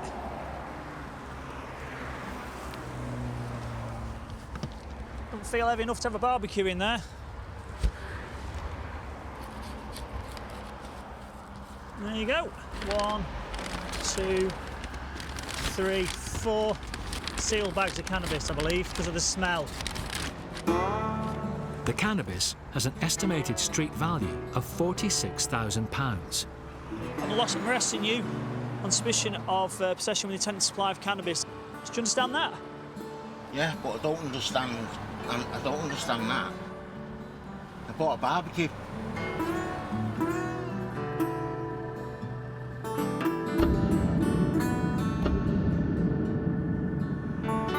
I'm happy to look at the car now and we'll seize the drugs from within. While searching the car, Andy found something unexpected in the boot.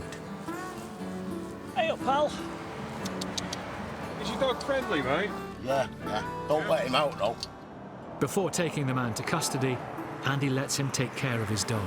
I was just scared. It's okay, mate. Okay, mate, we'll take you off now. Taking the dog now? No, the dog stays with the car. They believe the garage will sort the dog out.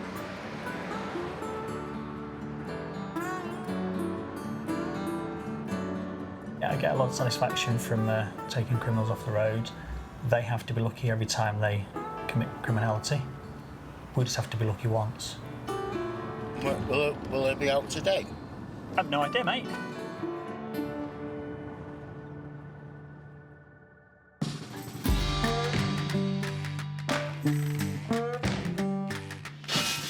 Being the head of the Cheshire Road and Crime Unit brings great responsibility. Well, I can't tell others for not doing it, but I don't do it myself, so it's about making sure I don't get accused of being a hypocrite. Leading by example, for Inspector Anton Sullivan, means doing basic car health checks. Right, the beast has been looked after. As well as checking that all the emergency equipment is on board. We're a cone missing there.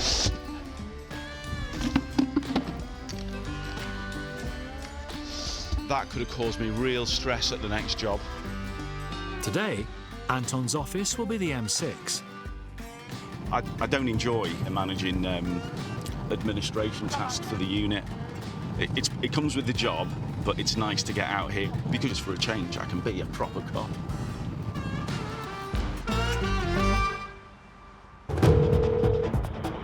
Police emergency So there's been a smash on the motorway on the M6. 2 cars and a HGV. 1 car's in the middle of the motorway in a bad way. Hotel Sierra 01. Any injuries reported? 1 passenger's got a leg injury, not too sure extent at the moment. The difficult bit is always getting to the scene as quickly as we possibly can. It's rush hour and you've got poor weather. It's going to be a long old battle, this is. Red crosses are put on the overhead motorway signs above lane 1, closing the lane so Anton can get there faster. So the Red X has been here for miles, yet everybody is still in this lane, and you know, every one of these people is committing an offence. Go, breathe in. Anton has to navigate his way through a maze of slow-moving obstacles. Be able to squeeze through. Yes, we are. Captain off begin.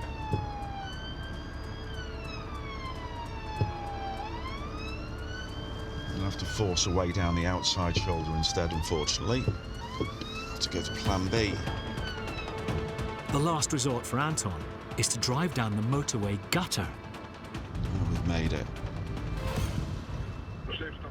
It has taken Anton 36 minutes to travel just 10 miles. The black car's clipped the wagon. Yeah. The black car's gone spinning out of control and we sideswipe that chap. Right, so it all starts with the black. With the black car, apparently, yeah. And obviously, heavy versus car, there's only going to be one winner. Okay. Who's the lorry driver? What language do you speak? Belgian. Well, I speak French. Oh, okay. Vous parlez français? Bulgarian. Hungarian? Bulgarian. All right. I just came to see if there was a language I spoke that might have helped, but obviously not. I don't speak Hungarian, unfortunately. We'll Google translating all the way. All right. Okay, thanks. Cheers, mate. Do you want to move those cones? The cones are moved from blocking the motorway to cordon off lane 1. We've effectively created a hard shoulder here, so hopefully the backlog will clear quite quickly. But you can see the vehicles up ahead are moving back into lane 1, but the Red X is still there, so they're completely ignoring it. With no major injuries, the witnesses' statements are taken, and Anton's attention turns to clearing the scene. No, so none of these cones are ours. Mine are safe and dry in the boot where they belong. So we're just as well accounted them before it came out, because had I needed them, I'd have had 12 cones that I could have laid out in a nice pretty line. Because there is an art to it, you know. You have to learn how to lay cones. It's not just a case of throwing them out. Just get the last vehicle recovered. The motorway will be like nothing ever happened in about half an hour's time. Just another day in the life of Cheshire's Roads and Crime Unit.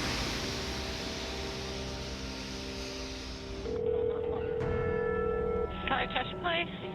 Hiya, I'm stopped in a car park witnessing a young man who's going to drive the car and he's absolutely wasted. The suspected drink driver is in Frodsham, but Rich is on the other side of Cheshire. 35 miles. His sat-nav predicts it will take him 43 minutes to get there. But Rich has other ideas. We'll have a little blast. Traffic police are having to cover an increasingly large area. Over the last 10 years, some of Britain's forces have cut their road units by more than a half. Oh my God, how if he drives, he's going to kill somebody's family, someone's child. What we'll do, we'll get patrols in the area. One of the challenges of unmarked cars is people see you a lot less than they do the marked cars. Driving on country roads, you've got a whole array of hazards, be it children, cyclists, horses, vehicles coming towards you in the centre of the carriageway. You've really got to be on top of your game. Fortunately in Cheshire we've got the M6 and the M56 motorways, which in 1 minute we're on one side of the county and probably 15 minutes later we'll be on the opposite side of the county. 16 minutes later, and Rich has well and truly beaten his sat-nav, averaging 112 miles per hour. The potential drink driver is no longer with the car, so it's time for a stakeout. So the group coming out now, they've just come out of the alleyway. No, I think they were a bit too drunk to notice anything, to be honest. Thanks to the growing number of dashcams fitted in our vehicles, drunk drivers are now getting caught on camera by the public. He's totally on the other side of the road. If somebody comes now, they're going to be ahead on. These dashcam users in Wigan have spotted a drunk driver 3 times the legal limit. It's driving without lights and drifting into oncoming traffic. It's just crashed, it's crashed, it's upside down, It's just hit our car head on. Oh my God. Give me the phone. Another dashcam user is on the outskirts of Peterborough when a car unexpectedly overtakes. But it soon becomes apparent something isn't right. On impact, the car is launched over 4 meters into the air. The driver was over 3 times the legal drink driving limit. And shockingly, a toddler was a passenger in the car. The child was left hanging upside down in the car seat, but fortunately was pulled to safety from the wreckage by a passing motorist. Ice cream man's out again. Back in Cheshire, the suspected drunk driver is heading towards their car. It's usually the way when my bladder's about to give up. Until someone's driving, they're not committing that offence. It is literally a case of trying to catch people red-handed. Yes. Hotel Sierra 1-1. Going to grade 1, down to track. Driving's not the best. When I'm behind a drink driver, the things I'm considering are, do I need to get them stopped sooner rather than later? Or can I wait for a better location to get the vehicle stopped where they're not on a main road, for example? Standard of driving is not the best. A little bit all over the carriageway. I'll try and give them a stop in a second.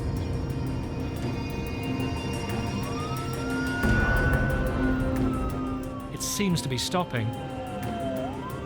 Or is it? The drink driver was assigned to possibly failing to stop. We've got a vehicle failing to stop. On the roads of Britain, dashcams are now capturing our worst driving habits. From impatient undertakers to drivers completely unaware of other vehicles. We're pulling out into moving traffic and even driving straight into other cars. Oh my God. Oh my God. This terrible driving caused 153,000 casualties in road traffic accidents in 2019. In Frodsham, Cheshire, PC Rich Woodward has been on a drunk driver stakeout after a report from the public that the driver of a white Fiesta is intoxicated. But the car isn't stopping. The drink driver was assigned to, at the moment, possibly failing to stop. We've got a vehicle failing to stop.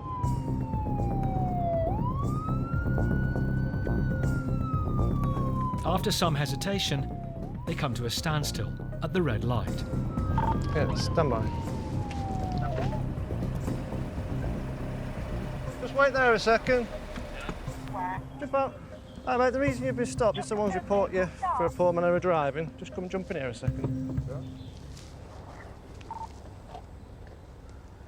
That's okay.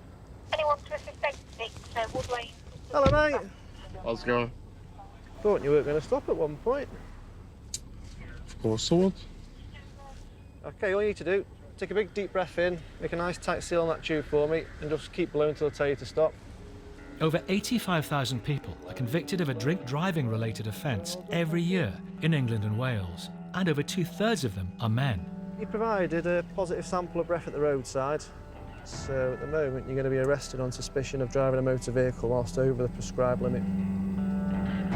With the driver blowing well over the alcohol limit at roadside, he'll be tested again twice in custody. If he's still over the legal limit, he'll be charged. Centre your back for me. Hands down, centre your back. In the centre. Don't matter, I'll work it out for you. Mates are all concerned now.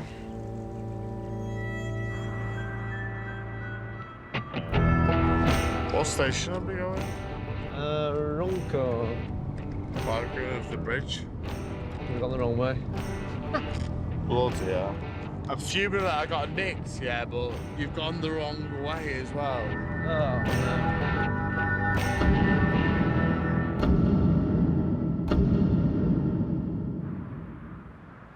The M6 is 236 miles long, runs from Coventry to Carlisle, and is one of Britain's most deadly motorways, claiming more lives than any other in Britain in the past decade. And the stretch through Cheshire is notorious. Police emergency. There is a massive lorry car crash. 2 or 3 cars of a lorry across the carriageway. It's really bad.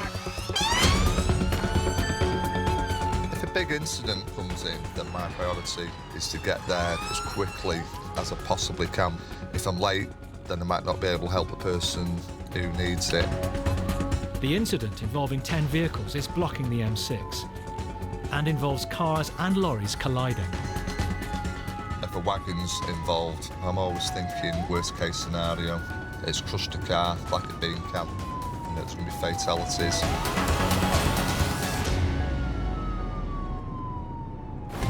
There are over 500,000 tonnes of heavy goods vehicles on UK roads, more than ever before, and a momentary lapse in concentration from one of them can cause carnage. This car had a lucky escape. It's clipped and pushed down the motorway, then spat out across 2 lanes of live traffic. As cars back up for a motorway slip road, this lorry doesn't stop.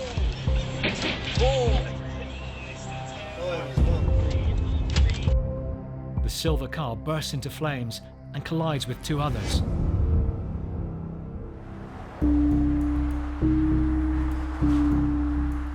One in 5 accidents on Britain's roads involves HGV lorries. These crashes are far more likely to result in serious or even fatal injury. An H74 labelled made a motor vehicle RPC. The comment is 10 cars involved and the lorry is jackknifed. PC Mike Clark has now arrived at the M6 pile-up. It's his job to investigate this major incident. If I arrive at the scene on a multiple vehicle pile-up, I have to prioritise things. Have you got people who were trapped in the vehicle that's been hit by the HGV? When we see something like that, there's front and rear end damage, you know, we're automatically thinking you need a serious injury, mate. Miraculously, all parties have walked away unharmed. A driver of another vehicle is blaming the lorry for starting the pile-up. So Mike speaks to the HGV driver. The road was clear. I was travelling distance behind, and I seen her indicator move over. So I accelerated to go, and then all of a sudden she was halfway across, she moved straight back. So I moved across, and I took action straight away and gone spinning round. And you've got dash cam in your vehicle, haven't you? There's 2. Right. We're probably going to have to get that card out if that's sure, yeah, no problem. With insurance companies offering tempting discounts for dashcam users, many companies insist on them in their commercial vehicles. Quite a lot of people have dash cams now, so it's a benefit. It's a camera never lies, as they say, doesn't it? Doesn't always show everything, but better than people's recollection of it, because no one's ever in the wrong, are they? The recovered footage will show the accident from the lorry driver's point of view, something Mike is familiar with. I used to drive a lorry years ago, and I've had people cut me up. Car drivers think that HGVs can stop on a penny like a car can, and they can't. They don't give them any distance, time or space. On average, every year, there are almost 6,000 accidents involving heavy goods vehicles, and in many cases, the extra stopping distance they need is a factor. That was close. In Yorkshire, a lorry runs the red light and it's too late to stop. And this clip shows just how long it takes a large vehicle to stop when a van pulls out right in front of it.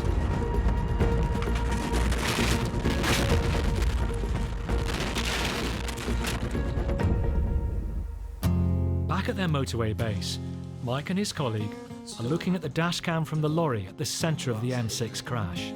This is it. Yeah. This is it, look. They're hoping it will reveal who's to blame for the 10-car pile-up.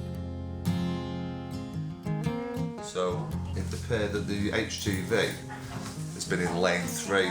He's looking at going into lane 2. As he's done that, there's obviously been a vehicle on his near side. It appeared that he's clipped that, and that's caused like a tailspin on his cab. He mentioned something about the silver car that was. It looked like it was going to go, but then it didn't. So he went into lane 2.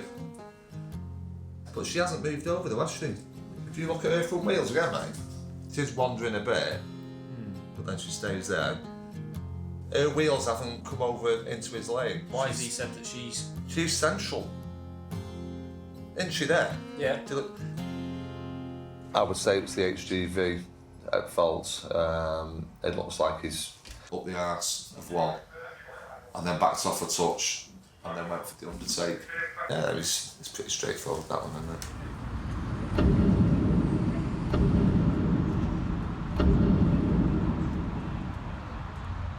With the number of serious incidents on our roads rising, the police are increasingly utilising technology. Nationwide, there are around 11,000 automatic number plate recognition cameras known as ANPR. As vehicles pass the camera, their number plates are logged. Potential offenders are then flagged to the police. I'm going out. Do I like my job? I'm driving an unmarked car, enforcing speed enforcement and other road traffic offences on the road. It's a beautiful day. Now I hate it, as you can tell. No 2 days are the same. You know, life's like a box of chocolates. You never know what you're going to get. It's the old Forrest Gump saying, isn't it? The white man is confirmed alone. Hotel uniform 66 and Watkinson Way, making towards 7. 15 miles from Niaz, a clone vehicle has been spotted by cameras on the M62 westbound. A clone is a vehicle moving around on false number plates. They're often used to commit serious crimes. And this white van is suspected to be stolen. It's heading into Liverpool by the looks of it. It's just playing catch-up now. A marked police car, Hotel Tango, is already tailing the suspected stolen van. Uniform 66, I'm behind Hotel Tango. Niaz is in an unmarked vehicle, so can get closer. Uniform 66 vehicle is lane 2, 70 miles an hour. To stop the van now requires 4 police cars, but there's just 2 of them, and they're running out of motorway. Last thing we want is for a pursuit in a town, city. So if we can stop the vehicle prior to it getting to those stages, and that's what we'll do. Car 2 is in lane 1 at this time. Vehicle is just at the 1/4 mile to the end of the motorway. However, there is one last opportunity. Traffic lights at the end of the motorway mean a 2-car blocking manoeuvre called a reinforced stop. If it comes to a stop, let's consider a reinforced one at the light. Yeah, I'm just holding back now, lane 2. The vehicle is in lane 3.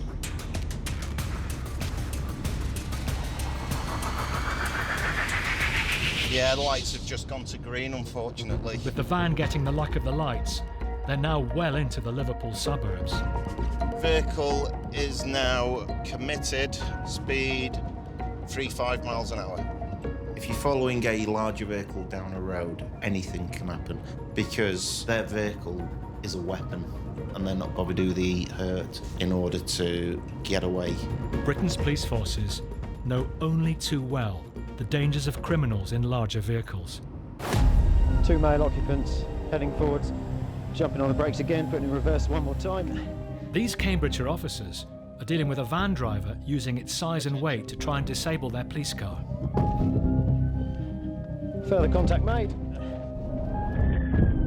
And on the residential streets of Salford, a van on false plates makes its getaway from police. The driver slams on the brakes in the hope the patrol car would crash into the back of it. It makes a few attempts at reversing into them, but the quick-thinking officers close the gap, stopping it from ramming them. The driver then turns the van around and drives directly at the officers. What happened next wrote off the police car and left the officers needing hospital treatment.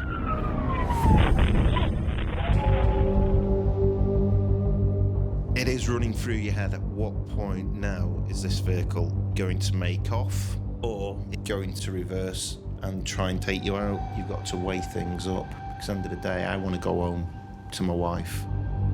Back in Liverpool, Niaz is covertly following a suspected stolen van on false number plates. So left. No vehicles for cover.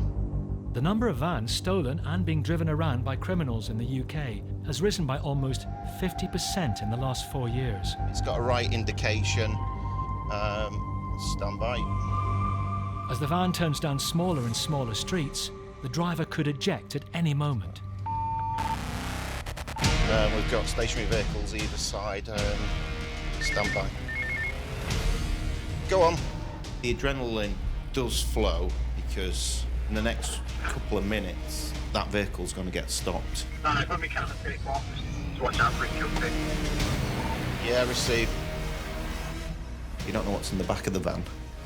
You'll get people jumping out armed with baseball bats, sledgehammers, pit bull terrier, or anything.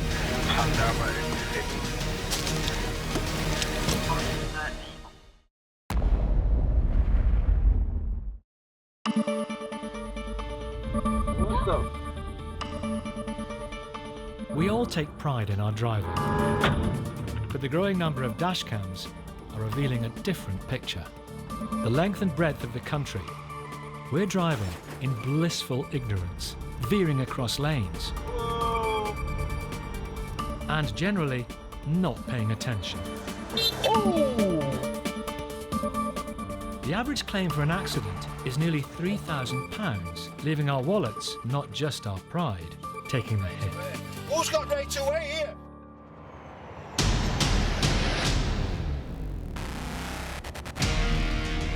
Vehicle is now committed, lane 2, speed 35 miles an hour.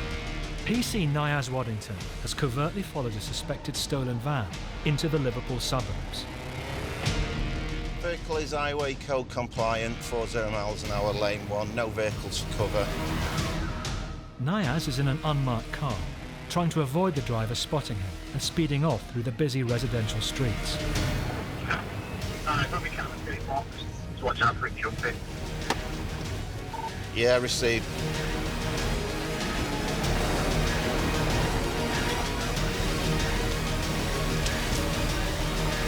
Just come out, mate. Out the vehicle. At this moment, you're being detained as we believe you're in a stolen vehicle. All right? You don't have to say No. What? No, it wasn't. We'll find out. We'll find out shortly, mate.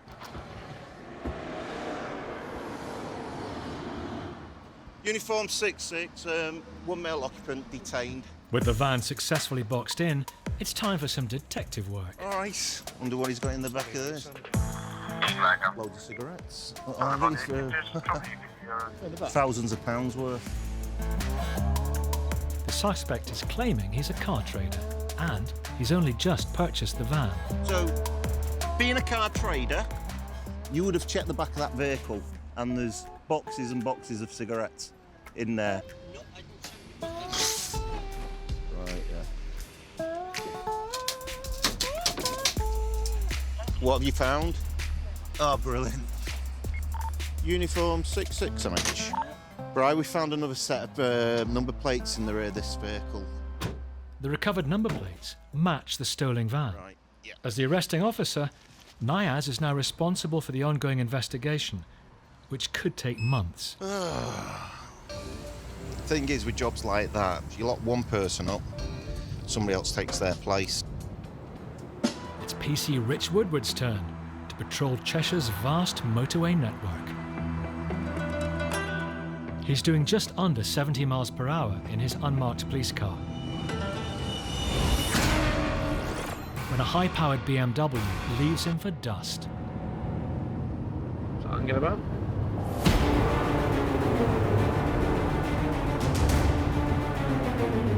At the moment, we're doing a good 90, and we've got advisory 50.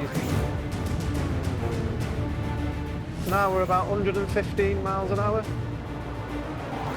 When someone's doing over 100 miles an hour, more often than not, they're travelling businessmen who are running late for appointments. With the help of slowing traffic, Rich catches the speeder.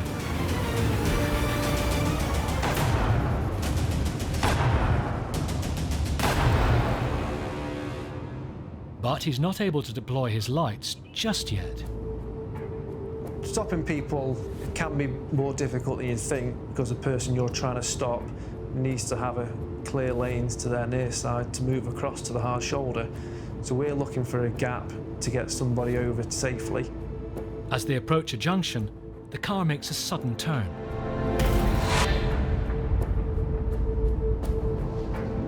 We've got a very late exit onto the M56. If they're trying to take a late exit, we're considering, have they spotted a police car? Are they trying to test the police to see whether we're following them? Or on the flip side, is it just poor manner of driving? With the car back in view, the speeder accelerates hard. We're off again. As they hit the quieter M56, the driver doesn't hold back. Rich hits the fast lane and opens up. Over 120 miles an hour. It's generally people who have been involved in serious offences, cash in transit robberies. 130, 140 miles an hour, we're starting to think potentially dangerous offenders, have got weapons in the car. At that really high speed, I've got to plan to get this vehicle stopped further ahead down the road. The Reggie just passed you. He's currently at 150 miles an hour. Can you just pass it to the Mike Echo, see if they've got anyone ahead, just in case? We're starting to think about stinger patrols ahead for deflating tyres and dog patrols ahead in case the occupants run off. Rich is now doing over 150 miles per hour, his car's maximum speed, but he's still not catching the other car. When I've got my foot to the floor going as fast as I can possibly go and not catching them, that starts to get a real concern for you.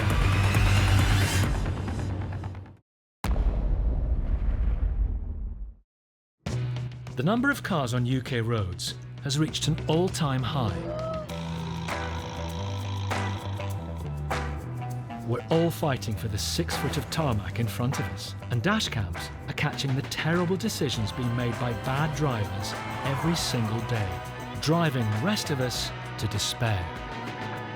Come on, you idiot! Where'd you get your licence from?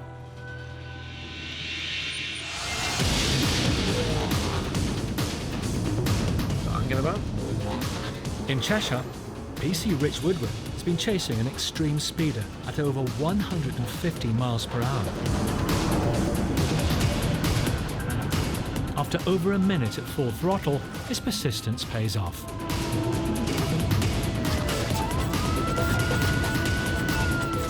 But why was the driver going so fast? When someone's doing 150 miles an hour, you're considering, is there a child on the back seat, ill, is somebody in labour? Could you just jump in the back on the passenger side for me? But as a general rule of thumb, it's only high-end criminality that we see travelling at those speeds.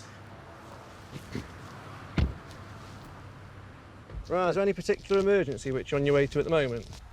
No. So what is the reason for driving so fast? I've not got to get anywhere. So you've not got anywhere to go, nowhere to be, but we're doing 150 miles an hour plus, which is ridiculous, isn't it? Just trying to understand what you're thinking is really. There's no reason. I'll go to my mum's house, but there's no reason for me to do the speed I am. Okay, really. What do we do for a living? Anything exciting? I work in IT. Wow. Are you generally driving for work? Yeah. You do obviously understand that driving at 150 miles an hour is obviously not going to lead to you driving for a while, isn't it? Of course it is. 2/3 of Britain's police forces caught people driving in excess of 100 miles per hour during the first 3 weeks of the coronavirus lockdown. And the driver that Rich has caught has committed one of the fastest speeding offences ever recorded in the northwest of England. No matter how good a driver you think you are, is everybody else. As I come rattling along having to keep up with you, I think it's a little white Ford Focus in a world of their own is about to pull out. You're not stopping, are you? You're just going to completely obliterate them, obliterate yourself. And I notice you've got a car seat in the back, so I'm guessing you've got somebody important to get home to at some point. So the last thing we want to be doing is having to go knock on the door of whoever's at home and explain to them why you're not coming home because you've trashed your car at 150 miles an hour. The speeder will be allowed to drive home, but will be summoned to court to face charges.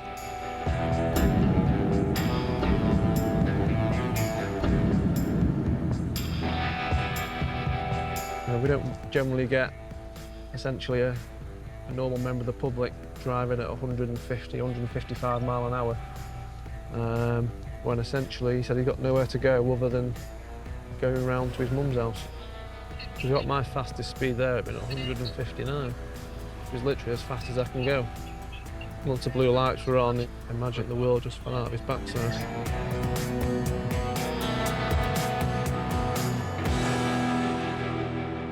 While motorway incidents make the headlines, the reality is the biggest dangers are closer to home. More than half of all collisions in which someone was hurt or killed took place on a road with a 30 mile per hour speed limit.